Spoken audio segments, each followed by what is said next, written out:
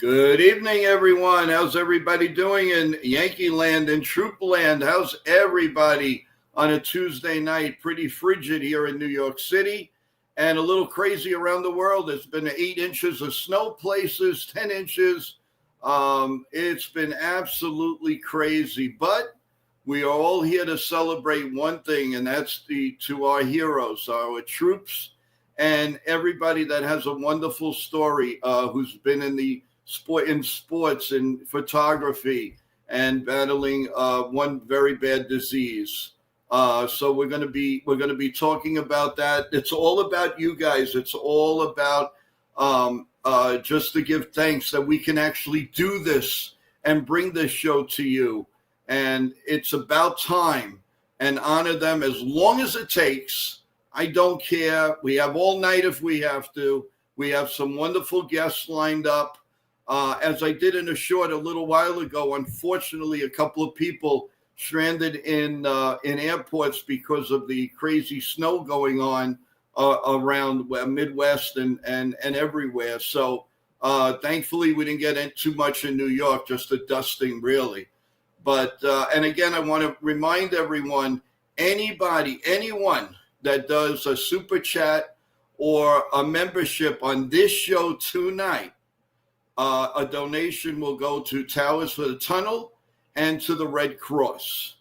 So just want to let you know. And that's why a couple of days ago, some people wanted to do it. And I asked them to wait out, that they couldn't because they couldn't come up. So they came up. So the 4 people that gave for this show, it will be calculated into our donation to those 2 wonderful causes. So I just wanted to let you know that, everyone. Our first guest tonight is one of our advertisers to Live Games, and that is Lauren from Mickey Travels. And I'm sure you might remember her because she was a great guest a few weeks back, and she's got some wonderful things to talk about, and she's going to lead us off on this show. What better way than having Mickey Travels here? So let's bring up Lauren. Lauren, welcome to. Hi there. How you doing? I'm good. Hi, Yankee Mania. How's everybody doing tonight? I hope everybody's doing well, staying warm. It's been very cold recently. Yes. Yeah. I feel like yesterday what's going on in Disneyland in your world? What's cooking? So actually, happy Veterans Day to all the veterans and everyone that has served our country. This is your day. So one of the things that I'm here, I do plan Disney vacations, Walt Disney World, Disneyland, Cruise Line, Aulani in Hawaii, any of the Disney destinations, Adventures by Disney, all of that. I just wanted to let you know some of the ways, if you want to book something, you can always let me know. But some of the ways that Disney is honoring our veterans today. Well, first of all, every day Disney does a flag retreat ceremony where they have in their parks, they have the American flag, and they always do a flag retreat ceremony every day. I believe it's around 5 p.m. But today they released special military family park tickets that span over the course of the year, and there's like a special military price for it as well. So that's something that if anyone's interested, you can certainly reach out. I know Joe will put my my info in the chat, and you can follow me on social media, Facebook, as well as Instagram. It's Lauren Negraval at Mickey Travels. They also today they had several ceremonies happening within the parks, and just so everybody knows, Disney, the company, nationwide, what they do is when troops come back from deployment and stuff like that, they're one of the companies that helps them to get back into. There's like a transfer program where they get themselves accustomed to civil life again. So Disney is a part of that process as well. But yeah, I mean, Disney does a lot to honor their veterans, and they're always very respectful of the flag. So much so, there's one thing that people don't always know. Anyone that has been on Main Street USA in Disney World, it looks like there are always American flags at the top of every building, which technically, and technically they are lightning rods, so that to make sure that the lightning obviously doesn't come to the park. However, they look like American flags, but because Disney respects the flags so much, they are not exactly, they're not true American flags. So it looks like they're always hanging, but so that they don't disrespect the flag and keep them hanging and don't lower the flags every day. They actually have like maybe some with 49 stars, or so everything is still, the flag is still respected. So that's something that Disney holds very, very dear to their heart. So anyone that is serving, that has served, I thank you so much, and hope to see you soon. That's awesome. Since you've been on, Lauren, how has things been taking off? I do know some people have emailed me, and I've sent your information to them. I know these things don't happen overnight, but at least they come on, they talk to you, and has anything different, anything changed since you first appeared with us?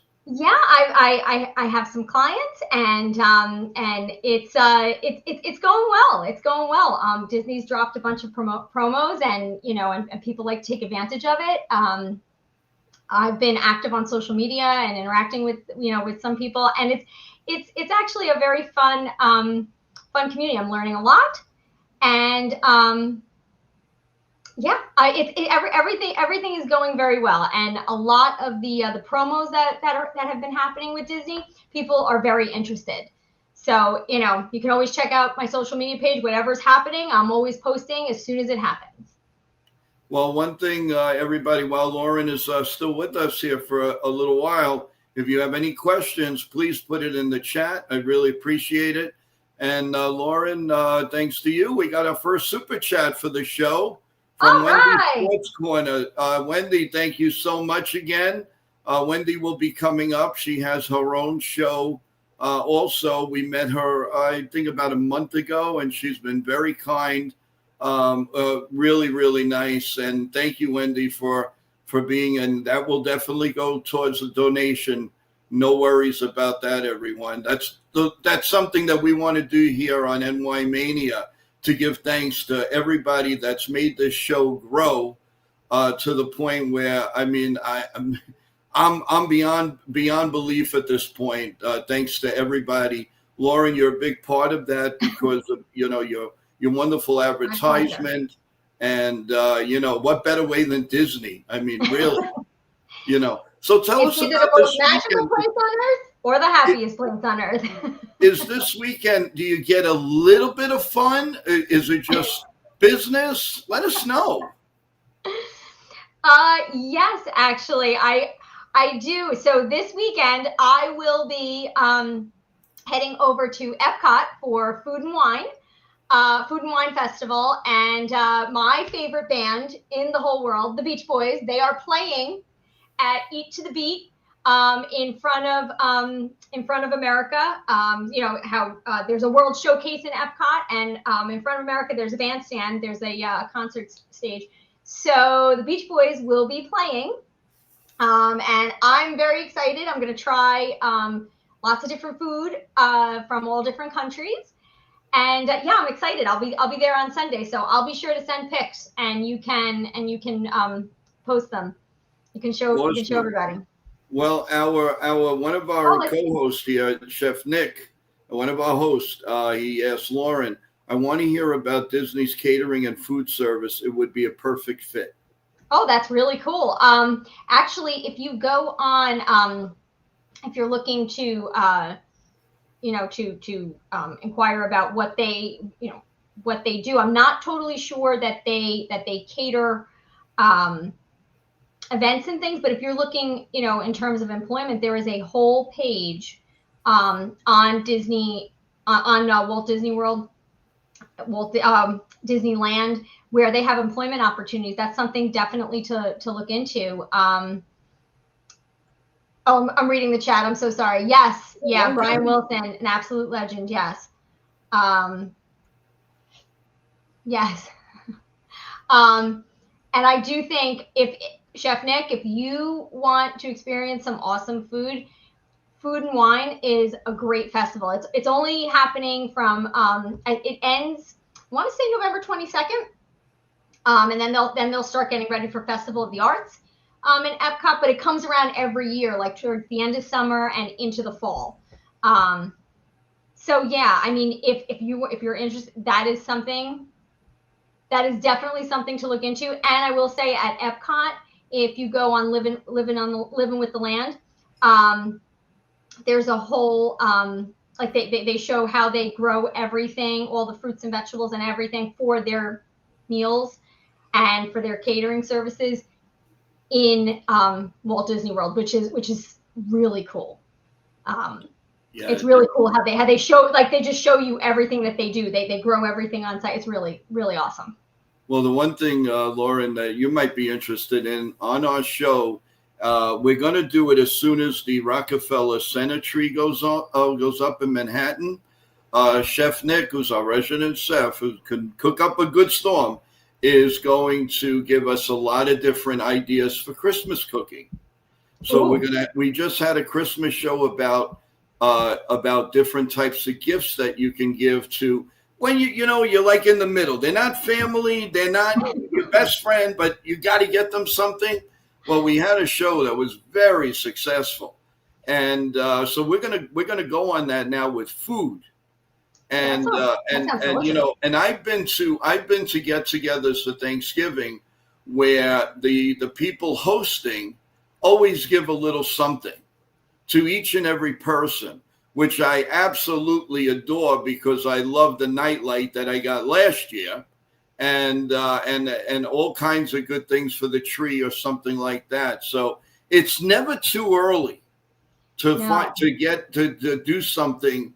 To give out and everything. And you know what? If it wasn't for the troops, if it wasn't for everything going on, we wouldn't be able to enjoy what we're doing. That's why I'm doing this tonight. And anybody that, and the response has been incredible. I put out a short, like literally an hour ago, and it got over 1,000 views. And I'm very proud of that because awesome. I'm very proud to say that with Sean Browning coming up and Ken from the Yankees, The Ugly Truth, they have served.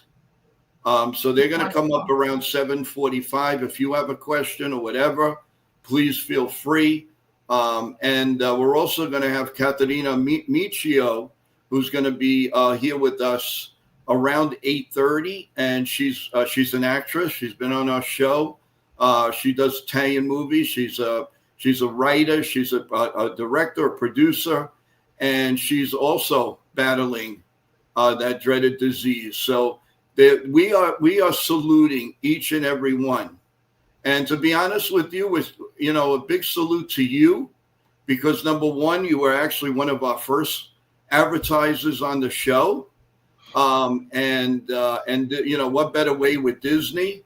And I just can't thank you enough. Really, it's been awesome. And you got to come back on the show. Let us know what's going on in the Disney World. And we are going to do the World Baseball Classic. We're also going to do a couple of games here and there. It's kind of a surprise. I can't say anything yet until we get it done. And you're definitely, your Mickey Travels will be advertising on that show, and we really appreciate it. Well, I thank you for that. Thank you. So, any other, what are the perks before we let you go? What are the perks for the kids? Why? What is Disney doing to say, hey, you got to bring your kid here for school vacation or for Christmas?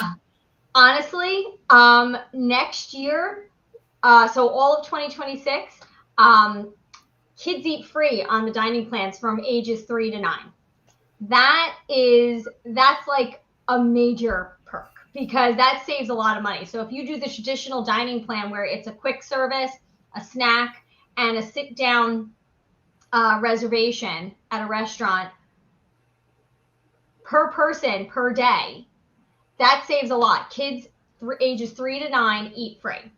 And there's a spring special going on from I want to say it's mid-February until the end of July, I think July 25th, where there are certain spring packages where certain rooms are discounted up to 25%, 30%. It depends on, you know, if it's a deluxe or a moderate or a value resort. But there's lots of savings to be had in 2026. There are lots of good deals. Especially if you can be a little flexible with dates. And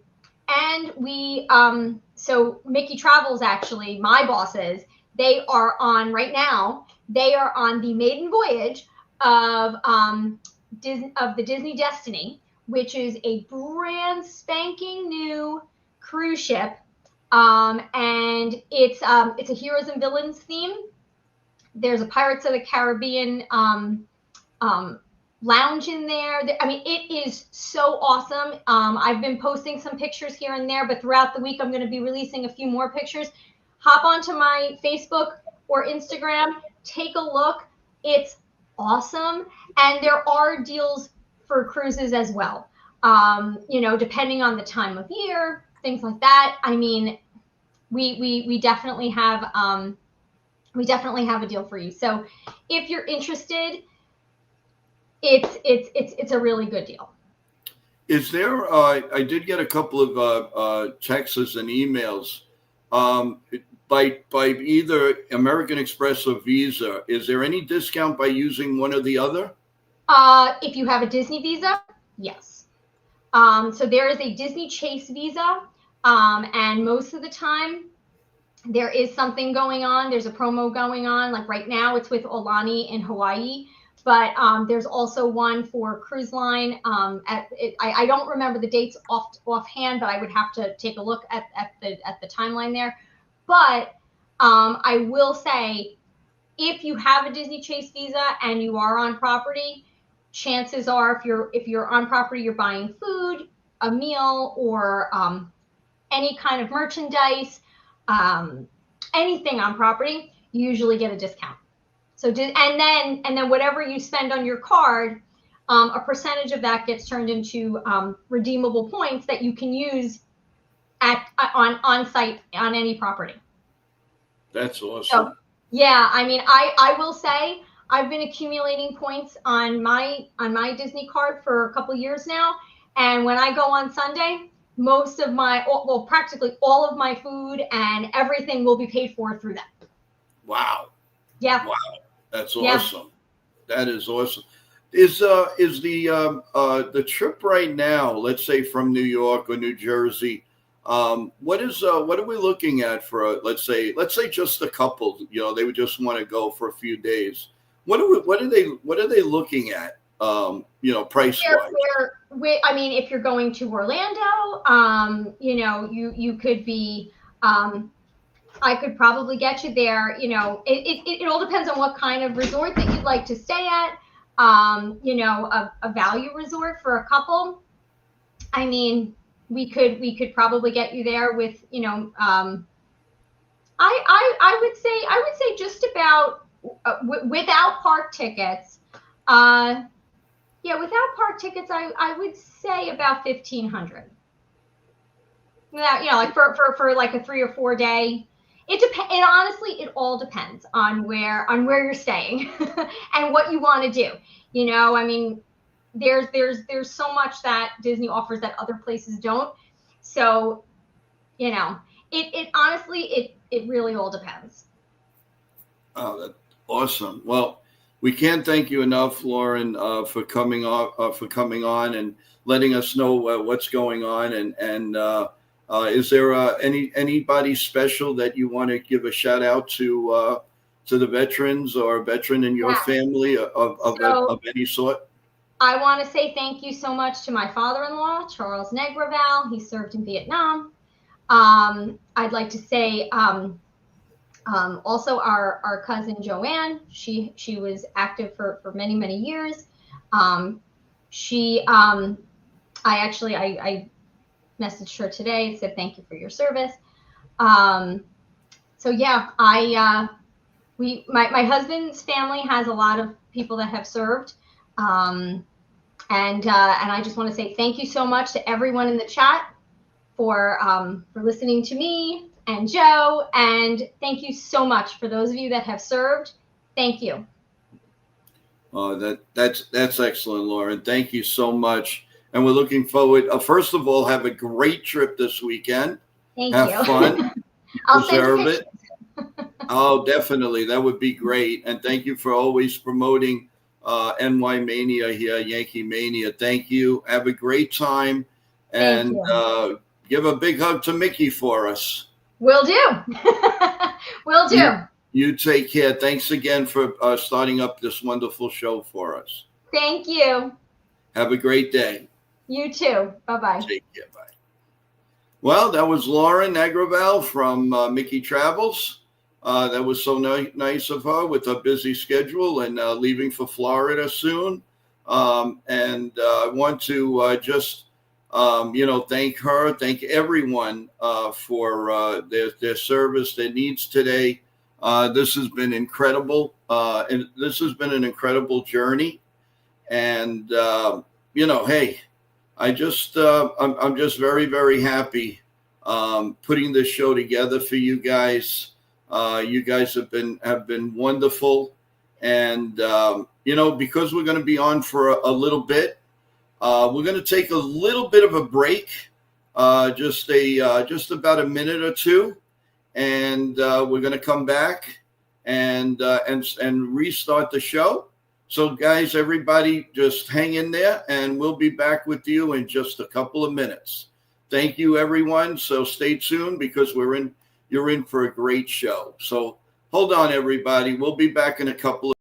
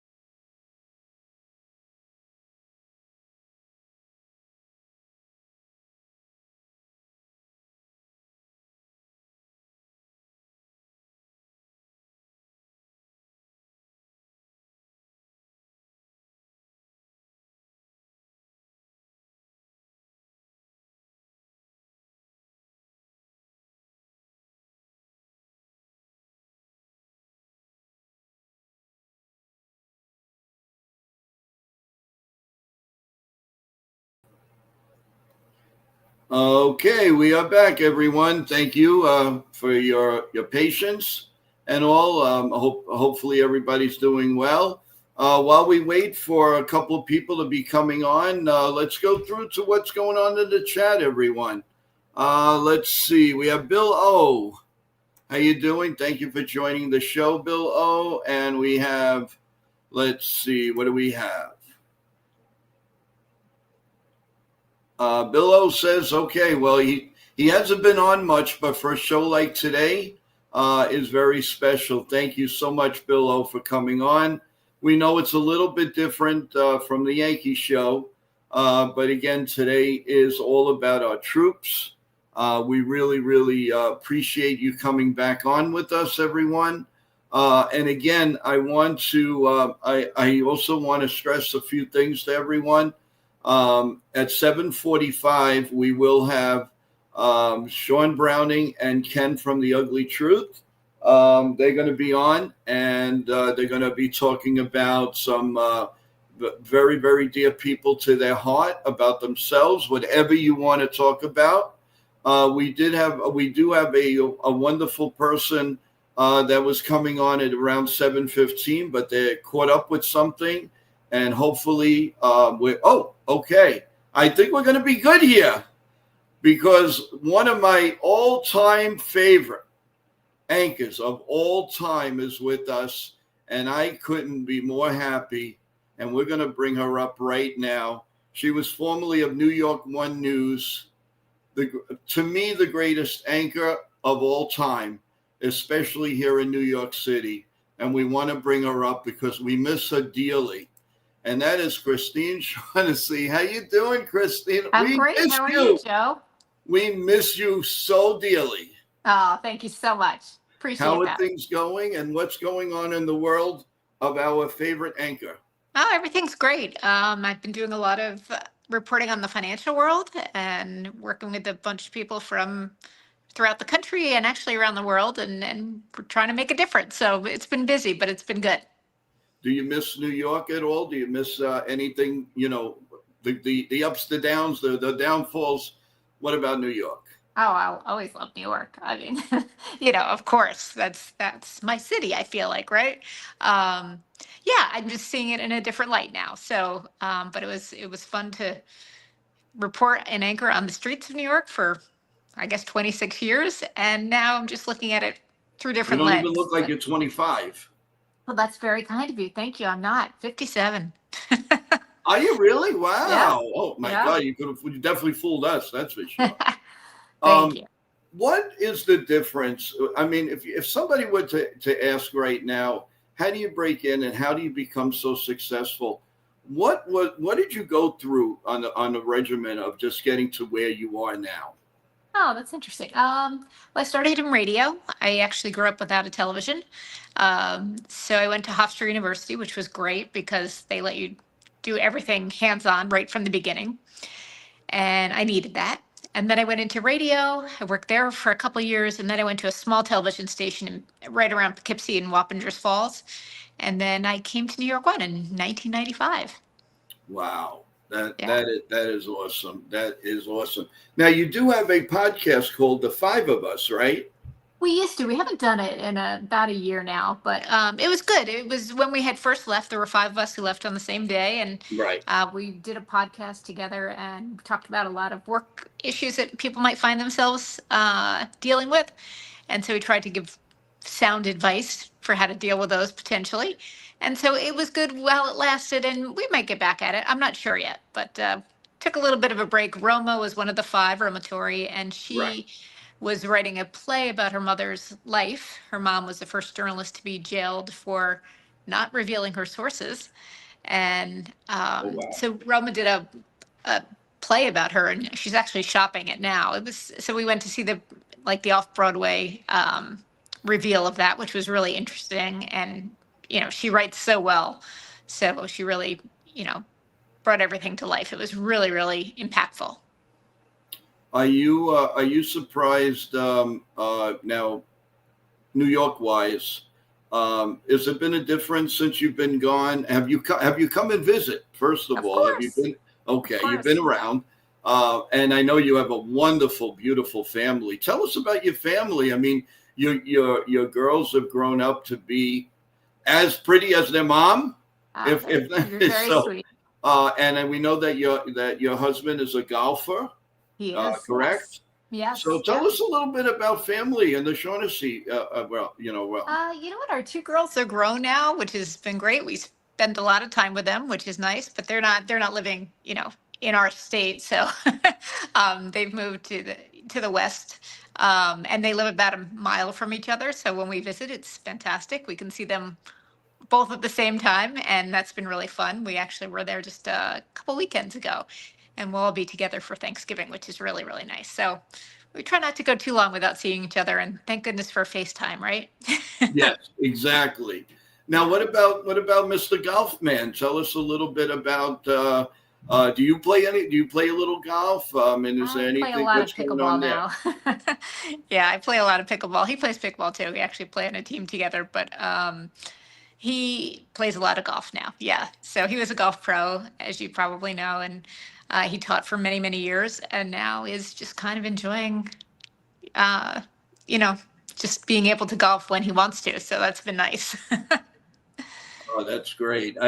I'll tell you, in growing in watching everything, all the anchoring that you did and all the pictures that we saw, it's just a wonderful thing. Your mom and dad is a big, inspiration, and we could just see we could see the wholesome, we could see the whole family having.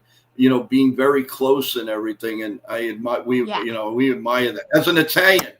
We admire that very much, always. Yeah, well, it's important, right? And, I think that's the biggest thing, right? As long as you have a family that you love and loves you and you're healthy, those are the big things in life, I think. So my dad's doing well. My mom passed in 2018, but my dad's doing great, and he'll be with us for Thanksgiving. So he's going to be 85 this year, and he God bless. is swimming 20 laps a day, and he's walking a mile. So he's golfing. So he's doing great.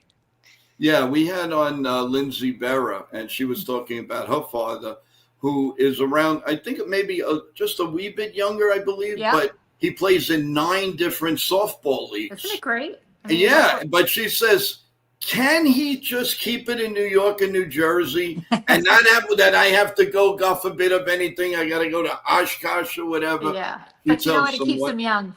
You got to let them go, right? Yeah, no, 100%. Like if they're traveling and they want to, I mean, that's what we all aspire to be in however many years. Yes, no, you're right. You're right. What does November 11th mean to you, Chris? Oh, you know what? I have such a special place in my heart for people who have served our country. So just a big thank you to everyone and the families too, because I think sometimes that gets overlooked how much the families put into that type of lifestyle, right? Because that is a 24/7 thing, and you're moving a lot. You probably will live in many different countries. So I respect it so much. When I first started in radio, I used to cover the graduations, and also when the plebes would come into West Point, and it was one of my favorite days because you could see these like wide-eyed, they were scared, they didn't know what was going to happen, and then you see them graduate 4 years later, and they're just these men and women who are ready to take on the world and to protect us. And then we have a lot of friends who are Navy veterans and Marines, and so just hats off. I mean, what they go through, what they do for us, I think we recognize it, but I don't know if we recognize it as often as we should. And some of my, favorite events were covering at the Intrepid. I thought the Intrepid did a very, very good job at having people remember our servicemen and women and honoring them. And so I think that's like one of the highlights of New York City. I think that, when we have Fleet Week, that's always a huge deal, right? Yeah. So you see the men and women in uniform, and it's just, I don't know, it really, there's something very special about that. Would you be so kind to answer a couple of questions here? Sure. Okay. Well, we have one from Teresa, and she asks, Kristen, I know that I don't watch New York 1 anymore because what they did to everyone, and I actually started that rah-rah because that's not even a thought in our household. That's for sure. Oh yeah, no. But my question is, being in New York, could you really tell the truth? Are you what sports fan are you? And are you Yankee base or are you Met base? Don't worry, it's a Yankee show, but don't worry about it. I know, but here's the thing. I am one of those crazy fans, which you're not supposed to be, but I like both teams. Oh, Is that like, I like the Jets, I like the Giants, I like the Mets, I like the Yankees. Like covering Yankee Stadium, I was there when Derek Jeter was introduced. Like I was on the field when he came in and he was like, and it was funny. And that was like his first time on the field meeting the nice. press. And that was, I don't know, and just the games there were special when you'd go before the games or after the games and people would be lined up for tickets. Like all that stuff is so exciting. And it was such like a kind of an honor to be able to do, season opener. We'd always be at the stadium and people would be there early and you go to like the little bars around the area and then they built the new stadium. And the same thing with the Mets, like, riding the number 7 line, with the fans. And there's just a certain excitement that is just, you can't find it in any other city, can you? So, I mean, I think it's No, just, no, and that's why this city deserves a championship. I know we had the yeah. Liberty, which was great. Don't get me Right, right, wrong. right, right. I was watching every minute of that, very excited. Yeah. But I think it's really about time that somebody, steps up. I do know that one thing I have seen and I remember seeing is that I think you and your family enjoy hockey because I've We seen do. you at the rink. We follow Kristen. We follow Yeah, her around yeah, here. yeah, This is no joke. yeah. No, and I know that you like all of that, and you've been there and rah Yeah. rah the team. So that's a great answer. You can't go wrong with this answer. Well, you know what? It's true. It's just, I know you're not supposed to like all the teams. Now, if they play against each other, I'm not going to tell you who I root for, but that's the only time Oh I no! have a conflict. That means no Yankees, guys. No, I didn't say Sorry, that. I didn't say that. but you I'm just gotta not, love her, because no no matter matter what, what. Doesn't you're matter. gonna make She's a somebody Met fan. angry. So I can't do that. But even in college, we worked at Nassau Coliseum, and Yeah. we worked the Islander games. But then we're Ranger fans, so in fact, Joe and I were just talking because we love to go to like a Ranger game during the Christmas holiday, Mm-hmm. and they're not home. so, Right. so we're like, we can't do it. Why are they not in town? So Well, what anyway, about the Knicks? Do you go to Knicks games? we do. Yeah, we went to a Nets game recently too. Um, but yeah, we just love a Ranger game. I mean, I love any kind of sporting event, but we love a Ranger game too. There's nothing like a playoff atmosphere hockey game. Yes. A Yankees in the playoffs, or the Mets. Yeah. It really doesn't matter. I mean, it's just New York the way it is, and you have Well, I a you have remember when another. I went to New York one, it was, I think the Rangers had just won. And In so, '84. they brought the Stanley Cup into my boss's office. And then, then the Rangers, or when the Yankees went on their streak, right? It's like that was just like when the dynasty was there. So that was super exciting because you thought, okay, this is great. This is going to happen for years and years and years and years. Obviously, you have to have some rebuilding, and we've had a lot of rebuilding there. But at some point, it'll come back, and there's nothing like covering the Canyon of Heroes in that parade too. Oh, isn't that the best? I mean, I've been through two of them. Mm-hmm. I don't know if you remember, but when we were talking originally, so I used to direct tours at Madison Square Garden. Yeah, I remember. And I loved every minute of it, and it was awesome. I met just about everybody because everybody that works in the garden has to take the tour. So it's like I had Mark Messier, I had them all. I was like, oh, that's awesome. Okay, how am I going to get through this one? But one of my thrills was interviewing George Steinbrenner. That's my thrill of the lifetime. Oh yeah, I could see why. Yeah. Yeah, it was intimidating, but he made me feel like he knew me all his life. And he used to see me cheer from the press box because I was covering the game I had a little radio show here in New York City for a little while on FM. And he used to love that. Yeah. And he, because I would cheer. So when I went over to him, he goes, yeah, come here. I says, what did I do? What did I do? And he goes, I like your enthusiasm, son, just the way he talks. I want, what do you got for me? And that was one of my greatest thrills. I mean, George Steinbrenner interview is the best. Yeah, of course it is. I mean, just remember the battles between him and Reggie Jackson. And I was like a huge Reggie Jackson fan growing up. Like he's still one of my favorites. And because I grew up without a television, I used to listen to the games on radio. WMCA. So, it just like brings back a flood of memories, which is really fun. So, and there's something about listening to a game on the radio too, because you have to really picture it, right? If you're not there. So. Oh yeah, definitely. It was fun. Now, again, it's just a wonderful feeling. Now, you have another one from Ava. Ava Hi, says, since you left, there's no news to watch. What do you recommend, and how could we follow you? Oh, well, if you'll follow me on Twitter, that would be great. I'm under K Shaughnessy 2. I have a lot of impersonators though, so just make sure it's me. I do a lot of financial reporting, but I've had like dozens of imposters, so that's been a little tricky. I think I got rid of all of them, but just so you know. And then, I'd love to see you on there. There's actually some former viewers on there, it's always fun to connect there as well.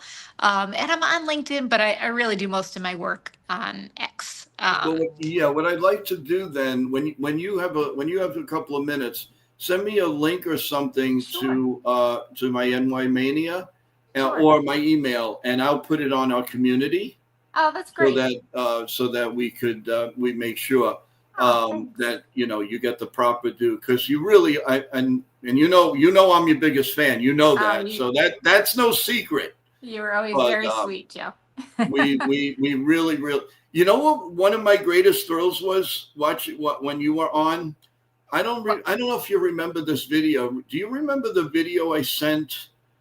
It was about the Ranger baby. Yes, I do remember that.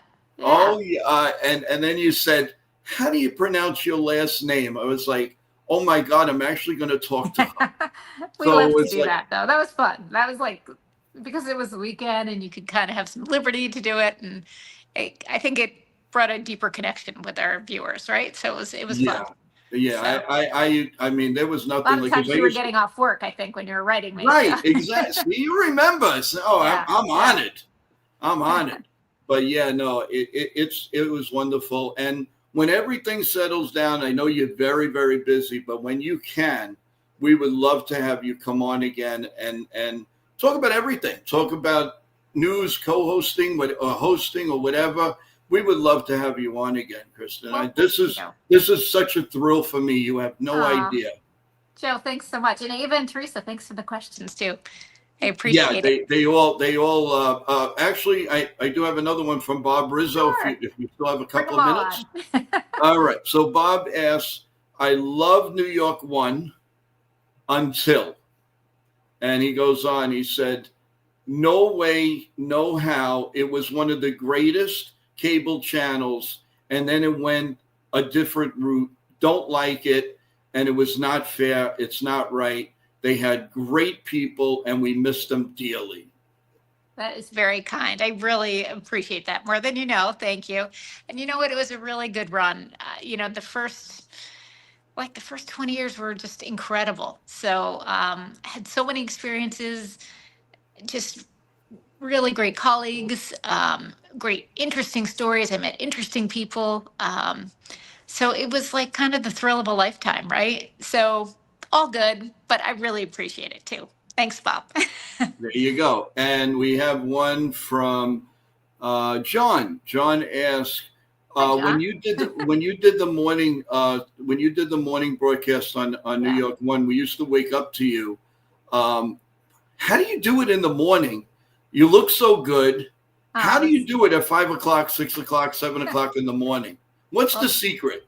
I just started not always waking up every morning at like 1:50 in the morning. So it's taken me a couple of years, but it was early, and when my girls were teenagers, it wasn't always so easy because there were a lot of times I was there on like 2 hours, 3 hours of sleep. Cause as a parent, you're not sleeping until they get home, or, sleeping soundly anyway. But I don't know. I am a morning person. I don't drink coffee, which is kind of funny.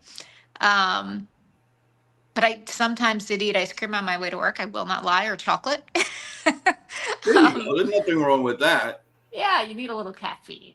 And I don't know. It was, it was really nice. It was a good group that I worked with, and I don't mind the early hours. I think I worked most of my career. The only time I didn't was when I worked in Wappingers Falls. I had sort of normal hours from say it was 8 a.m. to 7 p.m. or something. Those were that's as normal as my days were. But starting early in the morning, getting there at, 3:30, 4 o'clock, you could work a 12-hour day, but you could be home by 5. So that was good Yes. with kids. So there was And funny a lot enough, to be the said. last one, and then I'll let you go. I know you're Sure, busy. no. And it's from Kristen. Kristen. It Kristen wasn't me, I asks, promise. yeah, she asks, first of all, we loved you in the morning and always on New York One. But This is now such a nice crowd. Thank you, guys. growing up, having two famous, an anchor in New York, a father that played golf. How did they? They must have been in a whirlwind. What is that like? They could care less. They just want parents who love them, right? I mean, I think that's what it is. And they didn't. I don't know. They were sort of. I tried to make sure they were unaffected by all of it, right? Because at the end of the day, everybody's just a human, and you just want to treat people with respect. I will tell you a funny story that I've told a lot. My younger daughter, our younger daughter, Kara, could not stand she called it my TV voice. My voice just changed when I got on the air. I didn't try to do it. It just happens when you do television for a long time. And she didn't like it. So when she was like 2, I was reading her a book before bed. And she said, stop. She's like, I'll read it. I'm like, you're 2. You can't read. She's like, I know how to read. I'm like, okay, go ahead. She's like, it's like gobbledygook, whatever. She's like, I just don't like your voice. I'm like, you don't like my voice? That's what's paying the bills. So Yeah, really? Anyway, yeah, so she can't stand my TV voice. That is something. Oh my God, so talk really? about not being affected by any of that. It was just sort of like, yeah, no. They could care less. It's just I went to work and I came home, and they really just cared if I was at their gymnastics meets and at their school functions and that, like every kid kind of cares about, right? When you were on, you also moved studios. Which one was better? Which one did you like? Oh, I mean, well, the one at Chelsea Market was like state of the art, so that was very, very cool, right? That's where we were since 2001. I think we moved right after September 11th, like shortly after that. But it was kind of fun being part of 42nd Street too. I lived on, I had an apartment between 1st and 2nd on 42nd Street. So, and then I worked between 9th and 10th on 42nd Street, which was kind of fun. And it was before Times Square was all Disney-fied and all that. And that was just it was a grittier time, I think. And it was fun to be in that area.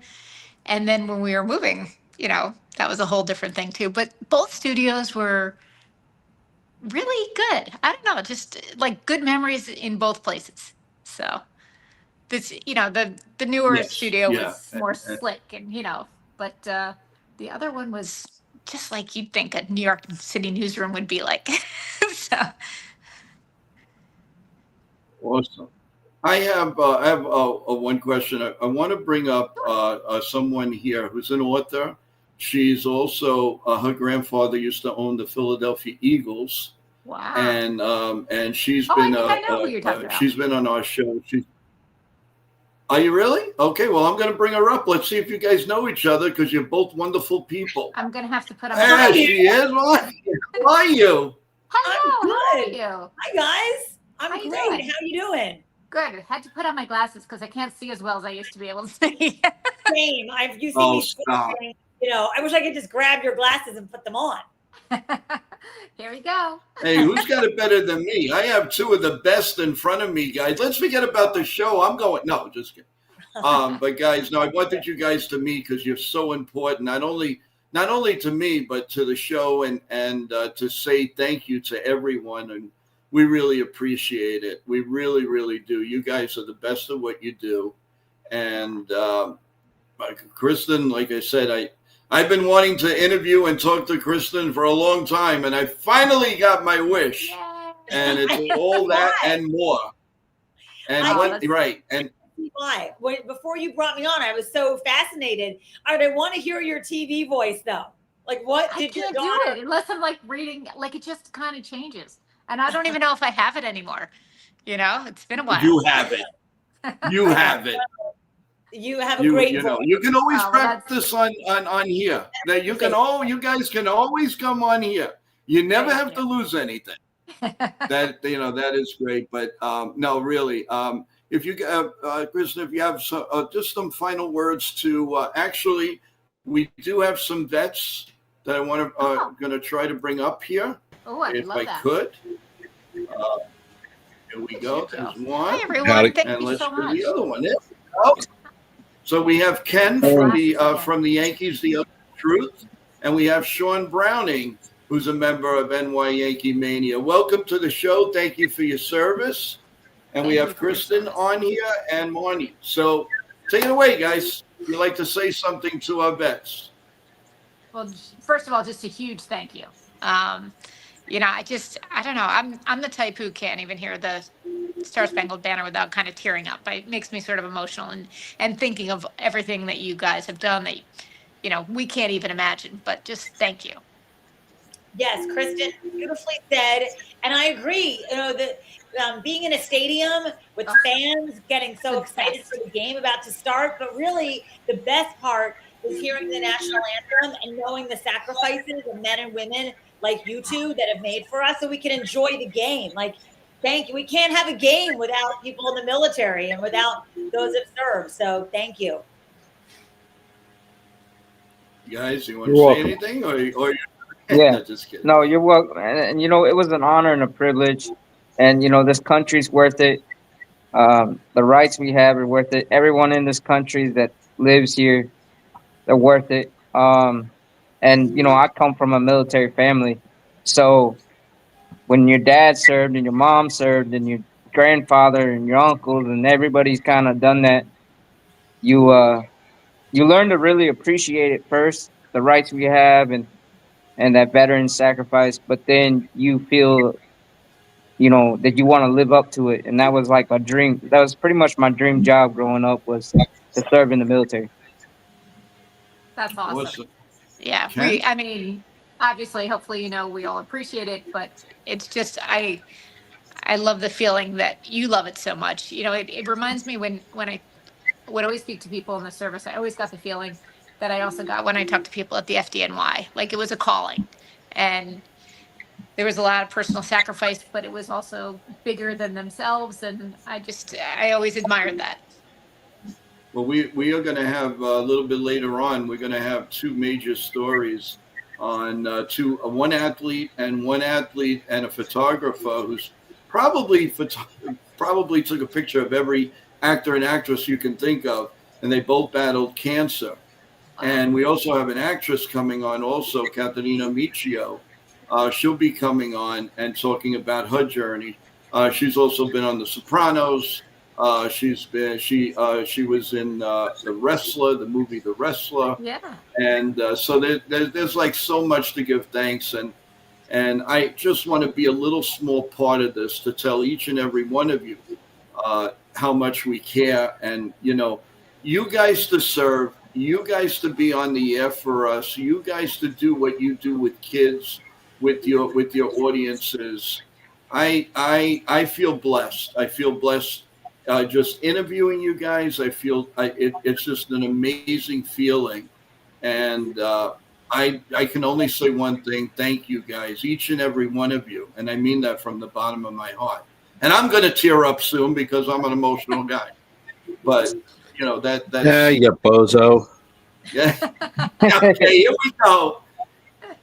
Ken, you want to? All right.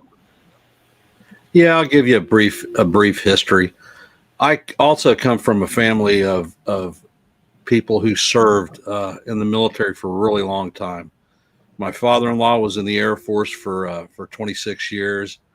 He was a combat pilot that served in Vietnam and was eventually shot down. I have a father-in-law. If you've ever seen the movie We Were Soldiers, he served 24 years in the Army. He started out as a paratrooper, and he was a member of the 1st Air Cav, and that movie surrounds his unit, and he was at that particular battle. I have a brother-in-law who served for 24 years as a chief petty officer in the Navy. My sister-in-law was in the Coast Guard for a 4-year hitch. My wife was in the Navy for 11 years. I served 31 years myself. My son served for a 4-year hitch. My nephew is currently an active duty member in the Army. So we have a lot of family that have served this country. And some of the facts that amazed me is that less than 1% of the citizenship here in the United States actually serves in the military, even for a 3 or 4 year hitch. And right. For some of us, well, I will tell you, anyone who service doesn't end when you take the uniform off. You will serve the community, whether through volunteer work, veterans organizations. There's a lot that service members contribute around the country still.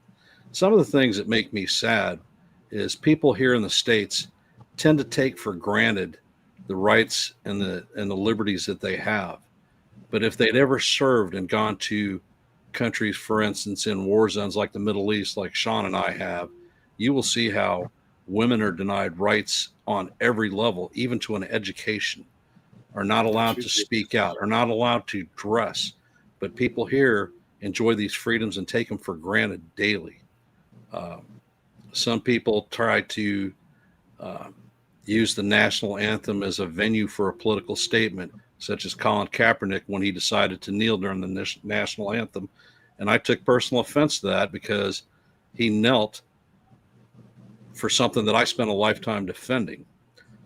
However, on the second hand, it's his God-given right, according to our Constitution, that he's allowed to do that. So it's a mixed bag of tricks. Mm-hmm. You have the freedom, but you have to let people express themselves in their own way. And it's a conflict that remains within me constantly.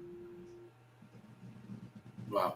That's some, wow. That is really some story, Ken. That's quite amazing. A family you have. Say again? Quite an impressive family, and to have so many family members who understand the value of making a difference. So thank you to all of them. And I know you're really proud because the way that you can just recite all of the things that they've done is really beautiful.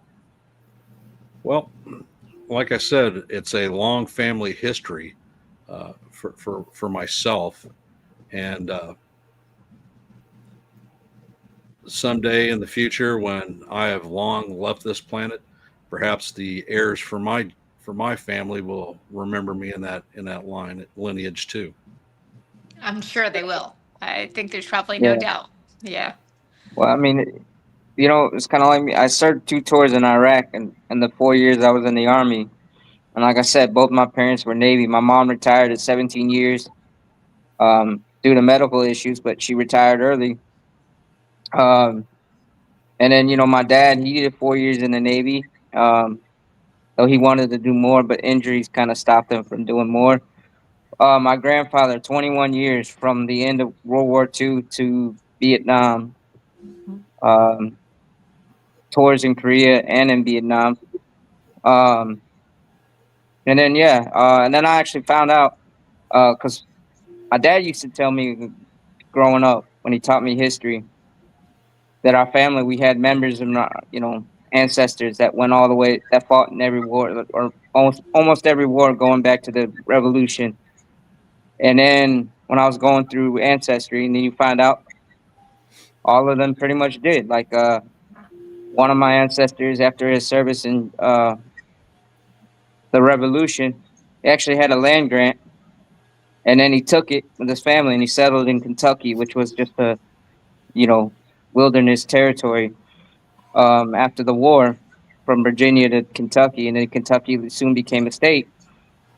And then I had 4 ancestors that fought in the same unit out of 39th Kentucky Mounted Infantry. And it's like you just find a lot of these different people that just answered the call, like you guys said earlier.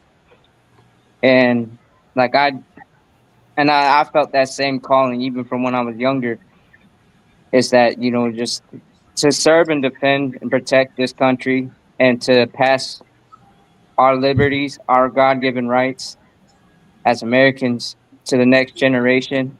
What, you know, is just an honor and a blessing at the same time. Well, we can't be more proud of you guys.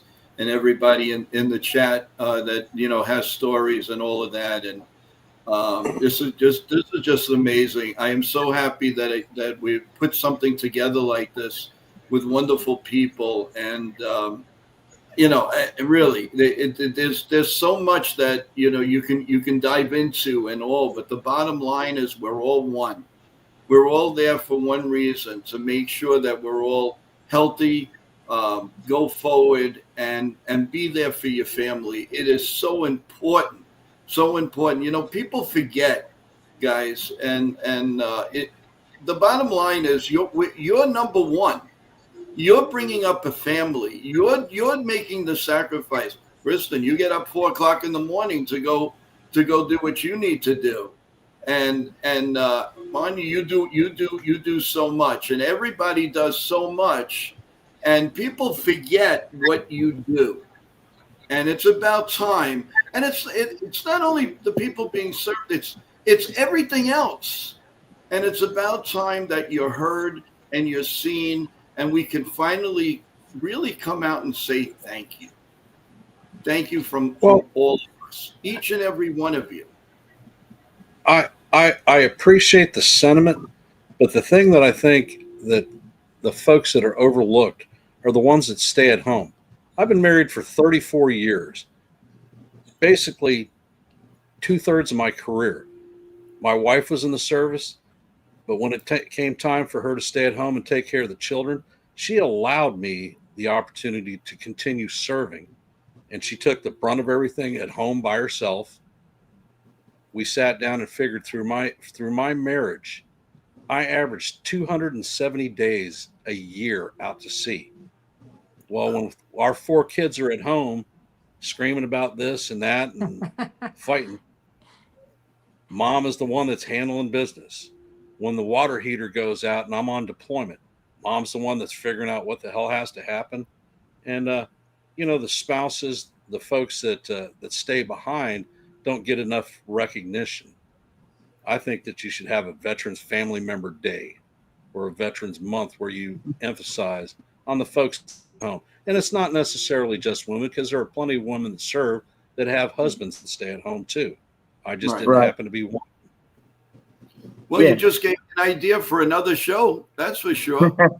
But my wheels are always 24 hours. Yeah, and to Ken's point, that it's the hard. They always say it's the hardest job, but it is true. The hardest job, as far as is being a spouse to a service member in the military. And I mean, divorce rates in the military are high. So when you have someone that can stay and grind out through, whether it's the deployments or the field problems in the Army and the Marines, all the training, and then the war zones, and or being shipped out overseas and constantly moving around every so often, that's you got to tip your hat to them, because that's tough, to sit there and support them in day out, and because it's hard. Yeah, no, it definitely is. And some of these stories that we're just getting into are just incredible. But one thing I feel really bad about, I know Kristen's on a time constraint, and I feel really bad. I hope you don't hate me for this, that you've been on so long. No, are you? No, I mean, we're here to honor our servicemen and women, and I'm like listening to these stories and just really thankful. So thank you for letting me share in it too. No. Oh yeah, no, I mean, I could tell you a story with mama. I was single when I was in the military. Being a young guy, but my mom, my stepmom, who pretty much raised me, she's a tough lady. But I think it was a time when I was in Iraq, fighting, and I guess I hadn't called home in about 3 weeks or so, or whatever. She called the rear detachment, which is the guys that stay behind and hold the administration. She just kept calling them and said, I haven't heard from my son, and I need to get, and so what happened was they got a hold of my commanders overseas, and the first sergeant comes up to me and goes, he's the top enlisted guy in the unit. Here goes Browning. When's the last time you called home? I'm not sure if first sergeant. He goes, "You need to call home now. Your mother's been, railing on the Chasing rear you D." around the world, right? I like Yeah, that. I like your mother. I know, I do too. yeah. And so, I called home. I mean, doctor let her know I was still living. And it Yeah. was just so busy, at that time. But it just tells you that the family members, the loved ones, the close ones, they have it rough when their loved ones is overseas in harm's way, especially when they're married to that loved one. Well, Oh, that was a definitely. benefit of technology that you had. During Right. my service, Yeah. we would send a letter from the ship. It would hit port at some given point, and I would get a response 6 weeks later. We didn't have telephones. And when they did install satellite phones, it would cost you like $15 a minute to call. Well, who the Oh hell as yeah. an enlisted guy could afford that? Right, Hi, I'm Right. alive. Click. But But yeah, That's nowadays, the service members they have on the ships, they have email that sits at their desk. They have the capabilities of VTCing straight from the office. So you're constantly in contact. When we went off to the first Gulf War, I was in Riyadh, and there wasn't a dadgum telephone for you to think about. All you were worrying about is, man, this dust is awfully fine, and it's inside my clothes. There was no part of my body that didn't have sand on it. And I was like, man, I need another shower. Then you take your shower, and you're just as sandy 5 minutes Just as later. sandy because you couldn't get it off, right? Oh yeah. You Oh, needed yeah. some baby powder. That's Doesn't that help? Well, that's the care packages that we got, and Yeah. thank God we got them from stateside. Had baby wipes in them Mhm. and snackies. Snackies are a must. You got to have Mm-hmm. chips or candy bars and whatnot. But it was always things like that that brought our morale up. Oh yeah. Or you get the care packages, especially around Christmas, when you Oh yeah, got cards from third graders and fourth graders that you didn't even know from school somewhere, and it touched your heart, because you were like reading those, and you're like, you know, there's a purpose and a reason. And It's yeah. such a good reminder for people, actually, because as we're heading to the holidays, there are a lot of people who aren't home, right? So it would be Right. nice exactly. for all of us to reach out and say thank you and maybe send a care package. Oh you yeah. know Exactly. the way Kristen, you were just talking. Now you sound like you were on TV. That's the voice that we all know and love. There it comes is. back every once in a while. Just And Yeah. Kristen, how would people find out about how to send a care package to someone in the military? Are there websites? I mean, how do I we think find there out? are. I mean, we used to put them up, around the holidays. I'm sure if you just Google like where to send a military care package, you could find it. You could probably find it. I'm sure the Army, the Marines, and the Navy all have them. Yep, they send them to a generic FPO, which is forward deployed. Okay. Generally, you could go up any place that you see Toys for Tots, which is the Marines' big toy giving fundraiser or charity drives. They have that information. Yeah. Yeah. Also, Fun. some churches sometimes will have it, or they'll know, and they use it because they'll have volunteer organizations like the Toys for Tots with the Marines, and other ones, the VFWs and whatnots. Will, yeah. Mhm. So there That's are plenty of organizations that have the connections that can help folks that are stationed within your geographic region. One of the programs that I live in the Hampton Roads area, Virginia Beach, Mhm. and one of the things that we do in our area, especially at Thanksgiving, is bring a sailor home so that they have a home cooked Thanksgiving meal as opposed to eating on aluminum trays on a ship that's Yeah. 45 degrees. Oh, that's So, perfect. That's the best way to celebrate, right? yep. Oh yes. When I was stationed at NATO as a command senior enlisted, my wife and I had people that were on the watch floor for 24 hours, monitoring world situations and communication. So they weren't, and it's a TSSCI classified area, so their families weren't allowed to come in. But my wife and I would bake would make a Thanksgiving meal for them. And we would bring desserts right to the watch floor so that they could have a Thanksgiving meal amongst their shipmates and soldiers. Their Army Air Force. It was all branches that worked the watch floor. And the thing, my wife is a hell of a baker, and she would make cookies, and we would drive around. We have 5 major bases in our area, and she would drop cookies off for the watchstanders at each of the sentry posts. Although, you know, the military doesn't want you eating cookies as you're standing guard. But you can every once in a while. It's okay, right? Hey, you know, just sneak the Skittles, jelly beans. I know one of the guys I served with, he got a care package with like a whole bunch of jelly beans, and he was eating them on guard duty. It's quite funny. It's an easier thing to hide too. You can put a couple in your pocket. Oh, we yeah. also want to make sure that everybody knows that our show today is dedicated to each and every one of you in the world. So we want to just give thanks to everyone and say thank you, and we love each and every one of you people, and that's the truth from the bottom of our hearts here at NY Mania. And this is just so great. I hope to be doing this at least once a year. We do this on a yearly note, and you guys were our original, so you're going to be our original from now on. You're going to be our first. You're inducted to the NY Mania Hall of Fame. That's it, guys. You're all done. Well, don't make me do my Navy thing where I stagger out in my boxers and a cigar in my mouth. Oh no! Oh no! Oh no! No, that we won't do.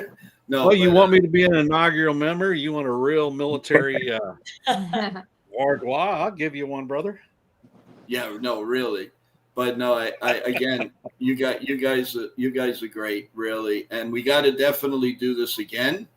And if you guys too also stick around, you'll get some wonderful stories from people that not only in the entertainment world, but what they went through while being in the entertainment world with cancer and Lou Gehrig's disease and all kinds of stuff, and that's what this show's all about. It's to bless each and every person that's fighting and has won. That's the main thing. So if everybody gets a chance, continue listening if you can. We'd really appreciate it. So that is something that we feel very proud of. And again, I can't thank you guys enough for helping us out tonight. And whoever would like to stay, you're more than welcome as we continue the show. But I don't want somebody to come back and say, "What did you keep me on so long for? Couldn't get rid of you." So I just want to make sure. But whatever it is, you guys definitely have to come back and grace our show with your presence, please. Well, thanks so much for having me. I really appreciate it. And thank you both for your service. Marnie, good to see you. And to everyone who was listening in the audience, we appreciate it. Yes. Happy holiday season to you and your family. God bless. And hopefully maybe part of early next year, we'd love to have you come back, Krista. That would be an honor. Thanks, Joe. You have a great one. Thank you so much. Thank you. All right. Christine Shaughnessy, formerly of NY Yankee Mania. Listen to me. I wish. You wish. Of New York One News, and grew up watching her, and she was one of the best co-hosts I have host, especially on the weekends. I don't know if you guys got to see her where you are, but if you didn't, you really missed it. And you can see her actually on YouTube. You can get a lot on YouTube. And she did some great reporting. I got to tell you guys. And there was not a weekend that went by. Now I worked from 11 to 7 overnight, and believe me, I couldn't wait to get home and see everything that that she put on the air, and all of that. But now we have our football Philadelphia person here. How are you doing? And thanks for a wonderful show that we had with you the last time. And I'm so happy that you're here to help us out with this wonderful cause and to say thank you. So what's going on in that beautiful world of yours?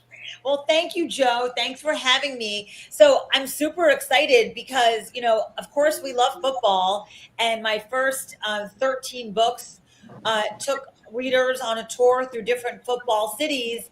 But you know what's happening. You do know that Football Freddy and Fumble the dog, I think Fumble is right. Can you see them? Yeah. Okay. Yeah. So Football Freddy and Fumble the dog, we're great. We're doing more football books, but starting in February, we're going to have 2 new books. And guess what? They're dedicated to baseball. So we have Baseball Billy and Bunt the Dog, Game Day.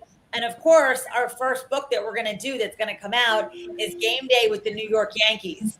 So I'm very excited about that. And well, you know what show you're coming on first, right? Yeah. What's that? You know what show you're coming on first, right?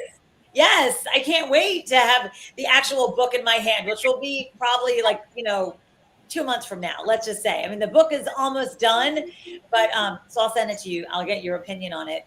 So it's the same idea as Football Freddy and Fumble the Dog, but you travel around, you get to see all the great sites in New York City, and then you make your way to the stadium to cheer on the home team. And of course, we get to do the national anthem and all the great stuff that really make baseball part of our culture and why we love it so much. So I'm super excited about that.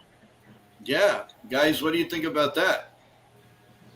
I have a 4.5-year-old little grandson who will love that. Oh, As yes. Matter of fact, he comes on my streams when I'm doing play-by-plays.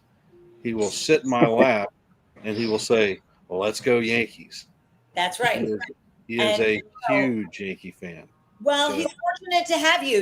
The thing is that a lot of children don't have grandparents or parents that are baseball fans or even sports fans. So we really feel like our books bridge the gap if there's not somebody that's able to explain to them what goes on and what the game day is like and what's happening in your community and your city. So that's something that we really try to make available for kids all over the United States so they can learn about different sports teams, because I really think that sports are the universal language.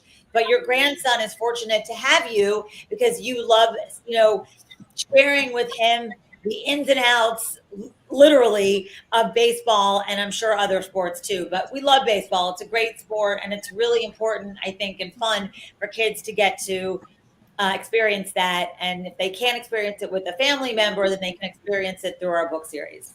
Well, he is certainly getting a sports education with me. So. Well, Yeah. Oh, I can sports, just well imagine. Yeah, sports really are the universal language, and I really think that getting kids excited about playing or being a fan, there's really nothing more fun. Oh yeah. I mean, well, let's see. We have a Philadelphia Eagle fan. We have a Kansas City. Yeah, football. Well, you know what I mean. A Kansas City Chiefs fan. Sean, what are you again?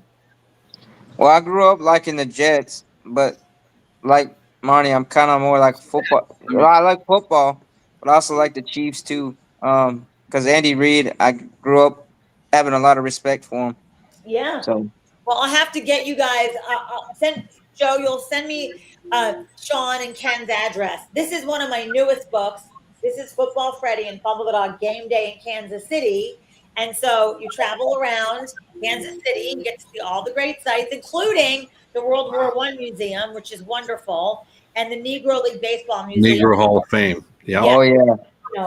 So you get to see all the great places, like my dear friend Bob Kendrick and the Negro League Baseball Museum, right there. And Been there. It's what a great place. And then you make your way to the stadium, of course, the national anthem. And then you make your way to the stadium to cheer on the home team, and then get to celebrate with a parade afterwards. So Ken, make sure that you give Joe your address, and I will send you each a book tomorrow. I see. Saw that. Yes, I saw that. So, Well, Joe talks to my little guy on a regular basis. yeah. I love this. Well, no, It's one of the nicest. Oh my God, he's so cute. You want to hug him all day long. Wyatt's probably the one that could sell dead rats and get away with it. Probably. Oh yeah, probably 100%. But for me, the longest place I lived was in Alabama. My dad was the CO of Gunner Air Force Station in Montgomery, and Alabama doesn't have a professional football team. Well, they do. They have the University of Alabama. They have the Tide, which is a religion in the state of Alabama. Or Auburn. I don't think that a professional football team could probably have as many fans show up as the University of Alabama. Well, you don't want to get on the interstate come Saturday because the traffic is deadlock stopped. Oh, yeah. I mean, it's just like in Florida, where I spent probably the most amount of time in my life, aside from Washington State. But in Florida, you got to split between 3 big schools. And even though there are professional teams, like there's probably more fans for Florida State, for Miami, and for Florida, the University of Florida, than there are for the Bucks and the Jags combined. That is probably true. I think that, we're lucky to have, college football is so fun. I graduated from Penn State, so I know what football fans and tailgating is. I was about to say, Penn State is another religion in Pennsylvania. Those guys travel a long ways to go to state college. Yeah. Oh, yeah. I mean, especially during those Joe Paterno days. That's right. That's when I was there during the Joe Paterno days. That would be Joe Pa. Exactly. Yep. Ken, yes. I do know. My sister and my mother live just outside of Philly. Oh, okay. Well, I grew up in Philadelphia, so I love Philadelphia, and grew up there, and then went to Penn State, and then got to work for the NFL after I graduated from college. So certainly some great things that I've been able to do. And again, I'm able to do those things because you and Sean were out there protecting us so that we could go do those things. So thank you. Well, what was it like? I mean, with your grandfather was owning the Eagles and you were around the facility, was it kind of like you got the special treatment because of your granddad, or was it they just welcomed you like a family? I think that I was very fortunate that I got to, go into some cool places and see some cool things. But I would say that it was still a business. And so the way that my grandfather and my mom, who worked for my grandfather, ran the team was that it was a business. And so while I certainly went to games and my friends would go to games with me, and my friends that were boys did get to, go down to the locker room from time to time, it was still a business, and they were trying to make it like that. It was not necessarily my playground, although in the off season it kind of was, because when your mother is, a single working mom, it doesn't really matter what her job is. She brings her kid to work in the summer because what else are you going to do? And for me, this is how I ended up loving baseball. And I shared this with Joe, I think, is that at the time, the Eagles and the Phillies shared a stadium. And they shared a stadium. So in the dog days of summer, when there's no food on the football side, there's a lot of good food on the baseball side. So I would wander around the stadium, and the nice people at the Phillies would, let me sit down and watch some baseball. Mike Schmidt, Mike Schmidt and Tug McGraw and Bob Boone back in the old days. Oh, yes. Yeah. Steve Carlton, and they would get me, a hot dog and a soda, and I could watch some baseball. And then as I got a little bit older, it became, who were the Darren Dalton and John Kruk. I mean, there was great baseball. It was lots of fun, and I learned to love baseball because of that. I was hungry. They fed me. Is there anything at all that you haven't done? Oh, geez. Well, Jeez. I mean, I get tired just listening to it. It's awesome. But where do you get all the energy? I mean, I know you're young, vibrant, pretty, and everything, but man, where do you get all of this? I'm very fortunate that I was blessed with a family that, had a lot of energy. And again, I think it's about, I've been fortunate. I take care of myself and I don't drink and I don't do drugs. So that probably helps for sure. Yes. And I try to, limit the cookies and the candy. But, we're definitely heading into the time of the year where it's a little tougher, but I'll do my best. And, all those things. But thank you, Joe. That's awesome. I tell you what, those fans in the Eagle Stadium, they're brutal. They are freaking brutal, especially if you are not an Eagles fan. I know. Oh, In the early '90s, a buddy of mine, he got his wife got him tickets to go to see the Giants play the Eagles in Philadelphia. And oh no. We went there and he was wearing his Lawrence Taylor jersey. I was wearing a Kansas City Chiefs jersey. So, I mean, I was just representing my team. We got beer thrown on us. Those guys were talking crap to us the whole time. I was like, sorry. oh, my God. I'm sorry about that. Well, I mean, And know. the Philly fans are, a very passionate fan base. And I don't understand now why they still might be like a little hostile because they've had so much winning. Like winning is supposed to kind of water down the bad behavior, but I don't know. It's just Philly. It's not good, but it's just Philly. They're unique. I mean, they have to grease the telephone poles when they're about to win something. I mean, that should tell you right there that that's a whole other kind of crowd. Yeah, I was gonna ask how and when did that whole tradition start with that greasing the telephone pole? I mean, it's funny. I mean, it's like I think it really probably started maybe 2017. I feel like that was kind of the year where I noticed it, certainly when the Eagles, were going to the Super Bowl, hadn't been there in a long time. And I think that it was just a little bit, they, it had close calls for many years, but had not made it back to the big one. And, Philadelphia in January, when you're playing in the championship game, is cold and people have probably been drinking and I don't know. And then it's just a strange idea. Be like, let's go climb a telephone pole.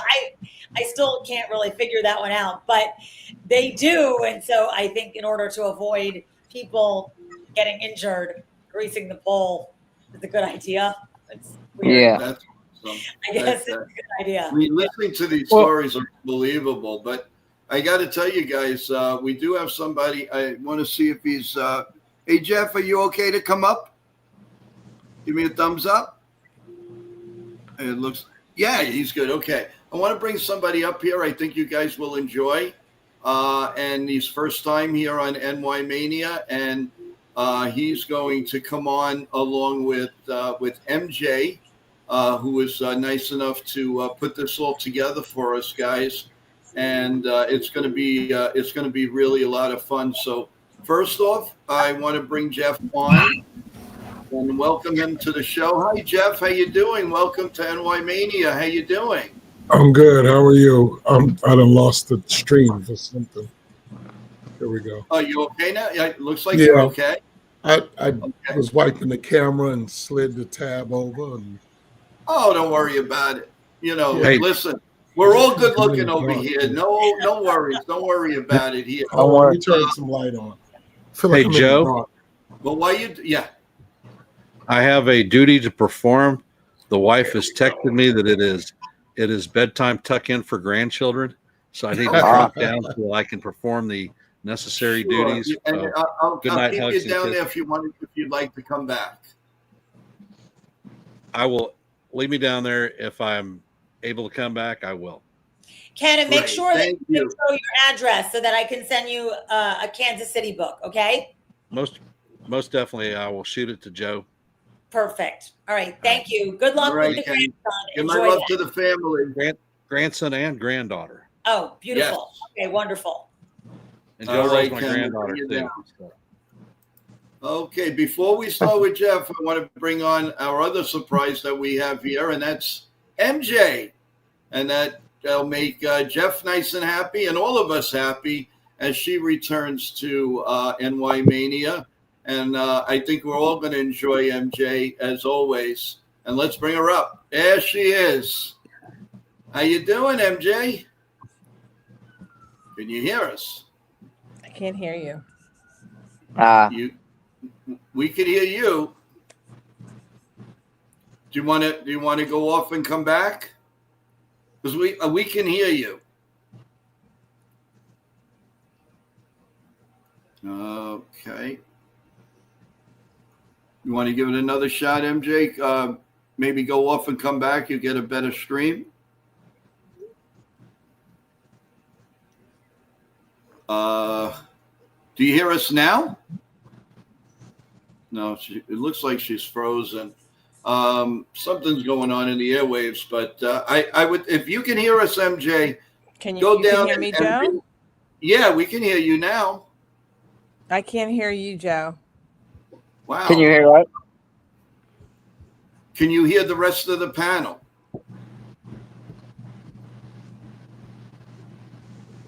All right. You know what? Go bring yourself down and come back to us. Yes, you're not hearing us. I'm sorry about that, gang. It's so Jeff, welcome to the show. And so tell us a little bit about your journey, Jeff. We would love to hear it. And again, thank you for coming on, and God bless you and your family. Thank you very much. So I'm not quite sure. I have a lot of stories. So I'm not quite sure which one you're looking for, but I'm going to assume since it's Veterans Day and you were looking for veterans, you might want to hear about my military path. So I will give you that. So anyway, my name is Jeff McQueen. I served in the United States Army from 1982 to 1988. I served in Operation Urgent Fury, which was the invasion of Grenada. I think more importantly, I mean, I could give you a lot of information about my time in the military, and even now that I still do service veterans in a not-for-profit space. I think the most important thing I could share with you about my journey is that because we were a society of grin and bear it, right? It didn't afford me the opportunity to identify with the fact that maybe what I had experienced was in fact trauma and traumatizing. And so I felt that it was something I needed to bottle up and just grin and bear, right? Especially when the people around you are gung-ho and excited about what transpired. And with you, you're feeling more like, I don't know, that didn't sit well with me. I don't feel like the rest of you do, but I'm going to play the part because I don't want to seem less than. And so I'm going to sound gung-ho and be excited with the rest of you, but there's something about this that doesn't sit well with me. And I think what was really significant about that particular time of my life is, one, I was only 19 when I went to Grenada, right? And while I felt that I was semi an adult, right? And then you have to remember, so I'm 62 years old. Well, I'm about to turn 62, right? I was born in 63. So I grew up at a time that by the time drinking and smoking became a permissible age, I was already past that age when they did it. So when they said you had to be 21 to smoke or 21 to drink or whatever, by the time they did that, I was already over 21. And so that means that I was able to go to the store and get beer and drink and stuff and buy cigarettes and didn't have to answer to anyone. And so going into combat at 19 and then coming home and being on leave and things like that, I was able to drink with everyone else. No one said, hey, you're too young to drink, right? No one put that restriction on me. Yes. So I already felt kind of like an adult. Before I entered the military, I had already smoked a cigarette and drank a beer and knew what alcohol tastes like and tested marijuana, those type of things. So when I get there and we're in combat and I'm looking at the opposing forces and I'm recognizing that the majority of them are actually really children, right? 13, 14 years. These are kids, you know. That didn't sit well with me. That didn't sit well with my spirit to fire on real children, right? And to know that these were our opposing forces. And so when we got back stateside, and this was all about rescuing hostages from the airport. I don't know how much y'all know about Operation Urgent Fury, but Grenada had taken hostages, and we went over there to free those hostages, and we air deployed into combat. I'm 82nd Airborne, and we air deployed into combat. We jumped into the war zone. And so, coming back stateside and trying to process all of that really didn't work for me because they were using things like battle fatigue as terms. You know what I mean? They didn't use post-traumatic stress. We didn't know as much about mental health as we do today, right? And I'm in the mental health field now, but we didn't know as much about mental health as we do today. And so what I learned was what I know now that I did not know then was that the experience that I had undergone exceeded my ability to cope. I had exhausted all my remedies trying to figure out what to do with those feelings that Jeff had, and I didn't know what to do with them. I still could not figure out how to get that thing out of my head and off of my emotions. And so I chose to self-medicate. So I drank more, right? I used drugs. I tried to stuff and bury what was going on at that particular phase in my life. And that alone became its own, excuse me, that alone became its own battle, right? Dealing with addiction, and trying to fight my way out of that, right? And it's not uncommon for individuals who have experienced trauma to use an even equally or more traumatic solution to try to deal with the trauma. That's why a lot of people who deal with depression drink, not realizing that alcohol is a depressant. Yes. So, definitely. Say that again? No, I'm sorry. I just wanted to say hello to MJ if she can hear us now. Can you hear us now, MJ? Yes. Good. How you doing? Good. How are you? Always good to see you. Good to see you too. And while we're introducing, and you'll continue your story, I want to bring up another legend and another friend of MJ's, and to everyone. It's Katarina. How are you? I'm a legend. Wow. My girl. How are you, my beautiful friend? How are you? Good. Nice to see everybody. you. Meet everybody. I got this weird background behind me. Hi. No, it's all right. No, but you are a legend. It's amazing. I mean, you've done so much in your career in different fields, and you've risen to the top, and you take time and give back to the community and other people, and that's a great thing. And yes.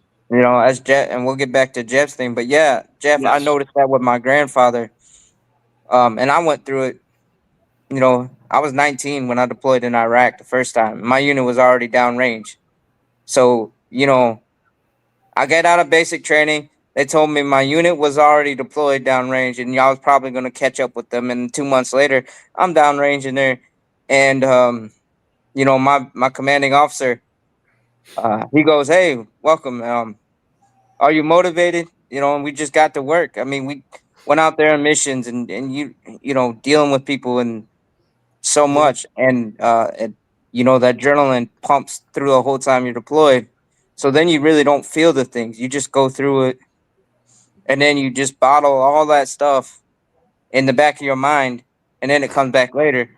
But like my grandfather, uh, the whole time I grew up around him, he take time to do it. But he suffered from both Korea and Vietnam, and you know, he was one of those old school veterans that just self medicated.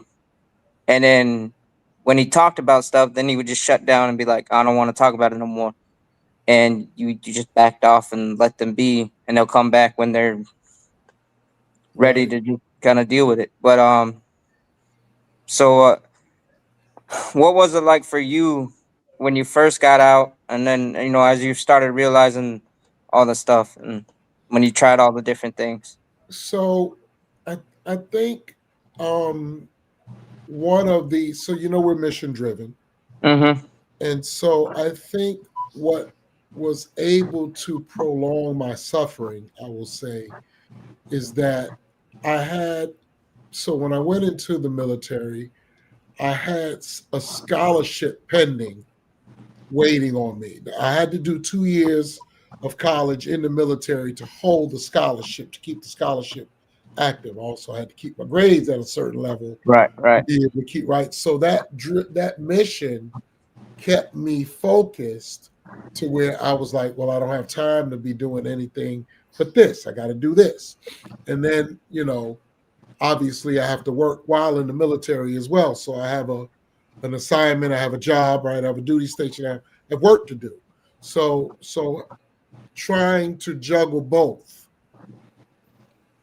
kept me focused. It didn't give me time to grieve and mourn and feel whatever it was that I was to feel. It wasn't until I had got out of the military that I started realizing like there was a lot of noise in my head, you know? And like I said, I tried to self-medicate. You know, I tried to quiet the voices in my head, you know, through drugs and alcohol. And that just took me down a whole completely different path. You know, that was homelessness, incarceration, like, you know, Mm-hmm. going from a secure and substantial relationship to another, to another, to another, because I would have these stints of, I won't call it sobriety, I'll just call it abstinence, where I was able to not get high and use. I would get these Mm-hmm. amazing jobs and meet amazing people. And then he would rear his ugly head, and then I would binge and go right back down the rabbit hole. And it wasn't until I started realizing that I didn't recognize who I was anymore that I decided I needed to do something different, you know? And so I chose to try treatment and get involved in, you know, the system, right? Get involved in the psychiatric and medical system. With no help from the VA, I didn't identify as a soldier.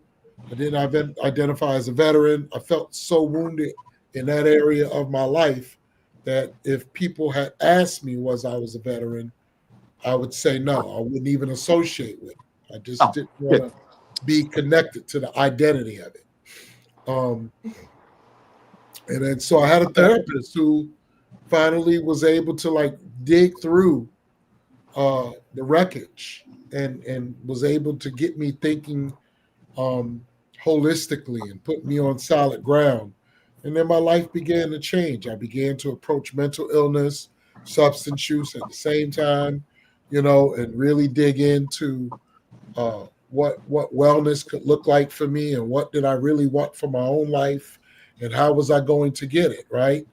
And I began that journey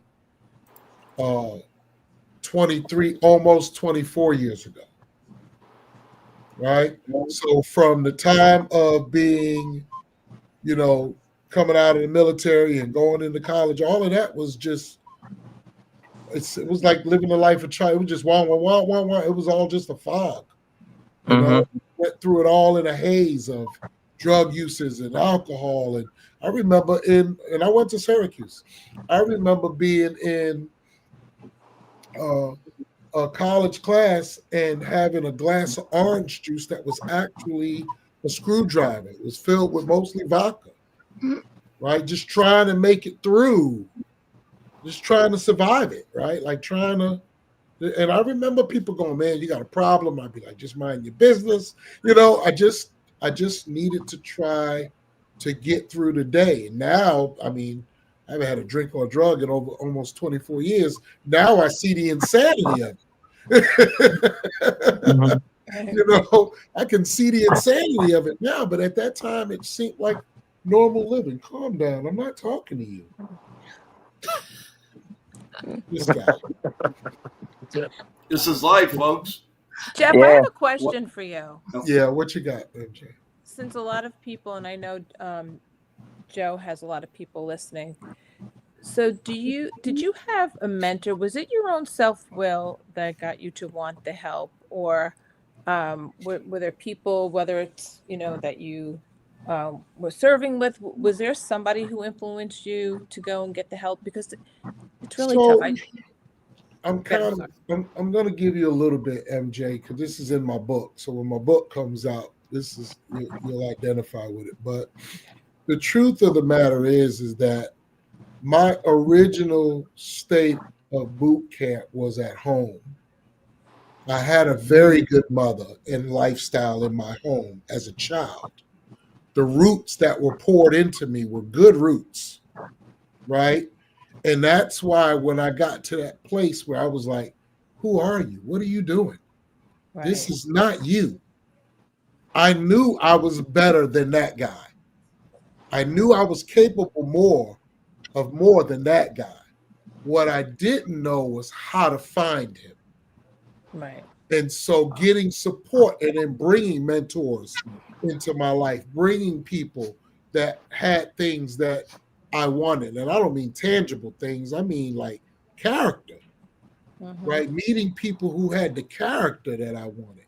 Meeting people who had been with their wives for 15 years and stuff like that, raising kids, and all their kids was by one woman. And those are things I've always admired.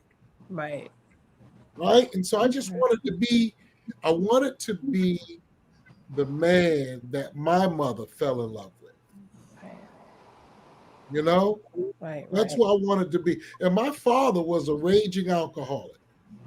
But my father got up every morning, walked out that door, and worked every day. If my mother said something's wrong with the plumbing, my father ran and grabbed his tools. He would tell me, "Come on, boy." And I would come with him and he would show me what was what, and he would hand it to me. Now hand me the wrench. Nope, not that wrench, the adjustable, right? Like the pipe wrench. He would just walk me through. And so now I'm that guy that if something goes wrong in my house, I go grab my ladder, I go grab my tools, and I'll go fix it, right? Like I'll go take care of it. I'll look at a YouTube video if I have to, but whatever it is, I'm going to figure it out and I'm going to fix it because I've become that man's man that my father was because that's who my mother loved. Right? Like I open doors. You've been around me, MJ. I open doors for women. I'm just a gentleman at heart, yes, right? You are. I'm just a gentleman at heart. And I'm that way because that's just who I am. And my trauma and my illnesses don't define me. Right. Well, no, congratulations on 24 not years. Absolutely. No. That's a great accomplishment. Look at you now.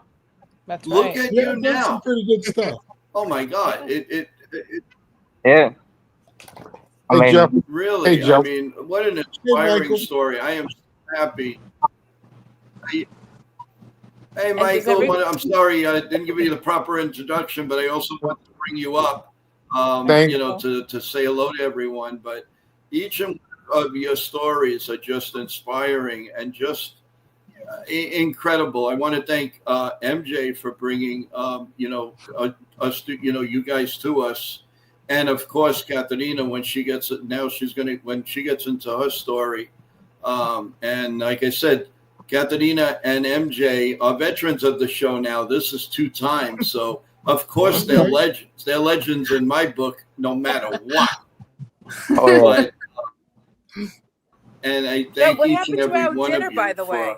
Yeah, what auditing happened to everything. that? I'm still everything. waiting for Yeah. the dinner. We're still The what? waiting.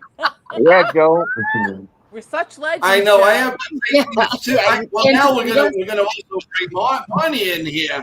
I got to take these 3 beauties out to eat. You called out, Joe. They're gonna need a Hey, I'm Joe. gonna need a police escort because everybody's with them. So funny. Jeez. Okay. We got to have a But- little bit of fun here. Come on. Mhm. Oh, yeah. Again, Michael, welcome to the show. Thank you. Thank you for having me. Hello, MJ, Jeff. What's going on, guys? So, How you doing, MJ, Michael? you want to ask?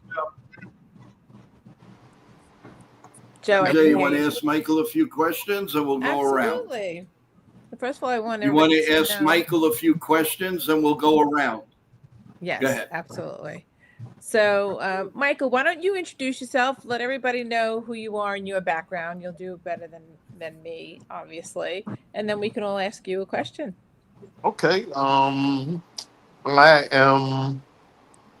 served in the United States Marine Corps for 7 years, and during that time, when I was in the Marine Corps, I was stationed in Japan. And when I was stationed in Japan, when when I went into the Marine Corps, I went into the Marine Corps to prove something to myself, and it was something that I had to prove because there's nobody that seemed to wanted to help me with the issue that I was going through when I was in high school.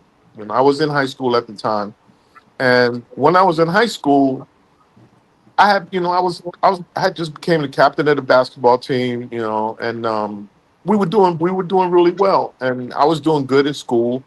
And as a senior, being at the school that I was going to was a trade school, we had shop classes. We had shop classes where I believe that the system that I was working on, because I went to Brooklyn Automotive. So Brooklyn Automotive, I was in a class where we were tearing down engines and things. So the teacher that I had, I had heard some crazy things about him, but I was like, oh, he's a teacher. Okay, like that's the way teachers are. I'll just deal with it, whatever. So one day, I think it was like in the school year had started. It was like in October, I believe, or something like that. And we were cleaning up the shop, getting ready for the next day, and I noticed something that had been going on a regular basis. And I was like, wait a minute.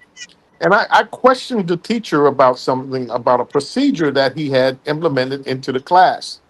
So I asked him, I said, excuse me, but why is it that you have all of the black students emptying the grease, cleaning up the grease, moving the mud, the muck and everything, and you have the other students doing paperwork? I was like, do you think that this is fair? And this is going to shock you. And what that teacher said to me set me off in a way where I just had to find a way to deal with what I was feeling at the time when he said that. And what that teacher said to me was that, see, that's the reason why you little black niggas will never get anywhere, because you don't listen and you don't want to pay attention to what the teachers are telling you. So therefore, you go down to the principal office. I went down to the principal after he said that to me. Of course, I responded back with some F bombs and all kind of other things that I said back to him. The next day I came to school, they told me that I was kicked off of the basketball team and that all of my grades had seemed to drop. I was an A student. My grades had all dropped. So I'm like, what's going on? So they says, well, you have to apologize to this teacher. And I was like, apologize? Do you know what he said to me? And they would say, you have to apologize. I looked at the dean and I turned around and he said, where you going? I turned around. I walked out of the school that day. On my way home, I was on the subway. Now, mind you, I'm a senior. I'm on my way home. I'm pissed off, upset to the max. Can't believe this. Now, how I'm going to explain this to my mom? So the next day when I came to school, I had been kicked off the basketball team. All of this stuff had went. So I'm like, all right. So I get on. I leave the school, and on my way home, I was on the subway, and when the train came to my stop and the door opened up, guess what was in front of me? A Sure Marine. enough, the few, the proud, the Marines. So I Oh, I stepped right back on the train, not even thinking about it. I stepped right back on the train and I went to the address where the recruiter was. And I signed up for the Marine Corps that day. Within, I had to wait for my tests, my ASVAB tests and everything, which I passed with great with colors and everything. So then I ended up, leaving for Paris Island. Okay. I ended up being very well honored while I was at Paris Island, and I did really good while I was in boot camp. I made it so that I made an example out of myself, so that the other younger guys, because they made me the first squad leader. So after boot camp, after boot camp was rough. It was very very tough, but I had set an example because I was the high man on the rifle range. I was excellent in my physical fitness and my physical performances. So after I was stationed in, went to Cherry Point, North Carolina, and from Cherry Point, North Carolina, I ended up going to Japan. And when I was in Japan, I made the basketball team, and I was playing on the Marine Corps basketball team. And so then when I went back to the States, they sent me to Albany, Georgia. So when I went to Albany, Georgia, on my way there, because I was driving from New York to Georgia, and I ran out of gas on the highway at 2 o'clock in the morning on a lonely highway. And this trucker picked me up and took me to get some gas, and I went back to the base. But by the time I got back to the base, I was UA. I was unauthorized absence. So they were getting ready to prosecute me for being late. And I explained to them that I was in an accident. And they said, well, you should have left earlier, whatever. So I was like, okay, whatever. So the lieutenant who was there, he just happened to be on the basketball team. And when I tried out for the basketball team, it was my talents against his, and I ended up taking his place. He's taking his spot on the team. Well, that set him off to a thing that was like against me, where I was every time he turned around, I was being called up in front of this officer. Well, what happened was they came to me and they said to me, well, you have a shaving problem. And because of that shaving problem, I'm getting your ass kicked out of the Marine Corps. And I said, why, sir? I said, why? Why? Next 2 weeks later, that's just what happened. They kicked me out of the Marine Corps. Now, the time that I was trying to figure out what is going on, I didn't have anywhere to go. So it was a stress. There was so much stress. So what I decided to do once they kicked me out of the Marine Corps, um, I was like, all right, I've been in the military for 6 years, 7 years already, and I don't know what to do. Where do I go from here? I didn't want to tell my mom about it, and so now I'm starting to have like these. The whole thing at Albany, Georgia, was so stressful. It was like every time he turned around, I was being the pressure. And then I started getting these headaches. The headaches started to come very frequently, more and more and more frequently. So then I started to get these past where I started getting this thing called vago cinco, whatever it is, where I get so upset where I would almost pass out. Mm-hmm. So now when I got out of Marine Corps, all of this was building up on me, and I couldn't figure out what was wrong with me. I was like, something's wrong, I'm not right. Well, what I did was, and some of you guys don't even know this, but what I did was I said, okay, I'm used to the military. Let me see if I said, I don't want to go in the Army. I don't want to go in the Air Force. So I said, all right, let me see about. I'll try the Navy because I was in the Marine Corps for so long, and I was used to military life, and I was like, well, let me try this. Well, let me tell you something. Going into the Navy was the worst thing that ever happened to my life. I was put in a position where, first of all, they knocked me down from an E5 sergeant in the Marine Corps going to an E6 in the Marine Corps. They took that away from me and they made me an E1 when I went into the Navy. Now I'm a Marine going into the Navy. I think my military standards are pretty high. I think my military standards are pretty damn high, and I walked that walk when I went into the Navy, and they hated me for that. Mm-hmm. They hated me for that. Oh my God, Marine in the Navy. Oh, so anyway, I had this Could captain. you just teach us like exactly kind of what that means? Because I don't know what the numbers, the ranks mean, Okay, a sergeant. and like is- how far you went down, and Okay, like. so you figure out going from an E5, E6 Mhm. down to E1. You're talking about 5.5 years to get to that level. Okay. Yeah. All right. So you gain your experience through your rank. Mhm. So now I was getting ready to go into another rank, which was bringing me downhill. I was starting to really enjoy my career.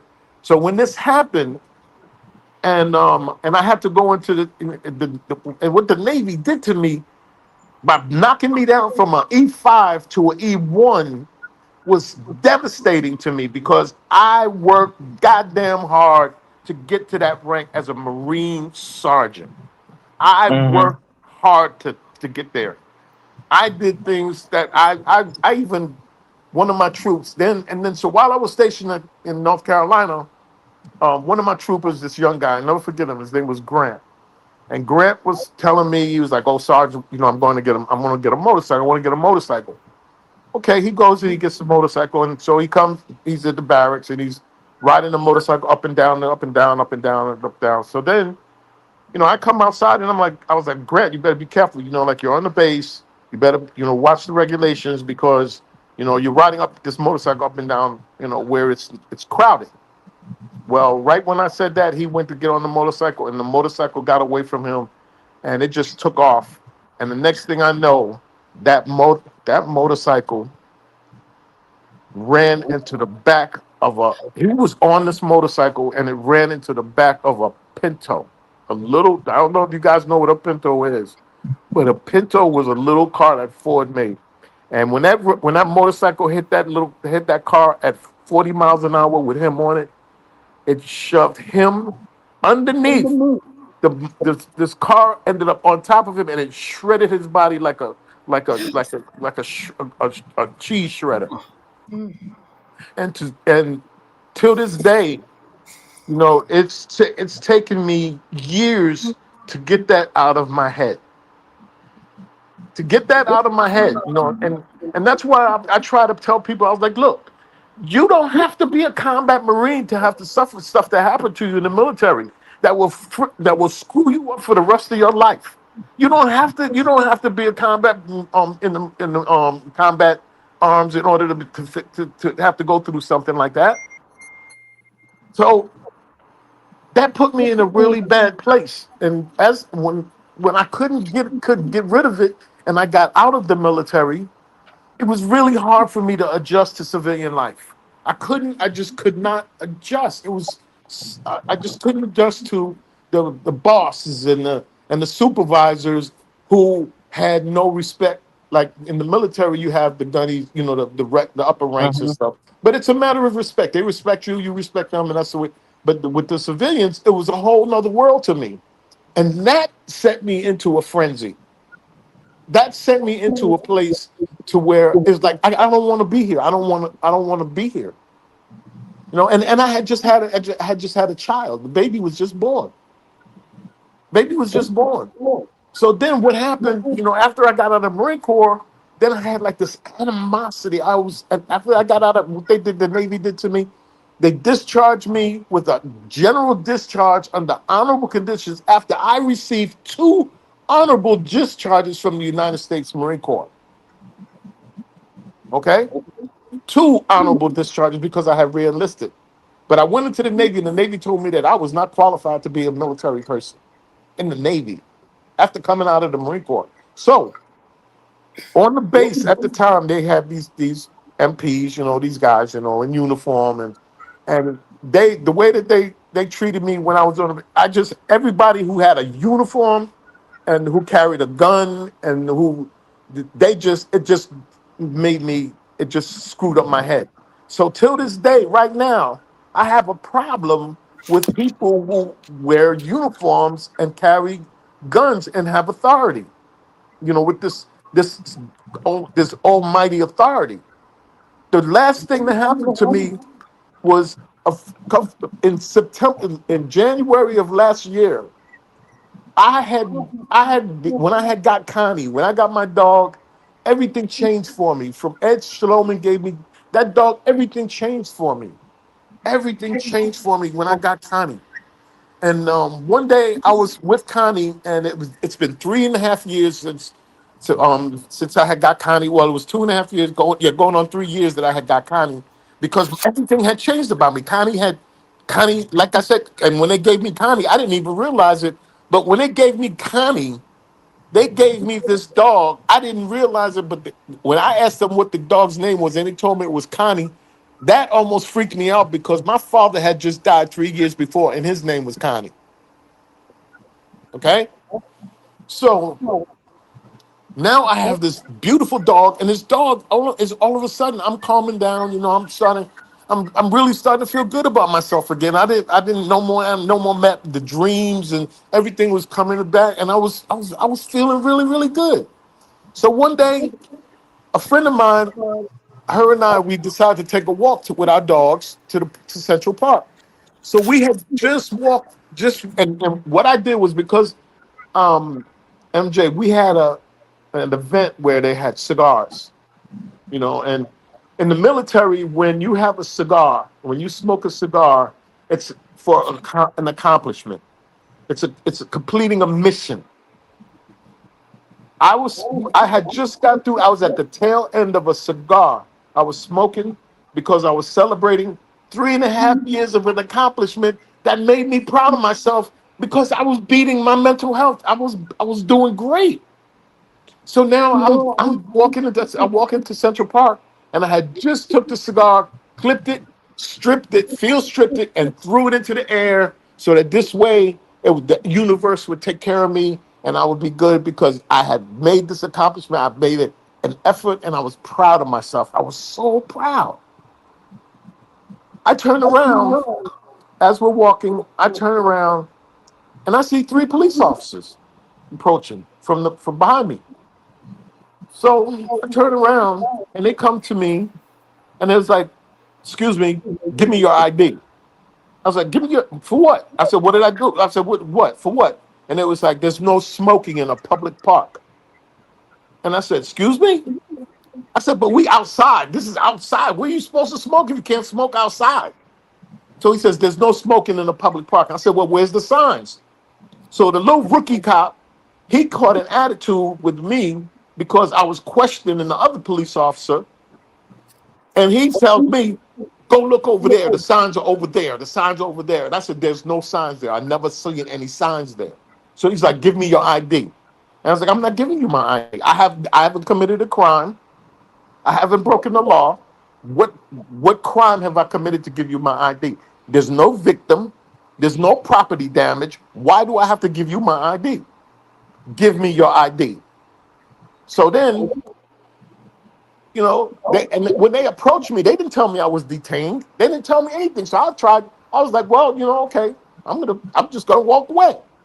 They went into a defensive posture. The one guy went and was almost putting his hand on his gun. And I said, "You guys are going into this because of a cigar? A cigar?" Okay. The story behind the thing behind that story, it set me back for 3.5 years. It set me back 3.5 years because of that incident with these police officers 6 months ago. So now there's been days when I have to really sit down and relax. And I talked to my therapist about it at the VA. I've even talked to my therapist about it at the VA. And she says, "Michael, you can't say anything to these cops because they will kill you."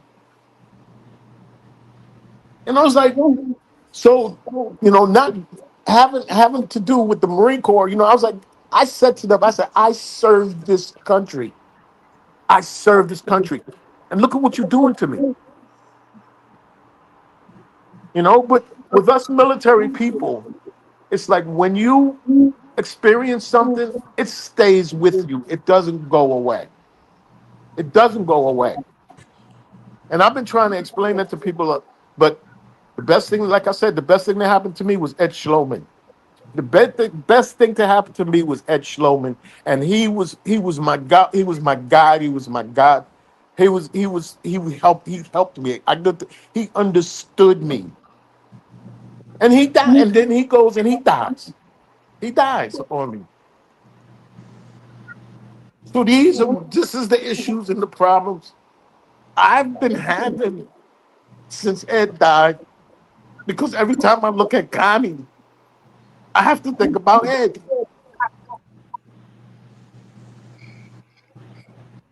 So that's pretty much my story. So now it's like I tried to file, reports and everything about this, but it's like it's useless. So between what I went through in the military and how they set a precedent in my mind about certain things, they set something in me that screwed me up for the rest of my life.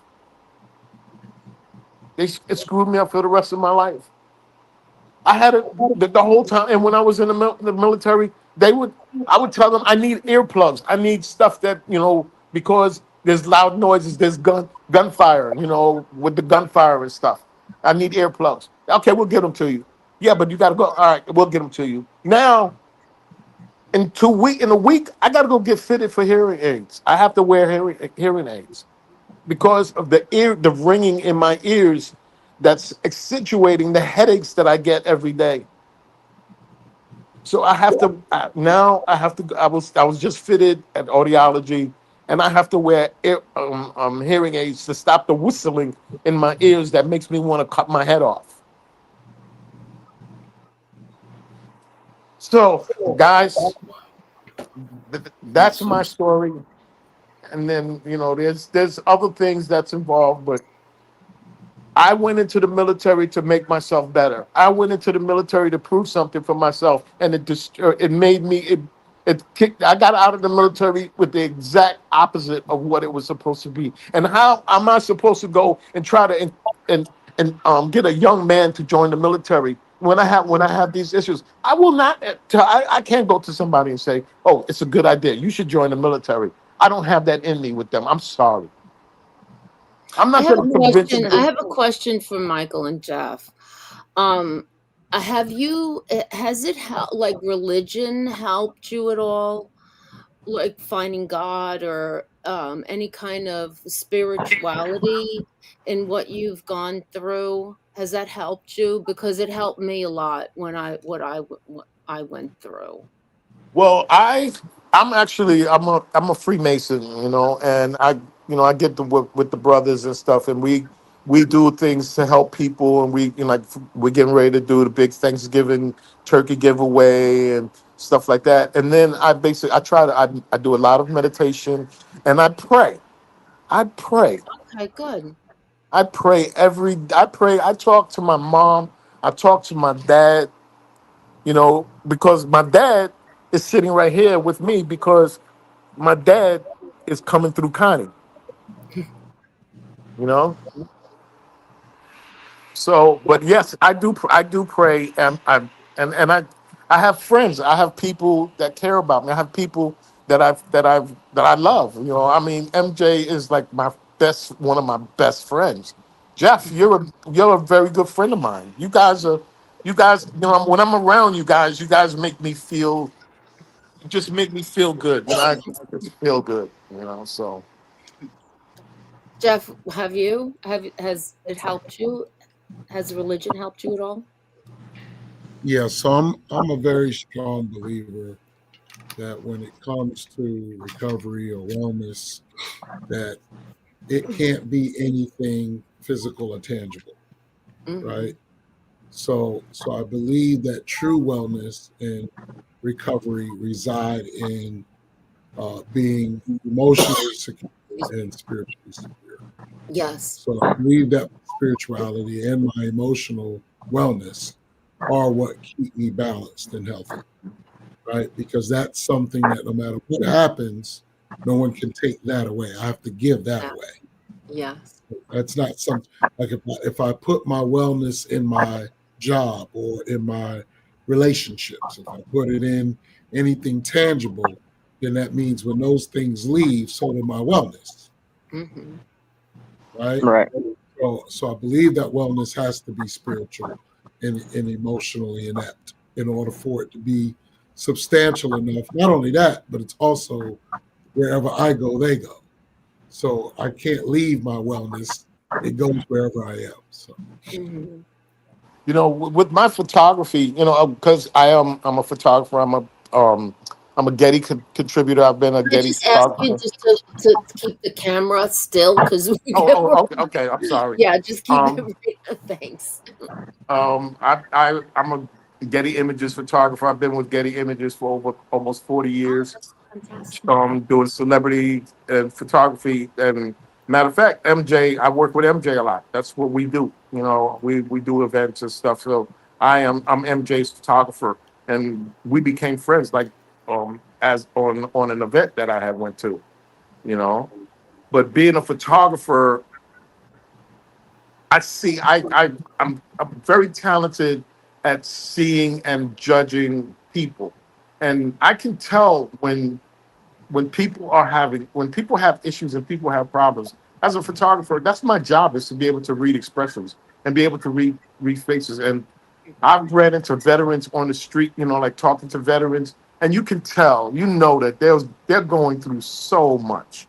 You know, the veterans, it's a lot to go through, especially now that we're trying to live. We just want to live. We just want to get our benefits and just live without having to fight with the VA to get our to get a doctor's appointment or to get a boost in your benefits, because Yeah.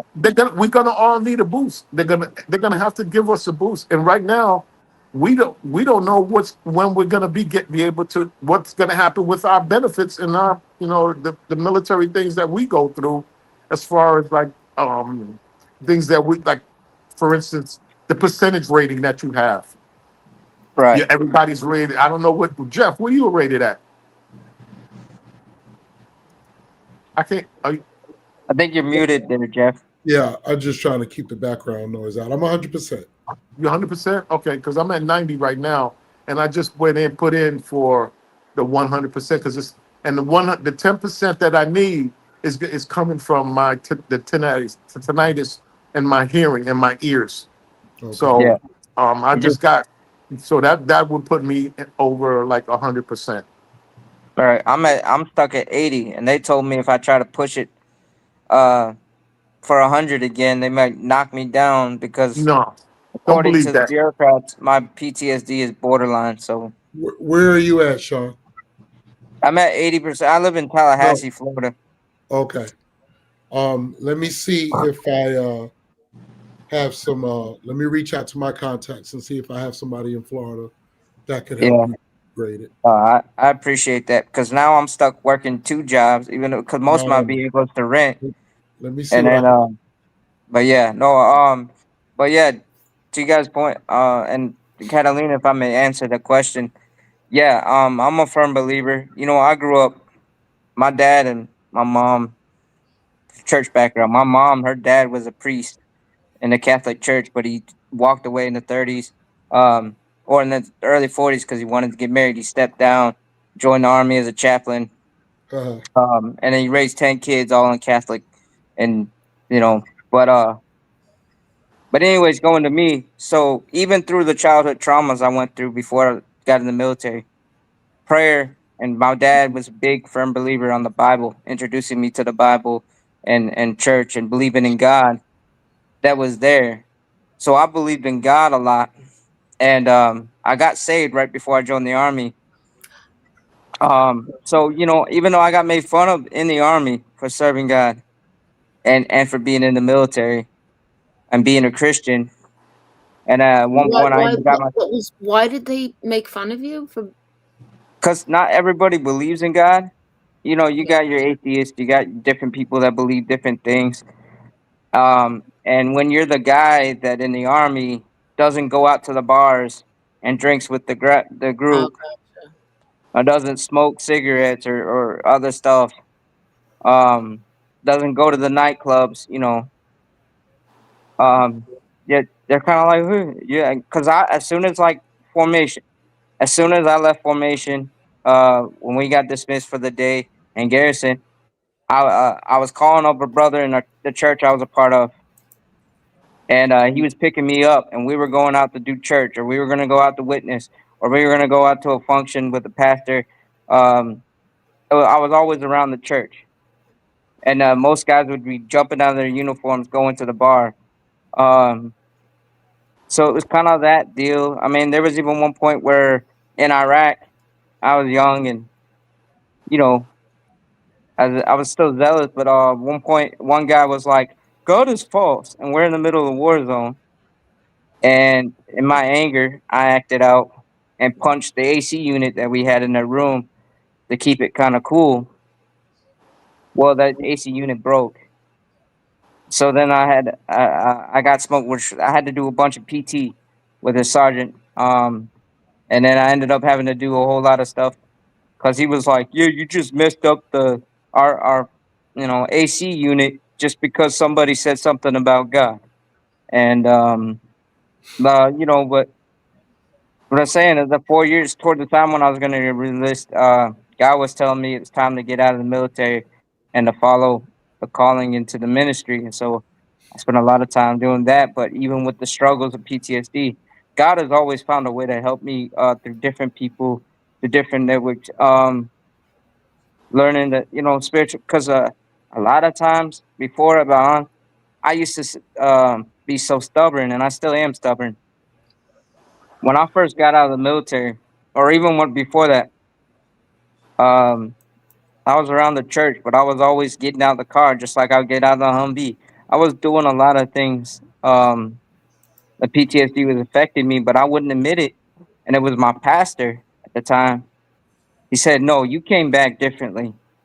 You need to go get checked out." And he was a lot of reasons why I had the ratings is because he was telling me to get um, to go and submit and all that stuff, and I obeyed, and God worked it out by the grace of God. It just was a blessing. But yeah, to the point where not everybody that serves in the military believes in God or is friendly towards God. They'll trash God. But then there's also the true saying where there's no atheist in a foxhole, because when bullets start flying, everybody's believing, everybody's praying before the missions, after the missions. So it's kind of you know it's a catch 22. Let me ask you both, or the three of you, since you Everybody, also. before we keep going on, I want to welcome Nitin from NR Media I to knew. the panel. Nitin, welcome and good evening to you. I can't. Can you drop me down real quick? Hold on.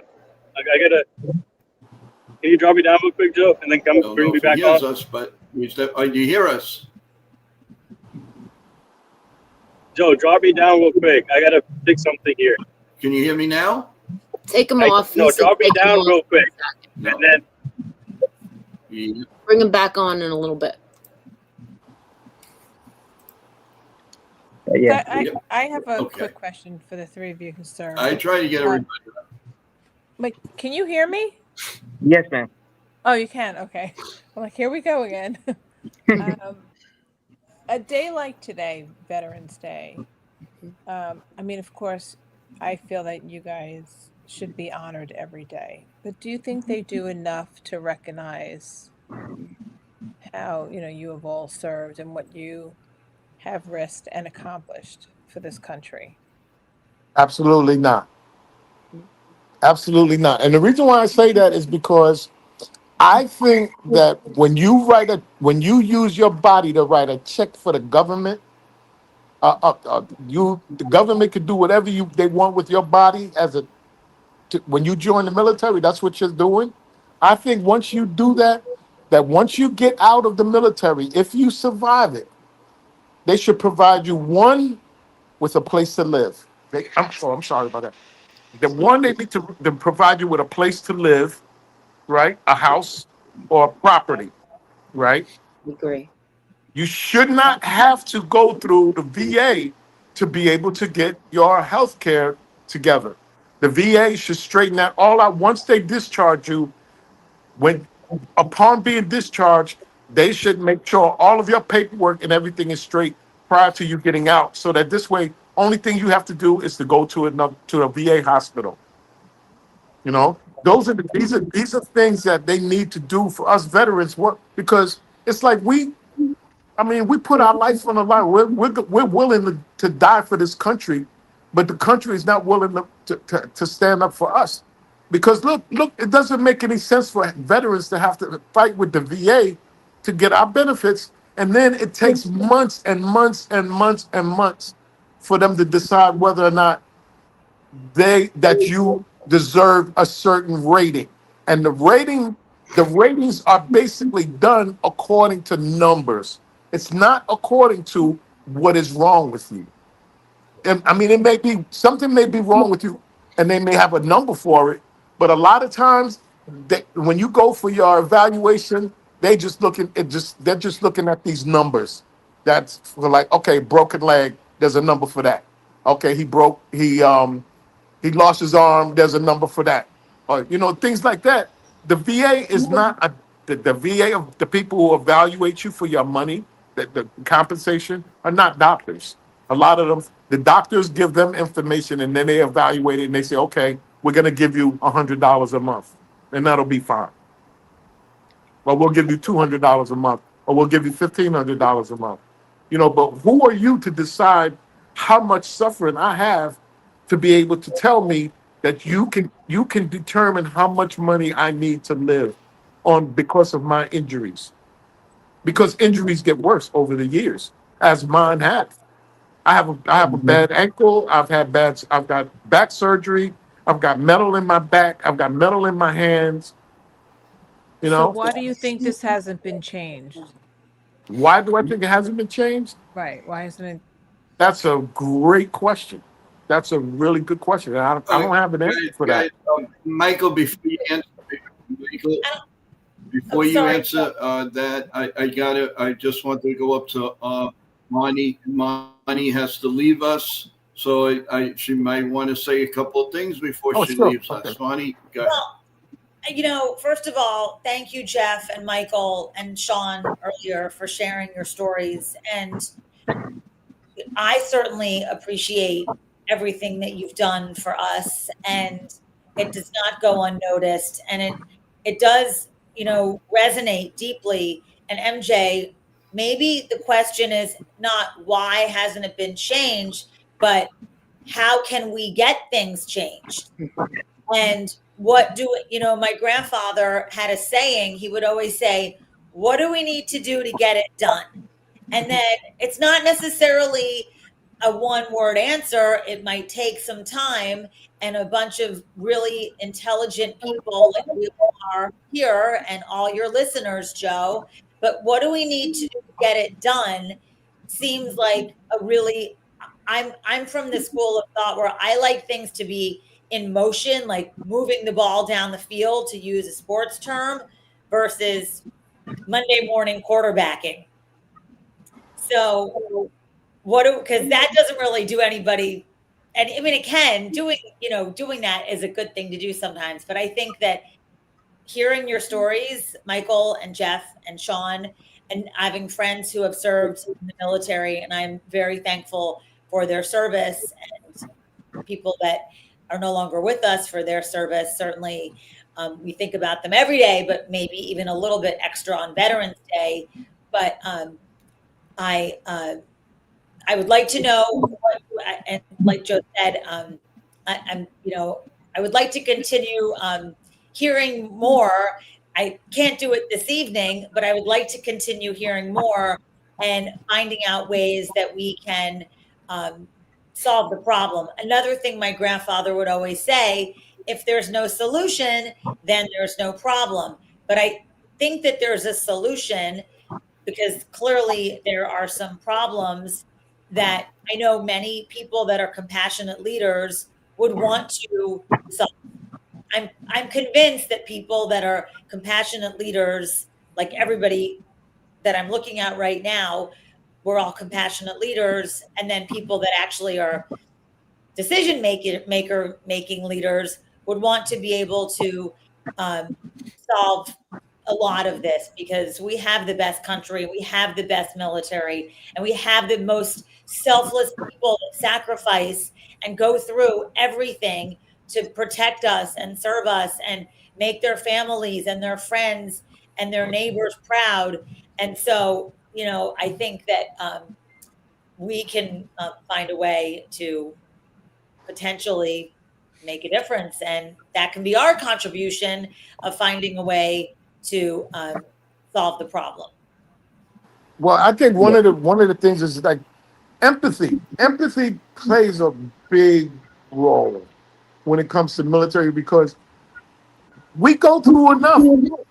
Have anybody here ever been through Paris Island? Do you know what it's like to go through Paris Island Marine Corps boot camp? You know, that's not, it's not an easy thing to go through.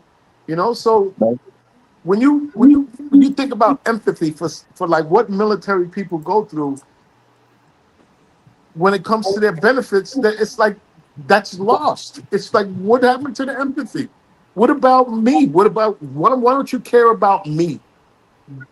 Care about me. But it's the military.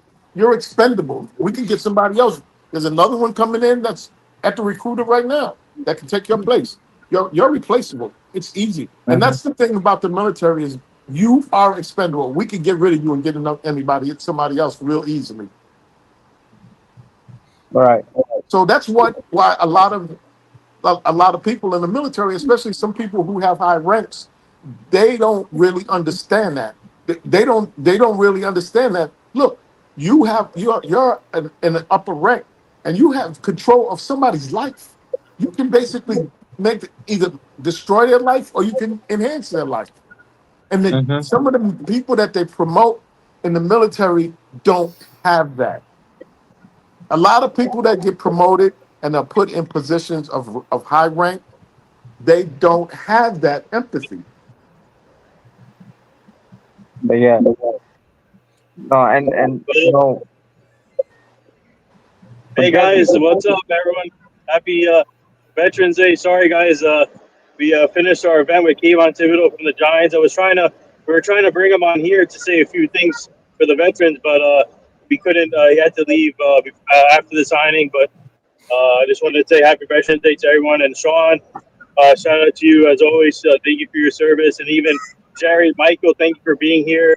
Thank you, Katarina and MJ, and obviously the one and only Marty Steiner, my good friend, amazing friend Marty. Shout out to her. Yeah. She's a true professional in this business, and I love her to death. She's one of my closest friends, I would say. And thank you for joining Joe also as the co-host. But I just want to say give a big shout out to this panel. What a panel! Especially Michael, Jerry, MJ, and Katarina joining. What a powerhouse here! And I love working with you guys. And this is a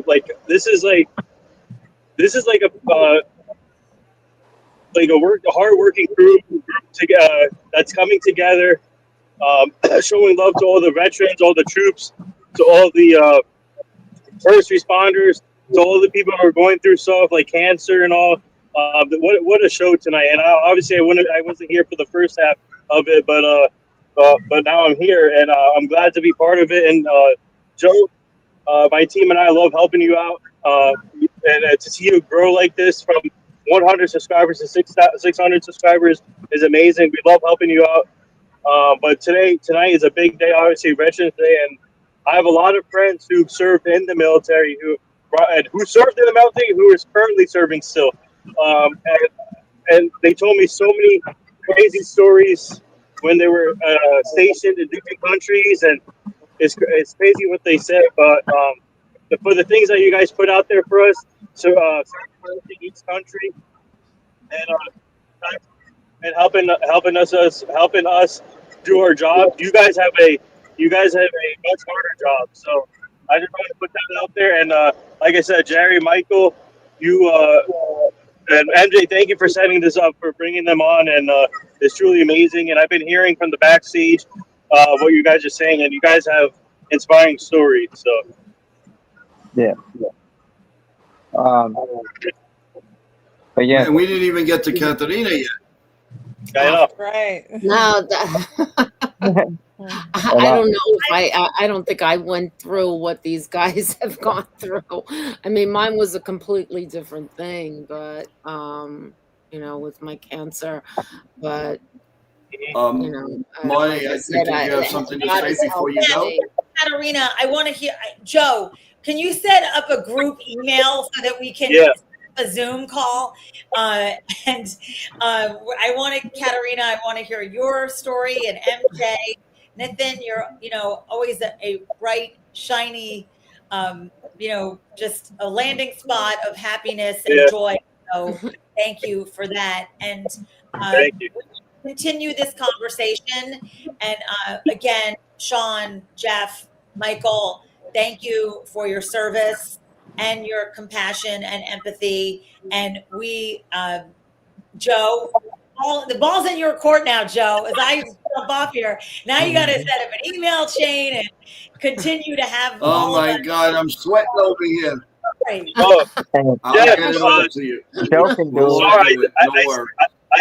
I said Jerry. Sorry, Jeff. Sorry, I don't know why I said Jerry, but Jeff. No Sorry. worries, Marty. We'll be with you. Thank you for And, coming on. right. Yeah. So thank you, But yeah, everybody. Nice I'm to sending meet lots of you. love, Marty. and I will seriously look forward to continuing this We love you conversation. too, Marty. And See Yeah. you, Marty. Marty. Love you, Marty. all right, bye guys. Hi. Bye, Marty. Bye, Marty. Nice meeting you. You take care. Wait, before we go on and get back into something serious, Nathan, All why right. don't we invite everybody to Monday night? Yes. You want So, MJ, I got some people. So from our event today, I got some people coming to the November 17th, hopefully. So Okay. So let's, because I definitely would like, because Jeff lives in Long Island, so he has to come Yeah. in. And Katharina is still in Jersey, correct? I am. Who? So from 5 to get, I'll let you to say what it is, and then I'll fill in. Go ahead, Nathan. All right, guys. So from today's, I invited some people from our event today earlier, but guys, tune in, stay tuned. MJ, I want to give a big shout out to MJ for making this happen. But November 17th, our Java and the Mouse show with my host Errol, Speedy, Java Chamberlain, former Yankees pitcher, and our crew will be live at Virgil's in New York, November 17th from 5 to 10 Monday. Please come out, support us. We're going to do a live show there, have special guests on. We're going to do, everybody's going to enjoy the food, drinks, and then we're going to do some What maybe. time is it at? What time? It's 5 to 10. Oh, 5 to So, 10, yeah. Nathan, I Oh, want to perfect. make sure if Jeff can make it and Michael, Yeah, Jeff. his team, I want to make sure that they get interviewed as well. Kathleen, all Yes. every. Yeah, and Jeff and Michael, you're more than welcome to come on. You're more than welcome to come on our Java the Mouse show. You guys can meet Java Chamberlain in person, and you guys can enjoy it. And you guys more than welcome to come on. And MJ, you're welcome to come on as a guest too. And also, Katarina, you're more than welcome to come on as a guest also if you can make it. And Sean, please come. Okay, you're in Florida. Never mind. Sorry, but Well, yeah. I gotta go to retreat next week. I went to Okay. it's a veterans retreat. Joe, Joe, you I can will make. be there in the city. Yeah, Joe, please make it, Joe. Where'd you say, Virgil's or Yeah, 44? Virgil's in New York. Yep. Okay. And what It's a day block is that from again? 5 to It's 10. Monday, the 17th. The Monday Monday? the Monday the 17th? Okay. This All right. Monday coming up. Okay. Me and Connie It's will be good. there. Hopefully, I can't believe it's already upon us, but I can't wait for that. We're working on special guests, so stay tuned. Okay, Connie And and I Joe, will be there. yeah, Connie, yep. You guys will get a chance All to right. meet Connie. Okay. Where I love Connie. Oh yeah. Katarina, please come too. We are now Jeff, you think you can make getting it? ready. We are now getting ready I have for another event Katarina's at tomorrow. 7:00 at Gotham, but I will. I'll Yeah. I'll shuffle All it right. somehow. Because Jeff, if you don't go, I'm not going. Uh-oh. Whoa. Connie said, MJ. Oh, there's Connie. He's Connie. Yeah, I think I can make it. Connie. Joe, Jeff, can you make it, Joe? You can make it. Joe, can you make it? Bring the misses. Yeah. Joe, can you make it? I'm gonna try. I'm trying. All I'm right, gonna you try. better. You guys, this is Connie. Yeah. This is my son, Gustav. I'm gonna try my best. but yeah. Oh, how you doing, superstar? Hello, I hi. know how that is. My dogs got me through Awesome. what I went through too. Absolutely. Sorry. Somebody got a phone call. Yeah, so so that's happening on the 17th. Yeah. But yeah, Katerina, let's I want to hear about your story too. My story. Yeah. I feel it's strange because it's like I don't feel like it's as important as what we've been talking about today. I mean, yeah, I went through. It's very important, Katerina. Very important. It's important. But I just feel like I'm imposing on the day, and the importance of Veterans Day. But I went through 2 cancers. One in 2015, I had breast cancer, and then 2 years ago, I got a stage 4 cervical cancer. So they say that always stays with you. I don't believe it because they said that my PET scans are clear, so they could think whatever they want. I don't believe it's still with me. And although one doctor did, who I never had this doctor before, but he was filling in for someone, and he walked into the room and he goes, you have stage 4 cancer, and it will come back, right? I was like, what? Why are you saying this to me? What do you mean it's going to come back?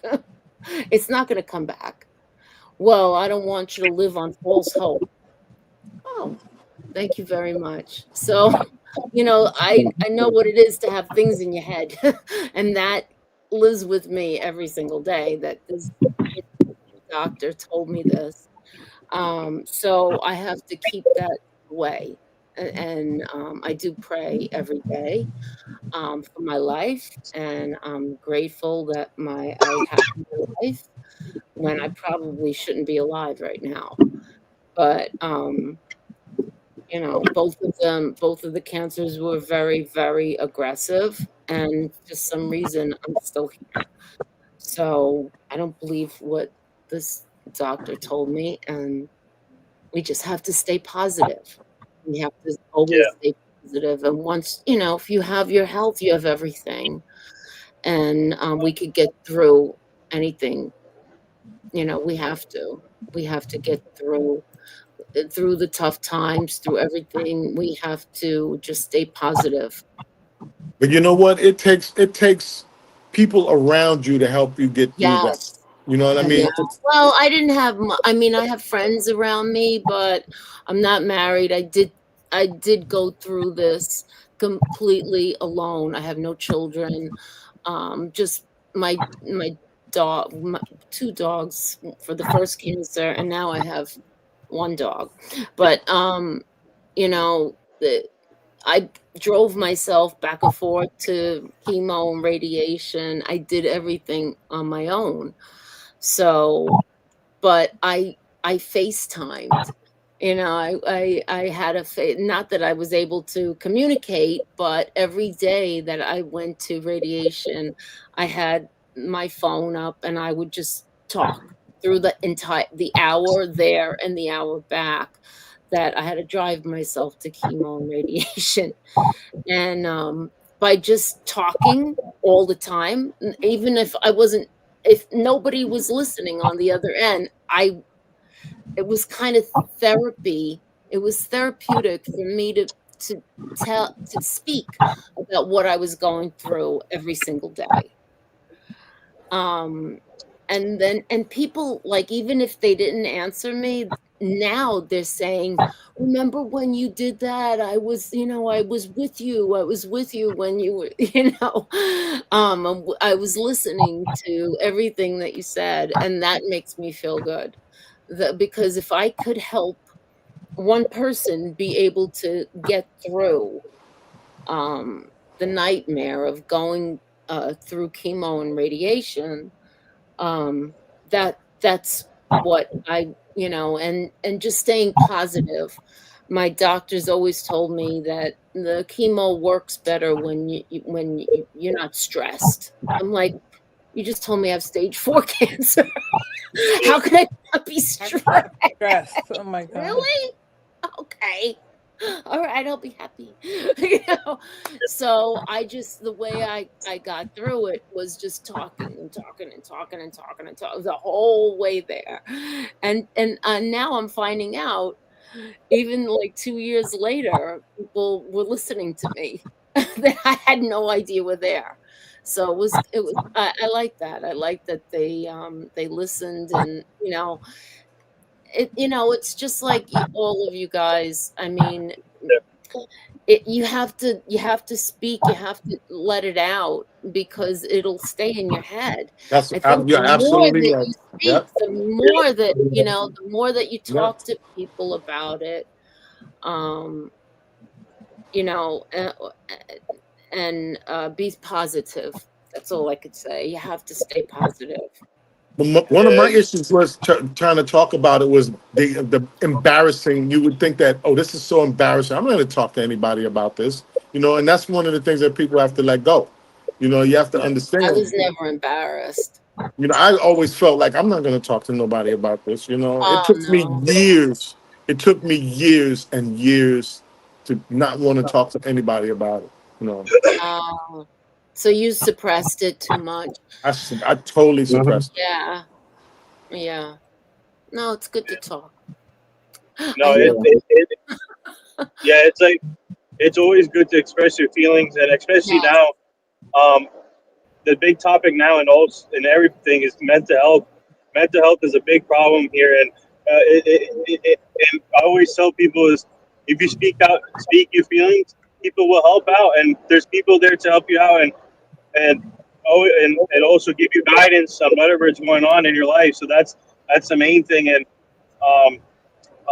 it's Katerina's like Katerina, she has an inspiring story, and she's been through a lot, and she has overcome a lot, and it's just great to see her like healthy and talk and expressing her feelings on platforms like these, and I give you credit, Katerina, for doing that, and I thank you to Joe for connecting me with Katerina and MJ too, but like just to be connected with both of you and where you come from and how hard you both work, and it's amazing to see that, and I'm including Jeff and Michael into this too, and thanks, shout out to MJ for connecting me to Michael and Jeff.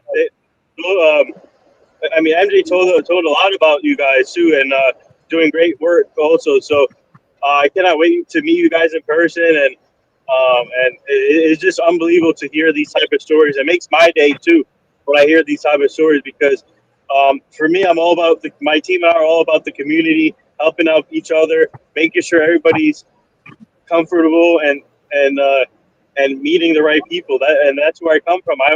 I come from an Indian family. That's Indian people respect each other. Whoever, if you want to get treated respectfully, then then it goes the same way. So that's where I come from. I grew up in a respectful family, and that's what I'm doing, giving back to community. What I'm doing in this business is to give back, and I'll give you a perfect example. I was supposed to have my friend Ashley on here, but she couldn't make it. But she's going through leukemia cancer right now, and she has a 10-year-old son who just won a football championship game. I've been through that. I've been helping out throughout that football thing, and helping them out, supporting them, and she's going through a lot right now with cancer. And she was supposed to come on tonight here, but she wasn't able to. So I just want to give her a shout out, and to her son Kane, who won the championship, and I think that season was dedicated to her, and I'm hoping you guys can meet her eventually. I'm going to try and bring her on here, but she couldn't make it this time. But hopefully she can make it next time. So I just want to put that out there, and there you go. Yeah. Want to mention a quick of Chef You know what? Nick. You guys are great, and Katharina, I didn't know about round 2 Chef for you. Nick. Sorry. Oh, you didn't know? No, I knew the first time around. Yep. So, you know, that's why people need to stay in touch and check on each other and everything else. You know, you see people on Facebook and everybody looks like, you know, especially, you know, with a lot of events I work, people see all these grand photos. Oh my God, this is like they have no idea, like some of the challenges that you face, but no, you just get through it. And you get through it. Yeah. Yeah. You Yeah, find What's it. up? and you know that you have a friend here. There's no question about that. So Joe, Chef Nick, it seems like I everybody appreciate. in here has a challenge, but you, any challenges you want to share with us? Yes. No, what's this your is all secret? about everybody, not me, not Feeling me. with me. I am just happy. I am very, very happy that Wait, you I guys can't are hear able Joe. to Can you guys express hear me? yourselves Yeah, we can hear very you. low. You Very can't hear low. Joe? I hear Joe. Chef Nick is in here too. Yeah, and I wanted to read it. It says, "I appreciate everyone here. Just know that that NY Yankee Mania and myself, as co-hosts on this channel, will always be open arms to anyone that wants a hug or needs a hug, and a cooked meal from me. God bless it. God bless all you beautiful people. Thank you, Chef, for the beautiful super chat. He's reading. And I will. NY Mania will be making a donation to the towers and also to the Red Cross. It's on the tower. Yep. Yeah. But yes, 100%. Yeah, we can hear you, MJ. I can hear all of you, but I can't hear Joe. Really? I don't know why. She wants to tune me out. That's the bottom line. Is that I have no selective idea what he's listening? saying. He wants to tune you out. I can hear Joe. I can hear Joe. No, you want to tune him out. Yo, you know, guys, one of the things that I was thinking about doing, I had got this idea, is about you know, photography is a great medium because you can take photography and you can implement mental health into photography and change somebody's life. You know, just through visuals. You know, just by how do you think? How do you think? Show me how you think. So I was on this site is called Viewbug, and they had this challenge. It's like a challenge where they challenge people with mental health issues, and what you do is you take pictures, and as you take these pictures, you're describing what it is in the pictures that made you feel the way that you do, which a lot of photographers, you know, including myself, what we do on a regular basis all the time. But this little system, it's really interesting. Yeah. The way people's life, you know, I mean, something as simple as taking a picture and looking at the results of that picture and thinking about, well, is this the way that I saw it, or can I manipulate it and change it to make it better or make it worse? Then let me learn. How can I learn this? Teach me. Is there anybody out here who can teach me how to make this picture the way that I want it to be, the way that I saw it, and not the way that the computer saw it, which is mostly computers that take pictures anyway. It's not the photographer that's taking the pictures; it's the computer. But you have to implement into the camera and into the image, you know, what it is that makes that picture interesting, to make them want to look at that picture. You know. It's like it's an art, right? Photography is an art. It's kind Absolutely, of therapeutic to do that. I'm a painter, so I totally understand the therapy that you know what you go into your own head when you're either, you know, looking in a lens or looking at a canvas, right? And it's a type of therapy, and it's good that you have that outlet. Yeah, so I'm trying to introduce people into it. You know, some of my veterans. I'm trying to get them to pick up a camera. You know, use this. Teach them how to use their cell phone. I mean, everybody takes pictures with their cell phone, but they don't know how creative and how you can really take your cell phone and create beautiful images for your home. You know? Oh yeah. So Or if you go, you know. You just have to know the little ins and outs about that phone. It's like these little quirky little things that you just learn that Maybe you will could make teach it. me something because I still don't know how to use Yeah, that's one of the things that I want to do. You know, is I want to teach people how to use your how to take pictures with your cell phone with an iPhone. So in the mental health space, they have this tool known as the Wellness Guys, Recovery. I need to drop off, but I want to Okay. say goodnight. I love you All right. guys. All right, good Love you seeing you. too, All right, MJ. MJ. MJ, I'm gonna MJ, Nice see you're you the meeting tomorrow. you best. again. MJ, I'll MJ, see MJ, you you're the tomorrow best. I morning. wish I could hug you. I Uh, want to.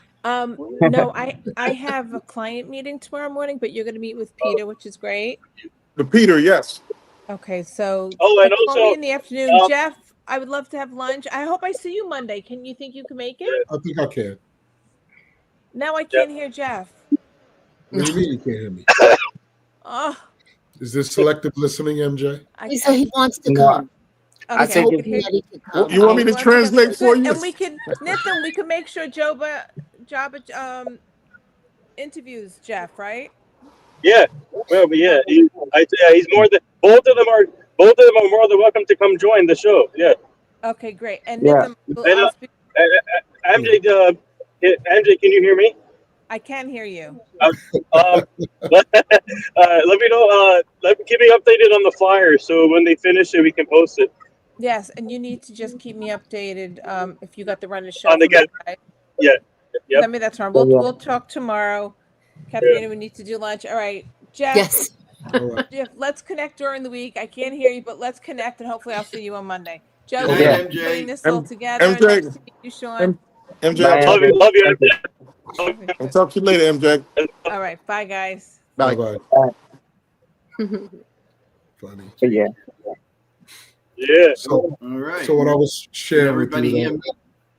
I've been knowing MJ. I've been knowing MJ. Oh my God! Well, I met MJ maybe about 15 years ago, and we've been attached to the hip ever since. Wow. Wow. You know, so she's good. She's good. And Jeff, you know, well, Jeff, me and Jeff, we're really good. I got you. Yeah. Yeah. No, but yeah, no, one of the things I've noticed that's helped me as I struggle with mental health, especially with the post-traumatic stress, um, was when I started writing down like poetry or writing down different things. Or like I grew up a history buff because my dad sat there and taught me history. And another thing I found but I want to try and get back into it is fishing because I used to go with my grandfather, and I didn't know this till my dad brought it up recently. But my grandfather taught me how to fish, right? And I loved spending time with him just because that was grandpa and grandson one-on-one time, you know. Um, but I didn't realize he really cherished it because it really helped him until, you know, like later on. But yeah. But what were you saying about the programs? I'm sure that fishing is kind of a therapeutic skill as well. You know, I'm Yeah, sure 'cause- that Yeah, that's it Yeah. is. absolutely, well, yeah. yeah, you cast your you know, whether you Yeah. fish, cast a line into the thing or if you're net, you set it there, but then you gotta be quiet or you're gonna scare the fish away. So a lot of times it's thinking time or like a little bit of talking time. Yeah, because if you're too loud, you're gonna scare Speaking the of, fish. Sean, yes, sorry to cut you off, but Sean, speaking of therapeutic, the one thing I've been noticing on TikTok, I've been watching videos of people doing, you know, the ask me when they do the voices, through the microphones, but they're doing it with with other people, massage techniques, while Mhm. like speaking low and then like uh, using tools where, like, for example, they scratch the hair or use something to make it's like a therapeutic thing. That's what I've been seeing on TikTok. They for massages, but they do it in like the voices and they use tools. So it's kind of interesting. Yeah. So what I was saying, Sean, is that in the mental health space, so just in case you guys don't know. And can y'all hear me okay? Yes, sir. We got you. Okay. Our phones aren't acting up. So Okay. So just in case MJ didn't share with you, I'm the executive director of a mental health organization on Long Island. So so in the mental health space, we have this tool known as the Wellness Recovery Action Plan. This plan is a plan that people put into action or put into construction while doing well, so that when they're not doing well, the plan teaches them how to stay well when crisis is starting to come, right? So part of this Wellness Recovery Action Plan is a toolbox. This toolbox are some of those things that all of you have just been talking about. Photography, walking, music, right? The tapping that you was referring to. Like there's some things that, you know. So all of these things work in variation with different people. Everyone has their own toolbox. You know, things work differently for everyone. And it's important for you to figure out what's in your toolbox or what should be in your toolbox. Part of that is also collaterals or collaborative nature of having other people be a part of this plan, so that when things are not going well for you and you can't make a good decision for yourself, the plan interacts with someone else who will be the trusted one to help you begin to make those good decisions, right? So sharing that plan with other people, helping them understand what your warning signs and symptoms look like, so that when you're not doing well, they can see that you're not doing well because you taught them what me not doing well looks like, right? Mm-hmm. And so all of these things play a role. Guys, Johnny Salami. guys, I have to acknowledge. Johnny. I have to acknowledge, guys. I have to acknowledge a couple of things here on the show. Johnny Salami is also part of our show here, and thank you. I want to read this. Thank you, everyone who has come on today. I deeply appreciate all of you. God gives his toughest battles to the strongest soldiers. My grandfather served this country in World War II, and I lost my mother to cancer 2 years ago. Wow. I think about her every day. Yeah, I lost my dad and my mom that way too, so I'm getting emotional. Johnny, thank you so much for the super chat. And that is going to go to a donation to the troops and also Red Cross. And I'm guys, you know me, I'm a very emotional guy.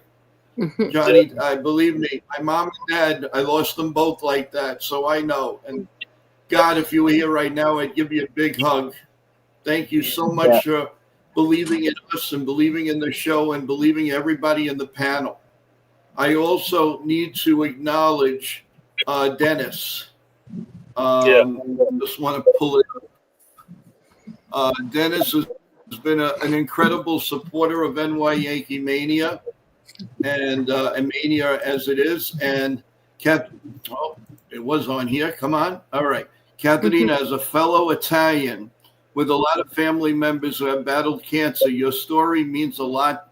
And thanks for sharing. Yeah. Also, as a happily married man, I say this respectfully. You look stunning. Keep on fighting. And that's for you. Dennis, believe me. Thank you. She's got me. I'm not going to let it. I'm not going to let it happen until I finally I make her smile once in a while. So I'm going to be on her all the time. Trust me. But you got Dennis and Johnny, thank you so much for what you do for the show and for being here. And actually, we're going to be meeting on Saturday. We're going to be meeting on Saturday as a team for this show. So I'm really looking forward to that now. And the donations will definitely go out. Thank you guys so much. I'm sorry to interrupt everyone, but I needed to have that out here. I want to bring up before any. I want to bring up something too. Actually, so I was at I was covering the Jets game on Sunday, and I was doing work with the Tunnel to Towers Foundation that day on Sunday, and then during the second quarter of the Jets game, we were on the field, and then we presented a veteran. His name is Adrian Simon. We presented him a smart home, mortgage-free smart house through the Tunnel to Towers Foundation. He didn't know coming in. It was a surprise for him and his girlfriend. And what a moment to be part of! Just to come on, just to be part of that, see his reaction, and because for the things he did for the country, and his resume is amazing. And for us to help present along with Tony Richardson, a good friend of mine, and he's a Jet legend. He helped present this award for him, and it's a mortgage-free smart house. So I just want to bring that up because Tunnel to Towers, they do a great job of supporting the troops and everybody. They're one of the biggest foundations right now, and I love being with them, working with them, and that was a great moment on a Sunday again on the Jets game. So I just want to say a big shout out to the Tunnel to Towers Foundation because that was a great moment for him and for his family. And what's up, Chef Nick? What's up, everybody? Good to see you. Oh, yeah, that is a great story. You're going to cook for us? This is our very own Chef Nick. Hey, everyone. How you guys doing? Chef, you got to cook up a good dish for everybody, especially Katerina, who loves Italian food. Katerina, oh my goodness. Great to meet you. I think you're Greek, though. Yeah, you Greek? Yeah, so Greek. You can't I like Greek food, too. Well, me too.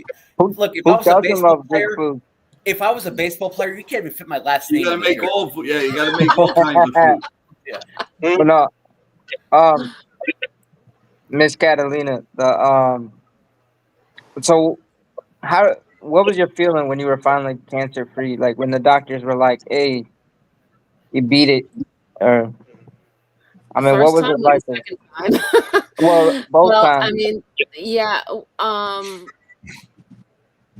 It's of course, you wait for the PET scan to make sure that everything is clear.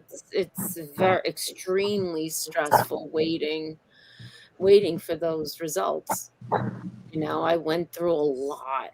This last one was like I went through medieval torture. One of the procedures was not only it was the last bit.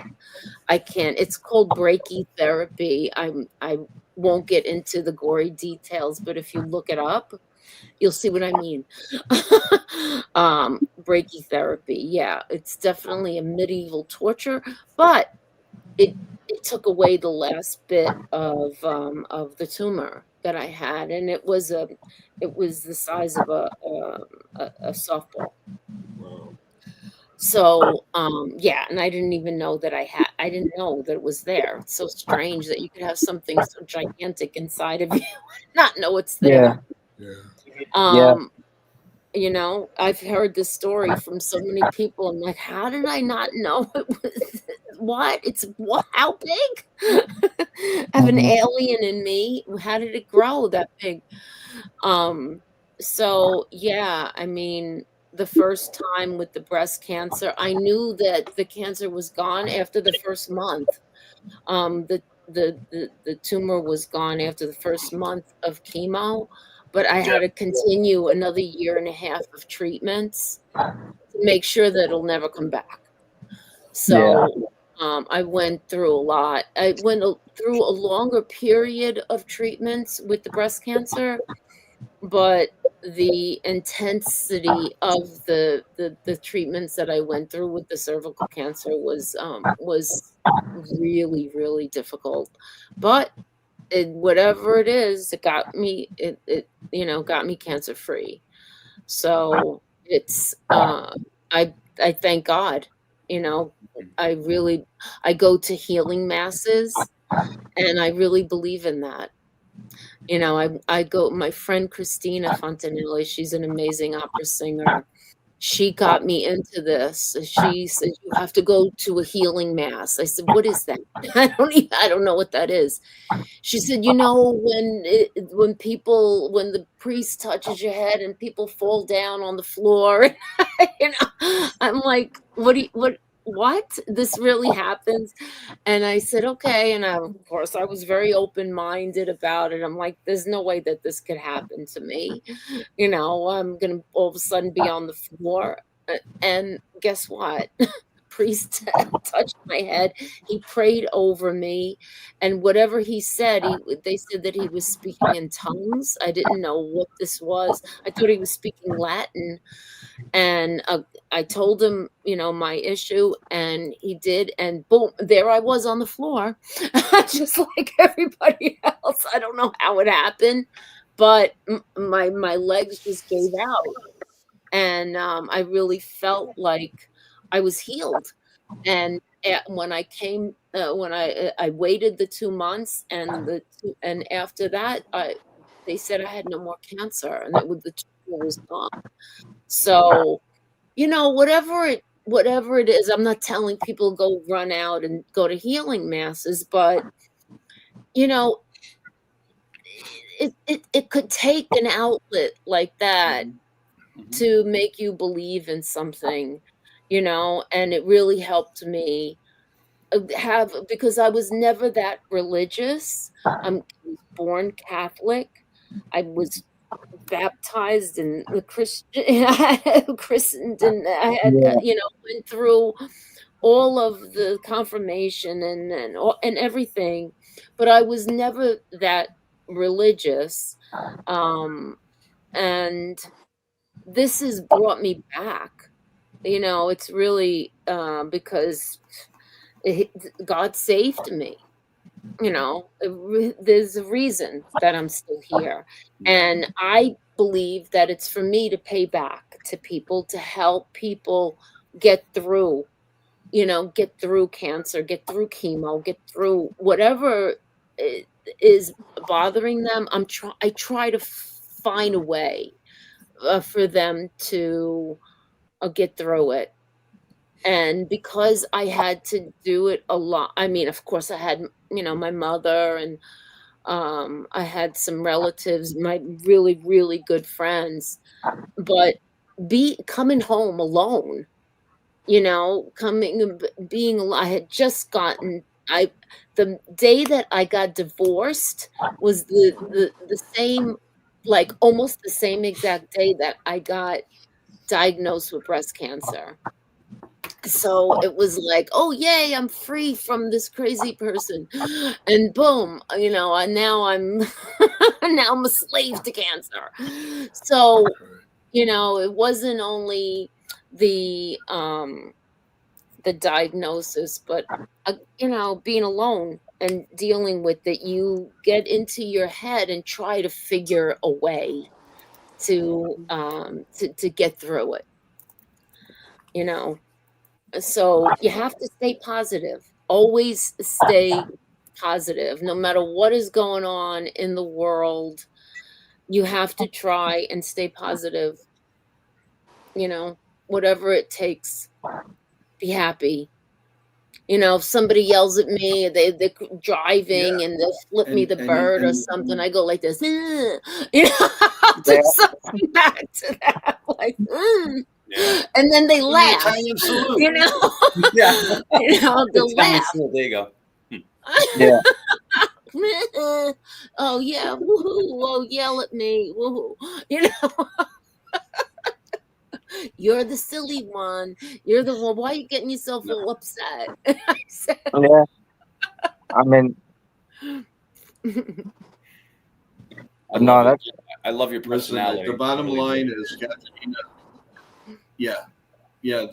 the bottom line is, you say your purpose. Of course, it's a purpose because you're great at what you do. You're an awesome actress. You're a fantastic painter. You're an author. I mean, you're everything. I mean, the list goes on and on. So of course you're going to be here for a very, very long time. And one thing I can tell you is we're always here for you, whatever it is. I don't care if you're down, whatever, have a headache, we are here for you always. And I mean that from everybody on the show to the bottom of my heart. I really mean that. So always remember that. Everybody on the panel there, you always have a friend here, always. And you know, that's the bottom line. That's what it's all about. We help each other, and we stand tall.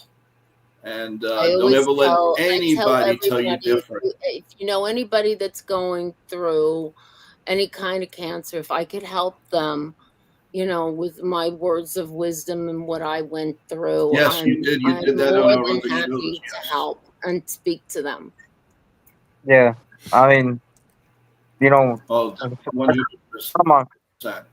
And before you start, I just want to say I got to get back to editing these photos for this person. So just want to say thank you guys for this. And like I said, if we can talk about certain things, we can talk about things. I appreciate a good conversation, especially when it comes to mental health, because everything that's going on right now in our world, mental health is going to be a major issue with people trying to come out of what's going on, you know, within like the next year or so, whatever, like that, you know. But let's just pray that we got to keep our prayers in. And you know, if you could, and I always say, you know, like if you can help somebody, try to help them. I try to do it all the time. And I'm not a wealthy person. I don't have a lot that I can give, but you know what? When I do give, it makes me feel good. And I'm trying to give it, and I want to give as much as I can. It doesn't matter about money. It doesn't matter about money. It doesn't matter. But anyway, money guys, doesn't I thank you make so the much. person. It's your heart. My heart. You got here. But thank you so much, Michael. You've been great. You're very welcome. Michael, Thank you so much. Have a great night. Happy Michael, really Thanksgiving. quick. I was hearing you down below in the chat, and thank you very, very much for everything that you said, because you inspired me a lot. So thank you.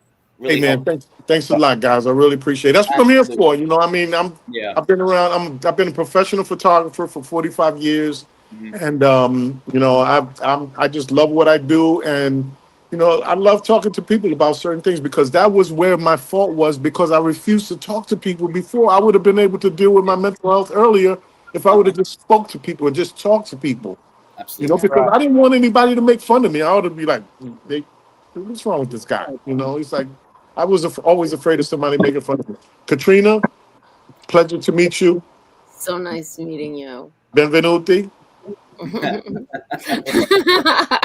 Okay. There you go. We got an Italian. Look at that. What did you say? Take care, Michael, and happy Thanksgiving. 100 years. You know, I just gotta say, you know, it's like, take care. Oh, ciao. Where'd he go? Wait. Oh, there he is. Welcome back. I'm sorry. I didn't mean to cut you off. I thought you were done. Another stream for 3 hours. Let's do this. No, Katrina, I was just saying, ci vediamo. Ci vediamo. Ciao. Ci vediamo. Ciao. Ciao, ciao. Adios. Adios. All right, man. Happy holidays to you and your family. Happy holidays, everybody. I just want to shout out also, Jeff. Like, I was listening to you too. Like the words of wisdom that you were saying too. You just wanted me like to run into walls, like brick walls. It was absolutely amazing. Thank you for your motivation as well. I really appreciate you, man, in every way. Thank you. Thank you. Because you know what, like I'm obviously in my first pronouns. I'm a chef, but I do 20 hours per day plus more. But the thing is, it's like, you know, it's like, what do you take from that? Like, do you make other people happy, and then it's like by the end of the day, you're like going home, and then you're starting over again. And you wake up in the morning, and then it's a repeating cycle. There's something wrong with that. And I've noticed that too with myself. But in regards to that, with like even like bringing up mental health too, it's like, it's very important. It's like, how are you, like, unless you have a passion and drive to do this, but do you really have that? Does that go a long way to do it for 20 hours? And then it's just like you're breaking down in every way, whether it's mentally, emotionally, physically. And how do you do it? But your guys' words of wisdom, it's amazing because it did help me tonight. It did. So I want to appreciate both of you. Even Sean too. I love you, Sean, with all my heart. You're amazing in every way. Beautiful co-host. Like I always love working with you on this show. Katerina, I just met you for like 10 seconds and you're absolutely beautiful in every way. But Jeff too, like you're amazing. Like you're on, like I love just everything that's just not sugar coated. It's just straight to the point. So I appreciate you two for coming on and just telling it like it is. So thank you guys. Thank you for everything. You know, one shout out to Evan with a $1.99 super chat. Thank you, Evan. He's another member of NY Yankee Mania. Yes. Thank you so much, Evan. You're doing a great job in the morning for the show. You guys have rocked it like crazy. I can't thank you guys enough, Sean and Nitin and everyone else. And again, thank you for being there when I wasn't able to be on, and I appreciate. And more coming your way. You guys are the best. We really, really are very grateful for everything you guys do for us. Thank you. I want to get that. I'm sorry, I didn't mean to interrupt anyone. No, it's fine. But one thing I wanted to say, with mental health and then with cancer, and because we all know somebody that gets affected by cancer, dementia, and then mental health. It's far common more than we are. But the most effective tool is to reach out. Yep. A lot of times, because I know I went through it when I was deep in struggling with PTSD and suicidal ideation a few years ago. Even though I was in church, even though I was doing a lot of things and I was reaching out to a lot of people about things, telling people, the thing was my own struggles. I was hiding it and I was turning it and I was beating myself up for going through those things. But it took people reaching out to me. Actually, believe it or not, the retreat I'm about to go to really helped me with this because I was going through a divorce at the time, and so I had to fly to go stay somewhere to kind of think things through for a couple months. Mm-hmm. And in an old town with a family that I grew up around that treated me like I was their own son, even though I wasn't. And there's a lady that I knew from when I was like a child. She was a Sunday school teacher in one of the churches I went to. I tried so many of them, but she said something to my best friend's dad, I was staying with them and whatever. He She said, "Hey, there's a veterans program. This Welcome Home Initiative is what it's called. This will be good for Sean." And they registered me, and then they told me about it, and I said, "Okay," whatever, and I went. And even though I was numb with everything going on, being around a group of veterans that understood and people that been through it, and then it was also a spiritual environment. And we're praying. It really helped me to see that the biggest problem, my biggest obstacle, and going through all that was beating myself up. And then I began to work on that part. Um, and by the grace, I've gotten strong and I've gotten out of it. And even at times when things happen and I start to kind of get, I can catch that stuff and go like, "Hey, I'm not gonna go down that rabbit hole again." But yeah, like I said, I learned that if anybody out there, if you see a friend or you know somebody is going through something, reach out to them, see if they're okay, help them out. Just a little bit of kindness goes a long ways. Oh yes, it does, man. Yeah. Listen, Kathleen, I know that you want to say final word, but we are bringing up somebody that really wants to say hello to you. And then just a minute or two. Well, she's going in and out, so we're waiting. But I know you have to go. But Wendy would like for me to tell you that she thinks the world of you, and she's would love to see you in any pictures or whatever. So If she does come back up, we'll put her on for a minute. But I know you really have to go, so you want to say your final words, please. We just appreciate you coming on. Thank you so much. And on this day, it's so important to acknowledge our veterans and what you've all done. And if there's anything, I have a magazine, an indie film magazine, but if there's anything that I could do, if I could put, and it's an online magazine, I could put links in, whatever you need. I'm the editor. It's my magazine. I could do anything I want, so I could put anything in there. Yeah, so I think if so. there's Really, something that you really want to get out there, you'll have this forever. If it's a link from my magazine. Hi, Wendy. Hi, Wendy. Hi. She's in. Hi, girls, How are guys. you? I want to say thank you to our veterans. was somebody I'm, shy tonight? yeah, was a military dependent for 19 years, so I know what you guys went through. Wow. Yeah. Well, thank you for your service, and I know you also said you had a lot of family members that served, and you said you grew up as a military dependent or military brat. Yep, I think bases everywhere.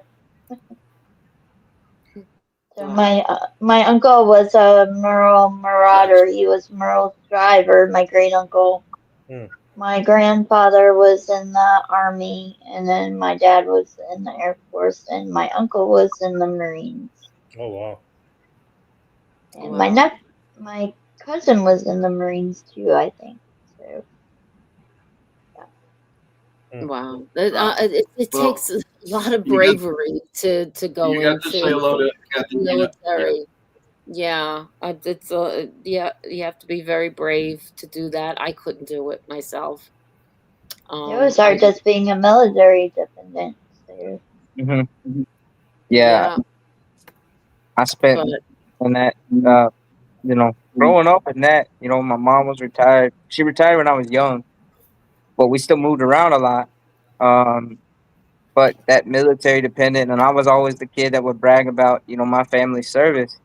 But I also wanted to, do my part. And, but we always appreciate. And then, Catalina, though, you're a survivor. You're a fighter. I mean, hats off to you because I fought in a different way.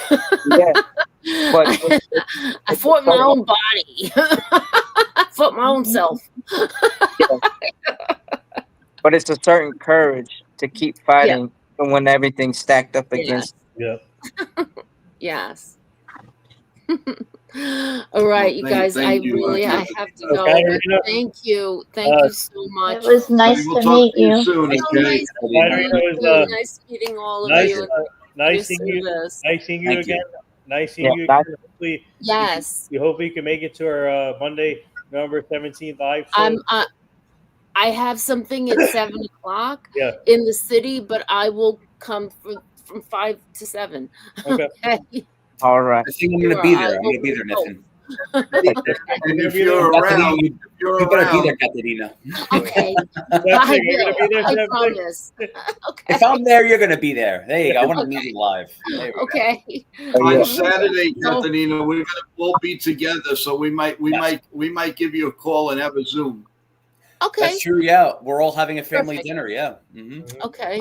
Bring the cannoli. I'm cooking. Yay. Yeah. Oh boy. Bring the cannolis. Bring the cannoli. But no, by all means, thank you, Catalina. You have a wonderful night. Stay healthy. All right, you too. Nice meeting you. Thank you. All right. Thank Bye. you. See you. And it seems Jeff dropped off. Then there were what? 5 now. Well, all right, guys. Well, Joe, I didn't say hi to Nathan. Hey, Nathan, how you doing? Oh, really, Chef Nick? Hi, Nathan and Chef Nick. Come on, Chef Nick. Come on, man. I thought we were friends. No, I'm just joking. I totally forgot to say hi to you, man. So much going on. I don't know. My guy, I'm actually, I got your text message. I'm more than welcome to become your mentor if you need a mentor. Yes, please. Oh my Yeah. God. No, I'm being serious. Yeah, Yeah. I would love that. But yeah, Absolutely. Oh I would yeah. love to be your mentor, Chef Nick. listen, It's it's amazing, Nathan. It's just the fact that you're what you have done in every way. It's just incredible. Like just with this channel for yourself in life, it's like I definitely like. I don't want to say I want that like right now, but like I something like that. I think I could learn a lot from you, and you're amazing. You're amazing, man, in every way. Thank you. Yeah. Thank you. Please, yeah, I definitely want to. Yeah, I definitely want to learn from you. Like even like if it doesn't have to be cooking, it could be like media or anything like that. Yeah, I just like how to I can teach you like how to network with people and that's great. build Yeah, relationship absolutely. with athletes and like Johnny Manziel. When we did the event with Johnny, I'll give you a quick. Sorry to be off track, but I'll give you a quick example. When we did the event with Johnny Manziel at Woodbridge, and everybody obviously in the past he always gets criticized what he did in the past, but now he's changing himself. He's a great guy, and when we did the event that he loved me. He said, "Man, you're a great guy." He told me you're a great guy, and he loves what I do, and he keeps tabs on us too now. Still after that event, and Menzel is doing great things in the community. Awesome. So, it's just like there's a certain way how to network. I'm flawless with it. I don't know, for some reason I'm like flawless, but people love me. People love my team, and that's awesome. That's why all these our clients when we try to tell them come on Joe's show, and we try to pitch this product to people. We don't need to pitch. We just tell them, and they feel confident because they That's trust awesome. us, and they trust us that we're putting them on the great product. And this is a great product, and that's why I love my job and being connected with all these people in different sports. And like I'm cool with Bijan Robinson, the running back from the Falcons, and all of these people. It's like insane. And I mean, I'm not trying to brag. I'm just like not at all. It's just the way we're network.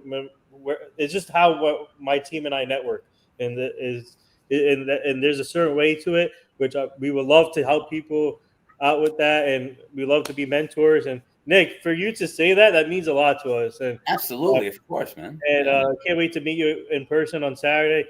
And we'll definitely talk. Obviously in person more about that too. So absolutely. Also Monday too, virtual. Monday, yeah.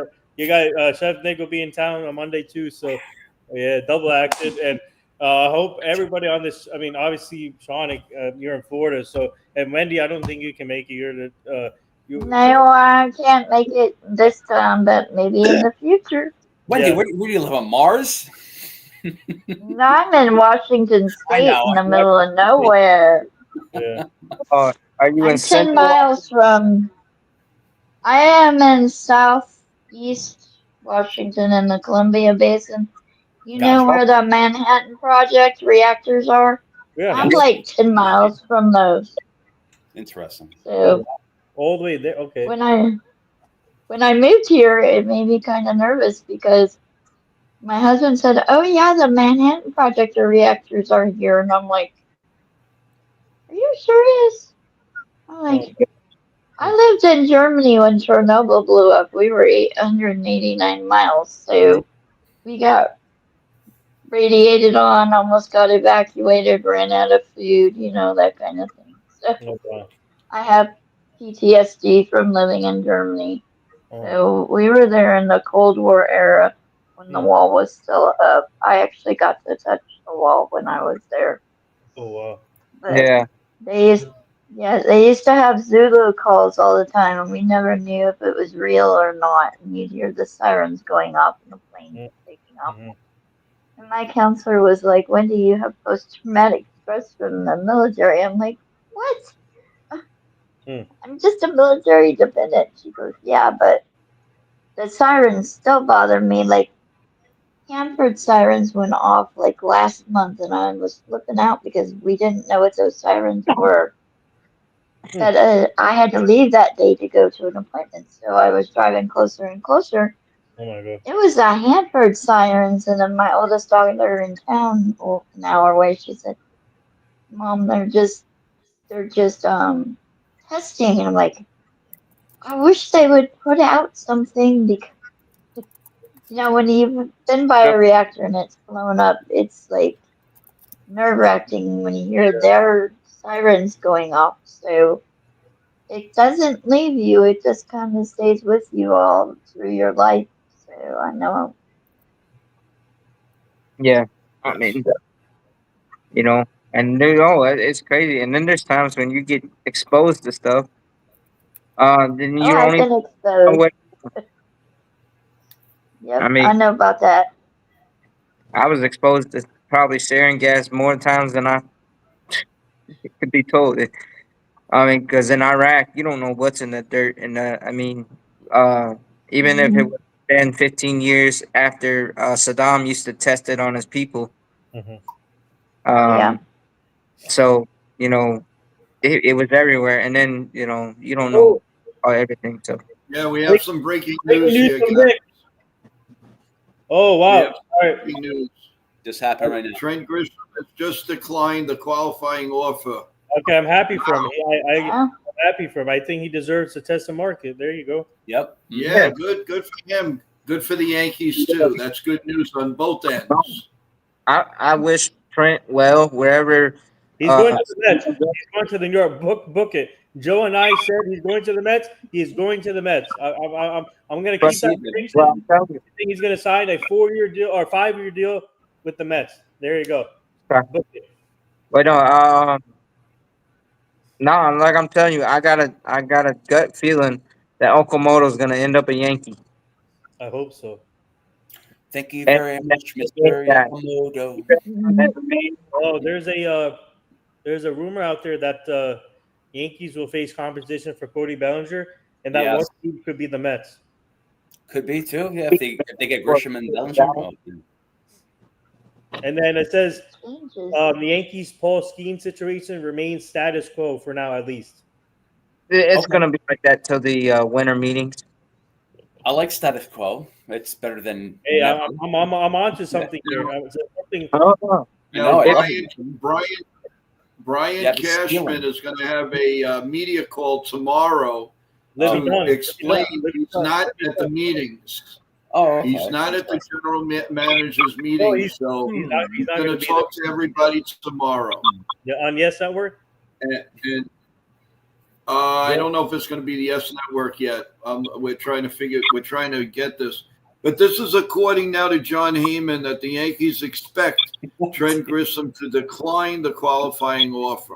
Yeah. Just came out about a little over an hour ago. Richard T. Road. Yes.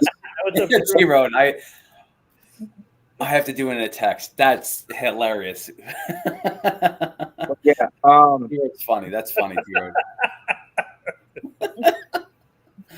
Oh, T. Road. Oh boy, guys. That's what happens when you're on almost 4 hours. I'm starting to see double.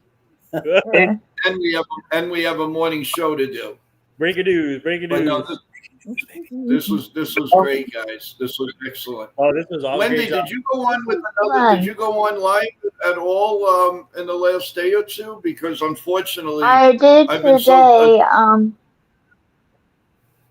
Almost every day I put something out. Today I put some shorts out, and then my kids did an impromptu science class on their own. So they were making this monster bubble to see how big it could go, and they made it 12. I think she's actually said it was like 10 inches high and 7 inches long. And then they put food coloring in it, and now our table has some food coloring schemes. Oh wow! Well, that's good. Our house is always crazy. MLB trade room has the Dodgers have pretty much a lot of interest in Devin Williams. Oh, good, take him. I mean, but I mean, okay, yeah, fine. But still, I mean, watch him be great with LA now. I don't know. He'll be great out there. No question about it. If the Yankees are going to sign him, like, is it a multi-year deal? I mean, Like, Yeah, I could see him getting a 3 or 4 D, yeah, maybe a 3 deal. But you remember, if he goes to the Dodgers, like they're gonna try and make him sound like he's gonna go there. He'll be a setup man to Roki Sasaki. If he stays in the bullpen, yeah. Well, If he stays, the question is Saki your if you're is Saki your full time closer, or do they go out for? I mean, isn't it Saki can compete for the rotation also, right? Yeah, he came over as a starter, but then they moved him during the season because of some struggles and I think health. They moved him over into the bullpen to be their closer because they had trouble with their closer. Remember, they had one of the closers got injured, and then the other guy struggled real bad. And Saki, in order to preserve his arm with the transition, they just moved him over to the bullpen. I mean, so let's just say, if, hypothetically, if Devin Williams, if he gets a deal with the Dodgers, oh, you're going to be the setup man, but he's like, oh, okay, I may be a job for a closer role in the near future. But he didn't work out with the Yankees in that role. But like, he's low lev dev. So then, if he's seeking a bigger contract for a lower type of bullpen depth piece, is it worth signing him for that? Like, I don't know. Yeah, but I mean, remember, we got him in a trade. Yes. And remember, Brewers are a small market team in the middle, almost nowhere in Wisconsin. Okay. Yes. And then he gets traded, and then the Big Apple is the Big Apple.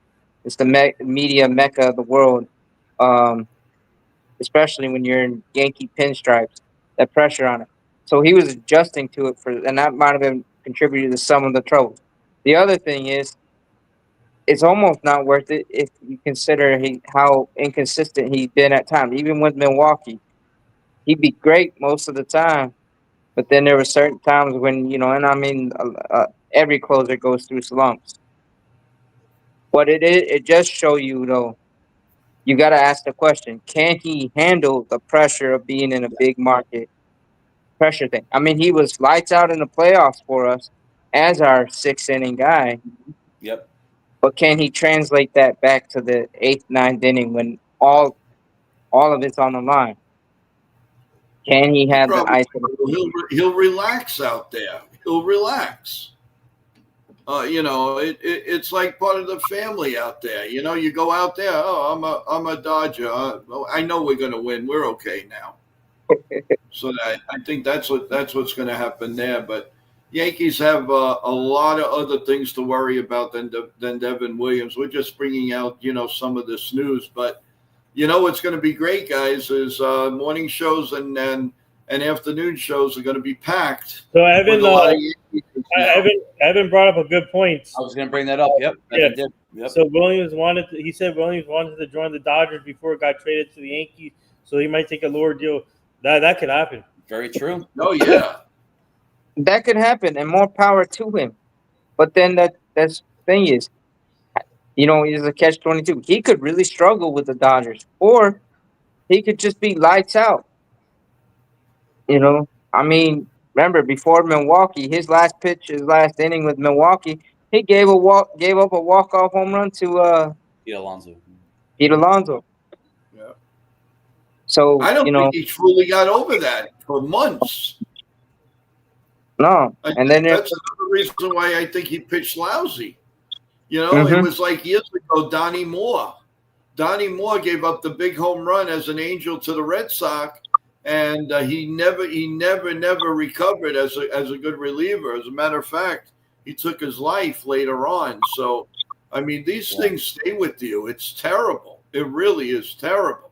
And then there's Dennis Eckersley, and there's John Smoltz. Mm-hmm.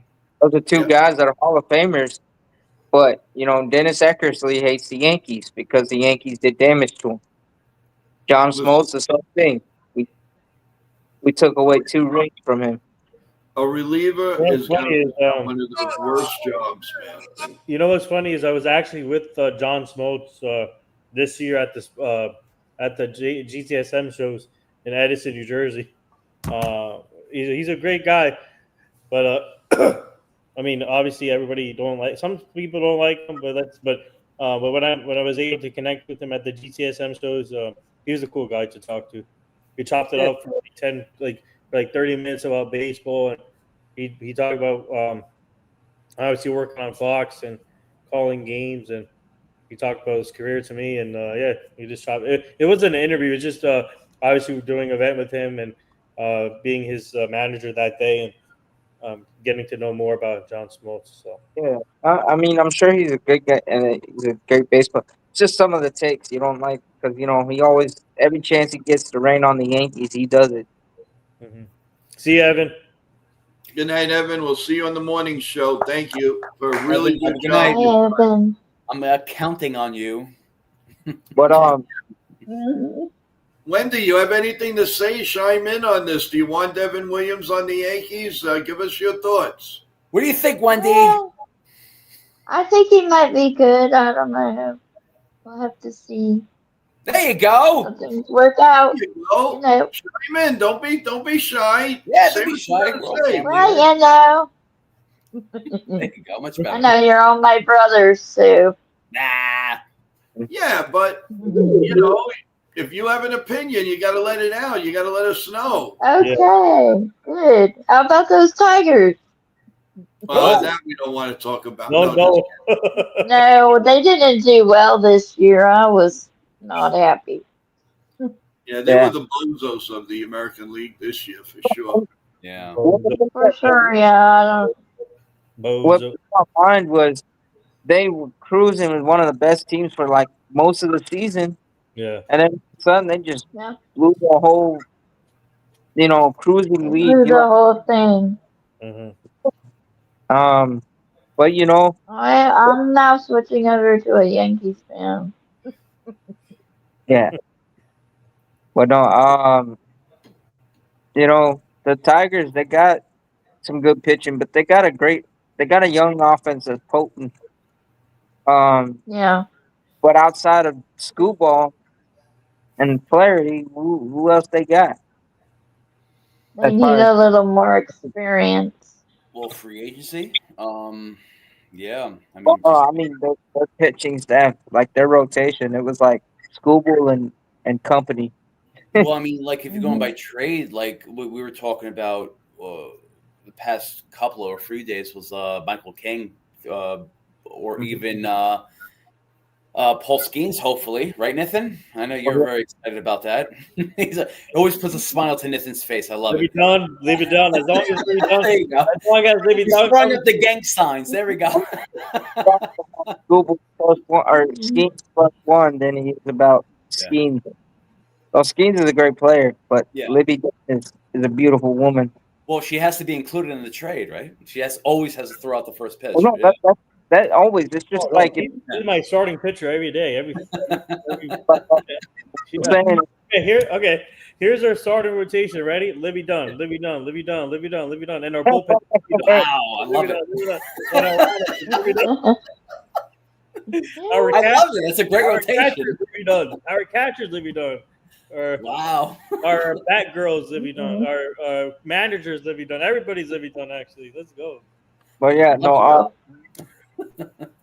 Libby Dunn. Okay. I think everybody is slap happy now. I really do. As we approach 4 hours. Hey, wait. Well, I haven't had any coffee today, so I can't. Man, almost 4 hours. My eyes are like, and I'm missing my Hallmark movies. Oh, no. I'm sure they're all. I love the Hallmark movies. Yeah, they're always replayed. I have my bells on today. We're always I just put in for the cruise. I just put in for the cruise for next year. leaving out of Florida. Nice. Okay. It's $100 deposit. It's not bad though. From what I heard, the whole thing is like $1,062. It's not bad. Wait, 4 days. 4 days. Oh no, it's 5. Yeah, I'm sorry. 5 days, 4 nights. food included, and you're with so many fans that love, and all the Hallmark. I think that's really cool. And Joe, you're gonna like it. I mean, I never been on a cruise, but I know one thing. They have multiple buffets placed, and it's like all you can eat, and the food's free. It's included, and the drinks are included. Yeah. And you got the casino there, you got the movie theaters, you got tons of entertainment to choose from. And I'm sure you could probably, if they hand you the mic, you will have them entertained for.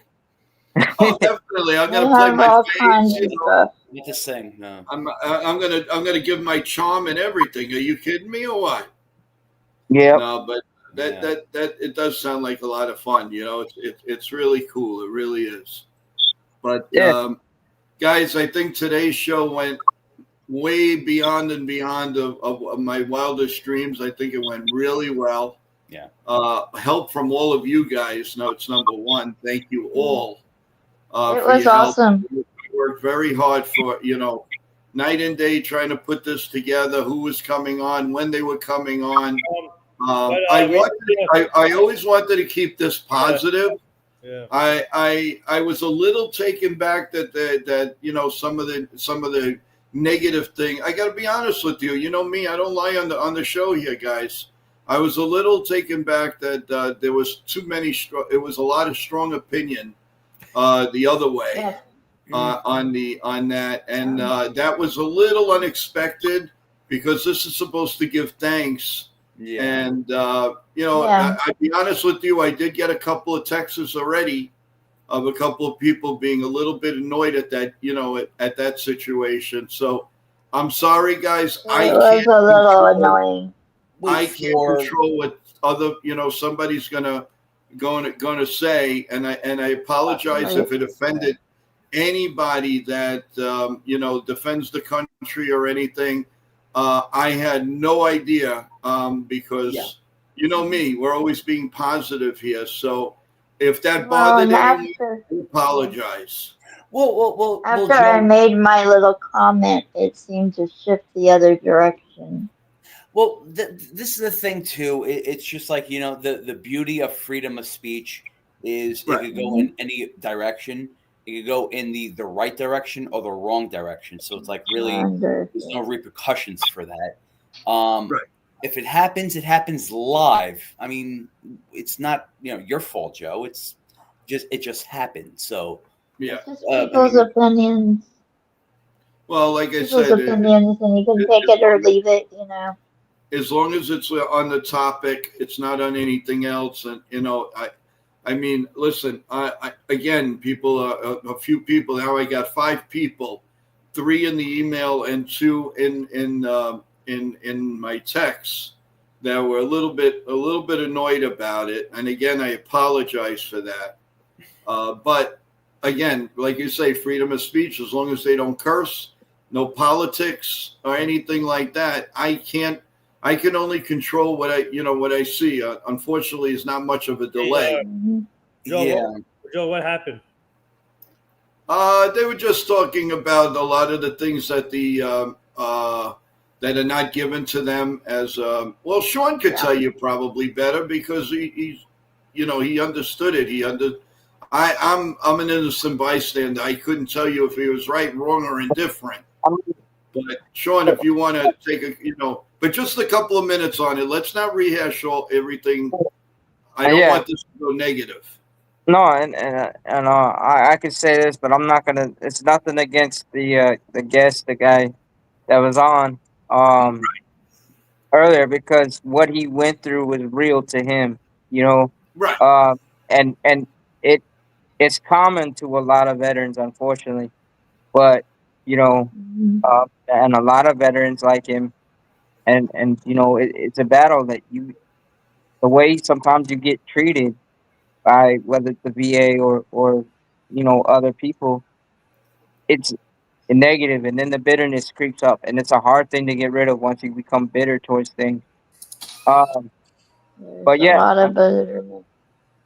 And it's hard because I want to say it like this: when somebody's sharing something and they're sharing what's really going on and for them, Sometimes they have a negative, and that's what they can. But I will say this: even though it did kind of turn away and it got a little way, um, he did pretty well to control himself. And then when we got off that part of it, and back to more positive, he went along with the flow, and I Yes. appreciate that with him.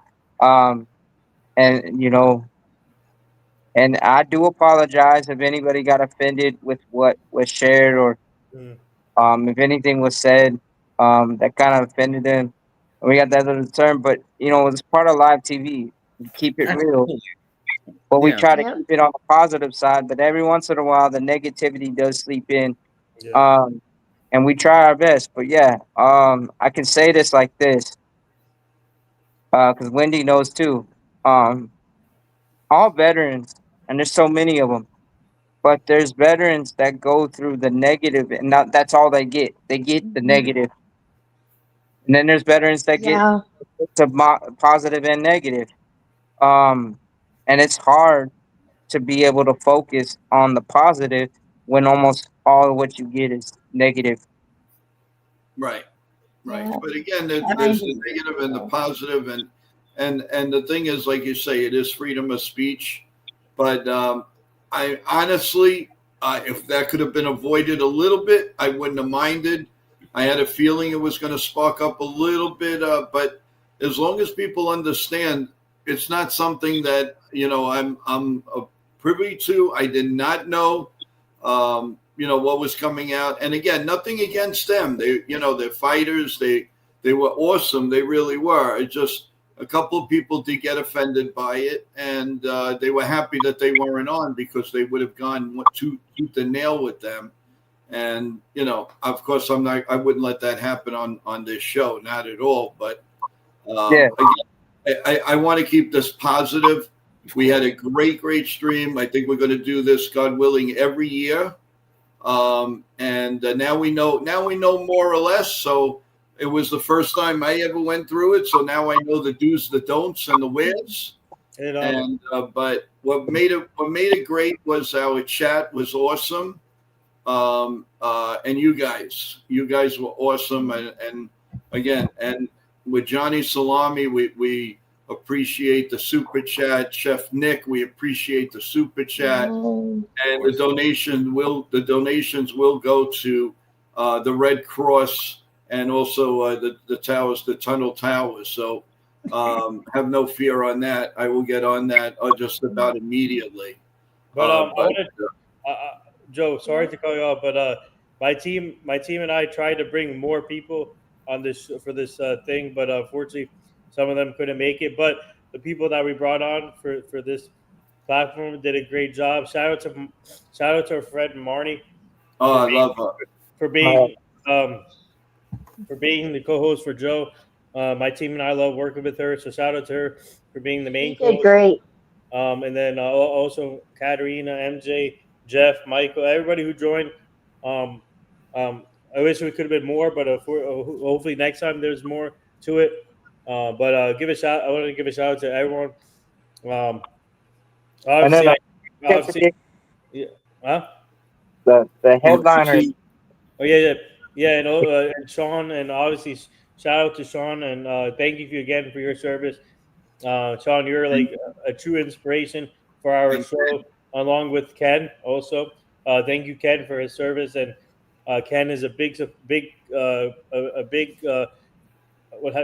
he's big for the show also, and then obviously Sean also. So both of you guys, thank you again for your service. You guys are the best. It's great working with you guys, and Sean. Yes, and also Nitin, thank you to Lauren. Yeah, Lauren. And also Christine Shaughnessy. Oh, how was Christine? I missed that one. Oh, that was great. She was Sean. But I missed that one because the reason why I came late because we did an event with Kayvon Thibodeau from the New York Giants live at Baseline Social. We tried to get him on here, but he had to leave after the signing. So next time we'll try and get him. We'll try and get him on this thing. But yeah, that's what I missed. I have to go back to watch the Kristen one. I'm sure that was a great one there. But what's up, Ken? Yep. Shout out I'm Ken. asking if he wants to come on for a minute or two before we go. Well, we never got a proper to say goodbye to him the right way. Ken, Right. if you could come on, because we really didn't have a chance to say goodbye to you the right way, so we appreciate it if you come on for a couple of minutes. I'm on 4 hours, so I'm slap happy already. Yeah. But Well, my phone's about to. yeah, if you could come on, I appreciate it. Shout out to everybody with the super chat. Shout out to wow, nope, I'm eating dinner right now. Oh, now at 11 o'clock. All right, Ken. I want to hear what Ken's eating. Ken's probably but we want to thank you properly, Ken. Thank you so much. You mean so much to this show. You mean so much to everyone. And I hope you gave Wyatt that big hug from Uncle Joe and everybody in your family. You guys are aces, and I can't thank you enough for everything that you do for us. And I mean that sincerely, guys. Ken is a trooper, and you know what he's done for us, and for believing in me, for going out of his way. The same thing with Nithin, for going out of their way. They didn't have to do that. They've done that for this show, and they continue showing their love and respect, not only for NY Yankee Mania, but for you people. For you people. You mean so much to me. Otherwise, why would I be on 4 hours? And Wendy, same to you. I'm sorry. I didn't mean to leave you out. You know, you're new to the crew, so you got to give me a little chance. You know, I'm not that young. But I do want to say that this has been an experience of a lifetime, and I don't want it to end. I want to go straight for God above, and St. Anthony's got to give us the strength to really, really do something special. If we can make one person smile every day of your life, then you've done your job. And the way Chef Nick is, the way Nithin is, Wendy, Sean, Ken, everybody, Evan. I don't want to leave anybody out. The way you guys Can't are. leave out Evan. Yeah, we will, of course. We won't leave Evan. It's just, and then in the chat, what you guys showed me so much love, and even my shorts today, guys. I did a couple of shorts. One hit over 1,000 views. That was amazing. And then I put another one out. I think it hit like 780. One of those was mine. What was that? Yeah. One of those was mine. Like. Oh, okay, great. Thank you. Well, I mean, like I said, I try to say, you know, thank you to everyone. And the next thing I'm looking forward to is, of course, Saturday night. I wish I could bring the whole crew over, but unfortunately, only a few people are coming. But we are looking forward to it. And I'll have to drive over here. But yeah. But well, we are going to discuss some major stuff, a few things that are going to be happening on the show, everyone. And because we've done so much tonight, tomorrow morning we'll go over some of the new things that are going on. How about the show with Nithin and Evan, and you know, you guys with the basketball show, mine with us with the wrestling. In the morning, we're going to have different niches for a lot of different people, and we're also going to have play-by-play games. So there's a lot to do and little time to do it. Because before you turn around, it's going to be Yankee baseball time again, guys. Before you turn around. So one by one, everyone, some final thoughts, because I have to get some rest before we do tomorrow morning show. So who wants to go first? Ladies first. Wendy? No, you're putting me in the hot seat. Okay. Well, I thought it was a great show.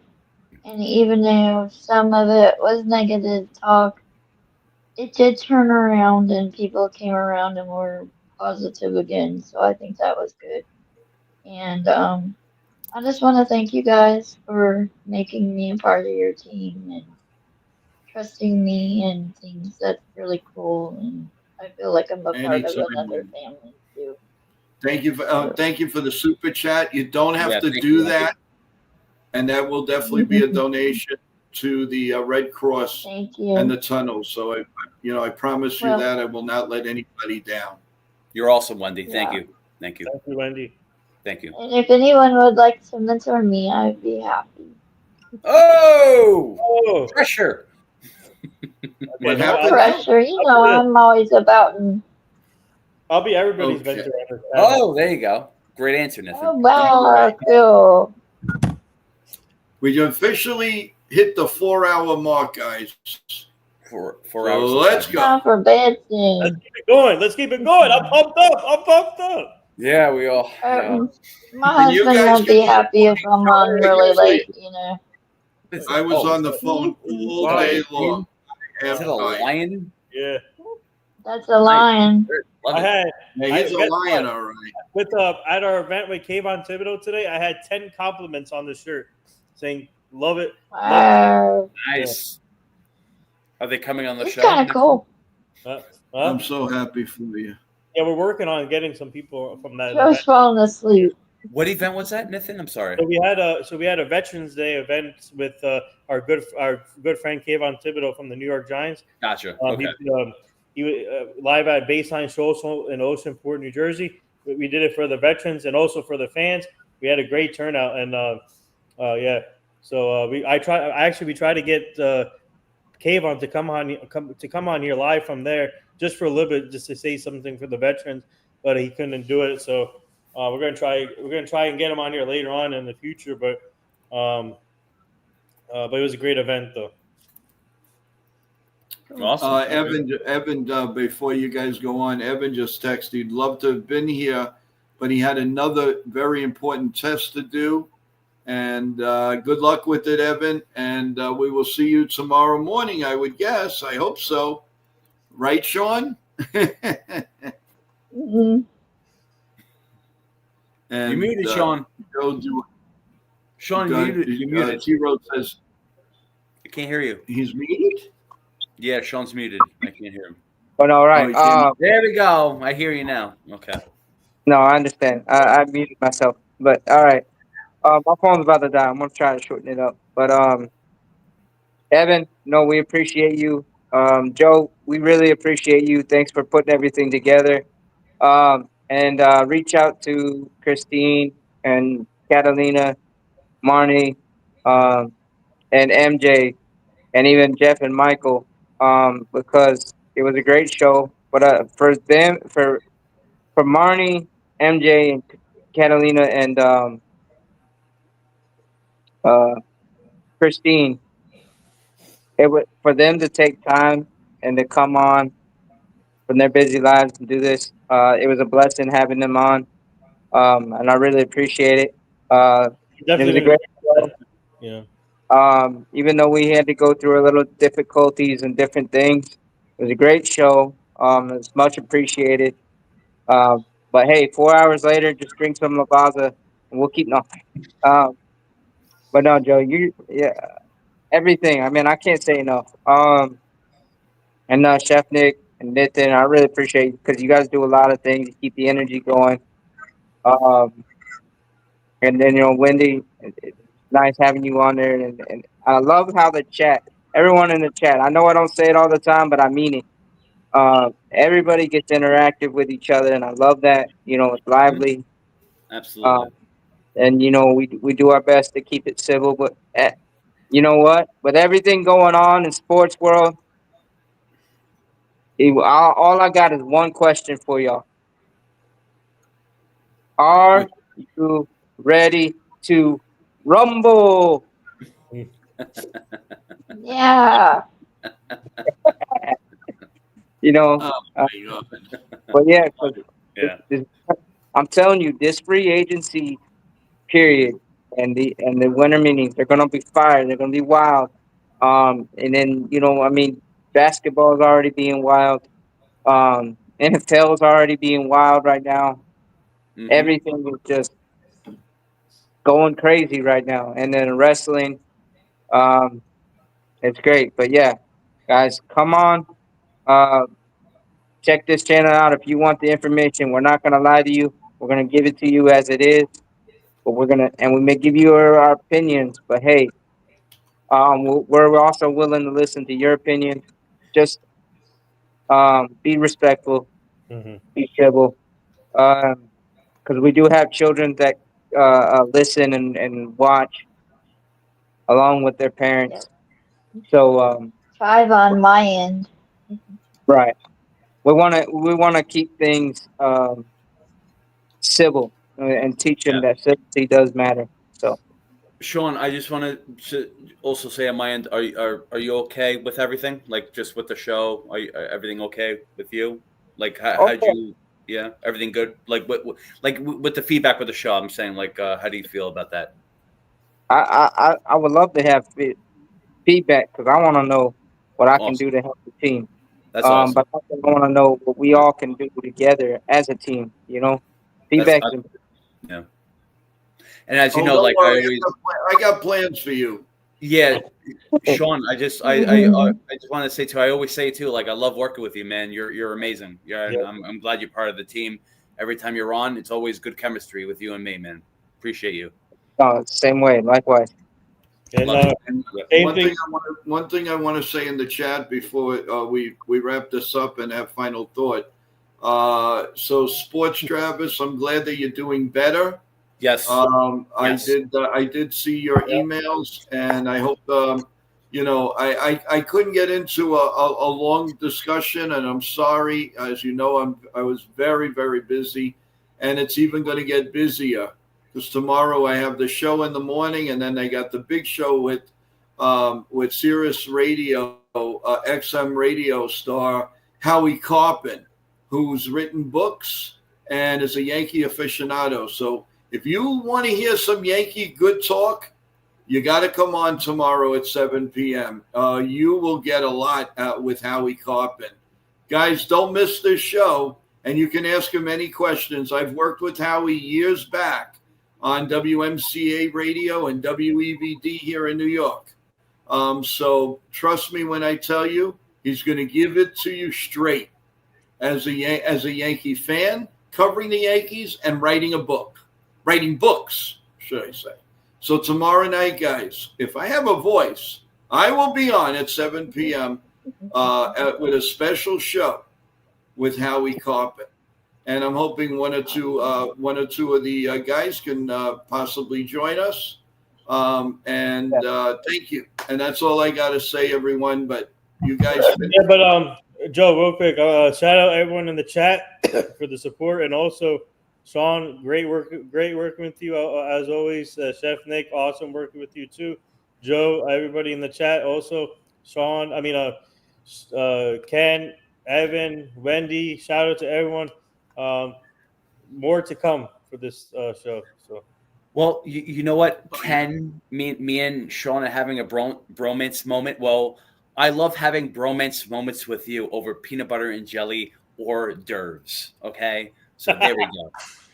And we have to make it one day together, my friend. You and Hey, me. but we all Well, appreciate. I got tons of peanut butter and I got a lot of jelly. So if There you you guys go. want to, Sean, do you have I got any- bananas too. Sean, did you have any free food? Oh yeah, I went over to I got a free slice of pizza from Little Caesars that Oh, nice. reopened over near me. And instead of a actual lunch combo, I got a free slice, but I'll take it. And then I got a free pulled pork sandwich from Nice. barbecue, which is better known and they do a lot, but it was so crowded. I took it to go. And then I got a free Starbucks coffee, even though I try to stay away from Starbucks, but you can't turn down free coffee. It's true. That's awesome. But there was other things, and then I almost wanted to do that, because Golden Corral does that free buffet for veterans. I was about to go do it, but then I was like, but then I wouldn't be able to come on here. So I just said, you know what? I'll make myself something to eat. Okay. Awesome. But no, Well, it leave your voice because we need you. What's up, Billo? What's up? But I gotta go. My phone's about to die. I'll see you guys in the morning. See you guys. Yes, you will. Good night. Thank you for your See you in the service. morning. Take care. Yeah. Good night. And then there were 4. Dun, dun, dun, dun. All right, Chef Nick. Dun dun dun dun dun dun dun dun dun dun dun dun dun dun.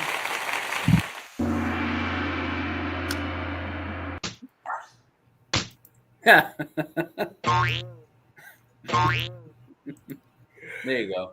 Many sounds. Wow.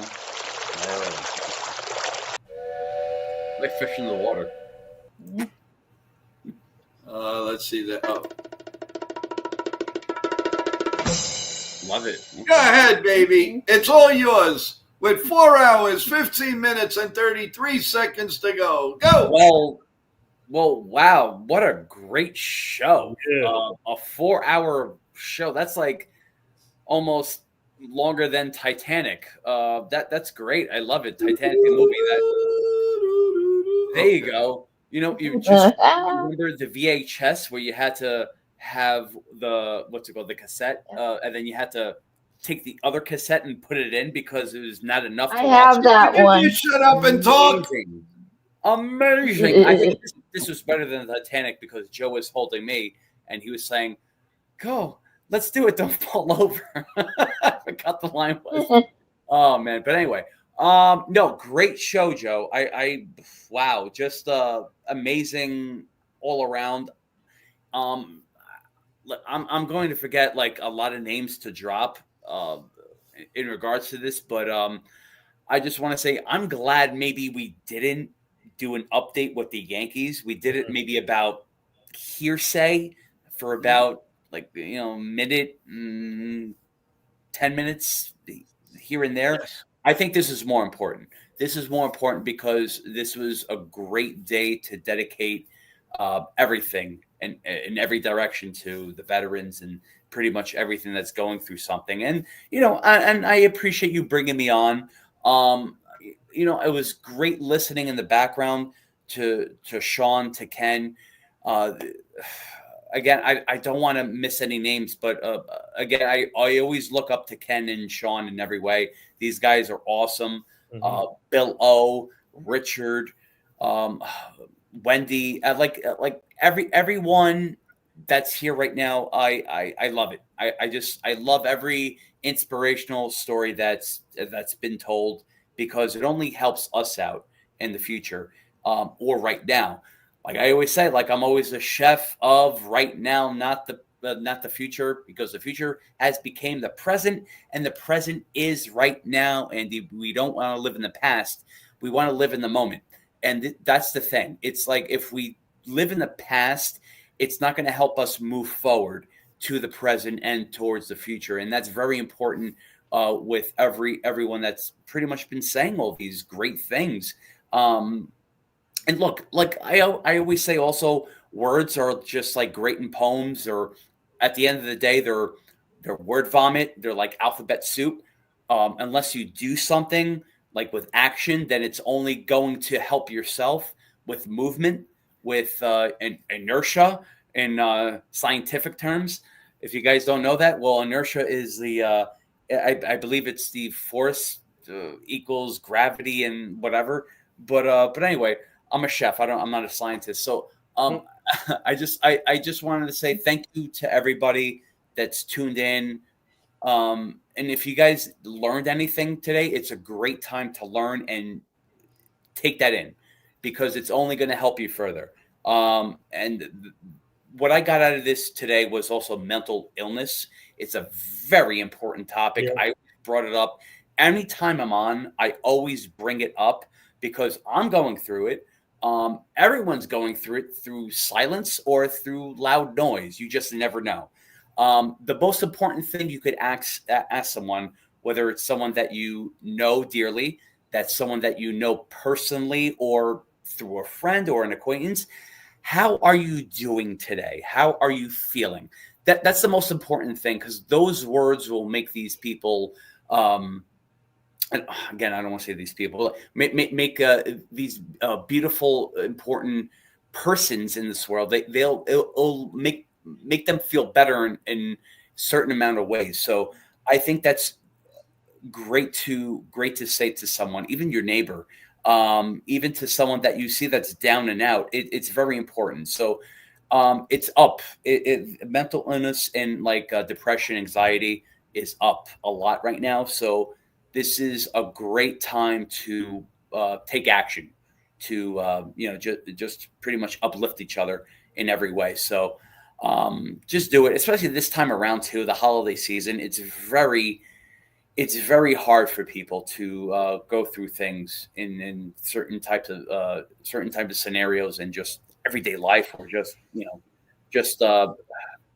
everyday things, man. It's really crazy. It's really hard to describe in words, man. It really is. But you just see it on a constant. I do always. So it's really hard. But for me, myself, let me close it out instead of just going on a tantrum. I just want to say that if you are going through something, please reach out to us, reach out to me. For me personally, speaking for myself, if I don't know you, and if I do know you, let me reintroduce myself. I am Chef Nick. I love you in every way. And I am here for you, to talk to you, to be a friend, to be anything that you want me to be for you, whether it's a person to, let's just say, calm you down, whether it's a person to be like, you know what, everything's going to be okay. Let's talk about it. Let's go through it together, because I'm that type of person. And I'm going to speak for myself, because I know everyone on this channel is the same way. My co-host and the host, El Jefe, Joe and Nathan, are the same way. And even everyone on this channel is the same way. But I'm speaking for myself right now, that everything's going to be okay, because we're always here for each other. So we're always family. When Joe says it's family, this is where it comes to action and fruition. And we're always going to be here. So you're not alone. So just want to close that out. I know it's a little deep, but the show was in that purpose. So that's why I'm sticking to that, and not the Yankees or any sports. So I want to close that out in that fashion. So that's awesome. Well said. Yeah, well said. Well said, Nick. That was said. Excellent. Guys, I can't thank you enough. Everybody, thank you. I'll have a little bit more energy tomorrow morning, guys. But thank you for everything. Yeah. A chance to digest everything that happened tonight. Guys, real quick, what Chef Nick said, 100%, and obviously, please continue sending prayers to Marshawn Leland's family and friends. They're going through a lot, and that was an unfortunate thing that happened to him and the Dallas Cowboys. And only 24 years old. And mental health is not a funny matter; it's a serious matter. And just please continue sending prayers to his family and friends. He was only in his second year with the Cowboys. He was just up and coming player, and he was literally playing last week against the Arizona Cardinals. He got that return for the touchdown after that pump block, but you just never know who's going through something behind closed doors. So please just continue to help out people, and just like what Chef Nick said. So kudos to him for saying all that. And then it's like I said. I mean, we could have a discussion on mental health topic, but and we're all here to help out people. And I'm hoping whoever's going through a lot, they speak to someone. So that's it. Okay. Well said. Well, guys, thank you all of you for your thoughts, your prayers. Good luck. I hope you have a great night, and to your families, love to each and every one of you. God bless America. God bless you all. Thank you for a first really, really good year of celebrating the troops and amazing stories. We'll work on year 2 very soon. So hang in there, everyone, and we will see you tomorrow morning at 9 a.m. with coffee, bagels, and Yankee Talk. Have a good night, everyone. Thank you, Wendy. Thank you, everyone. Good night.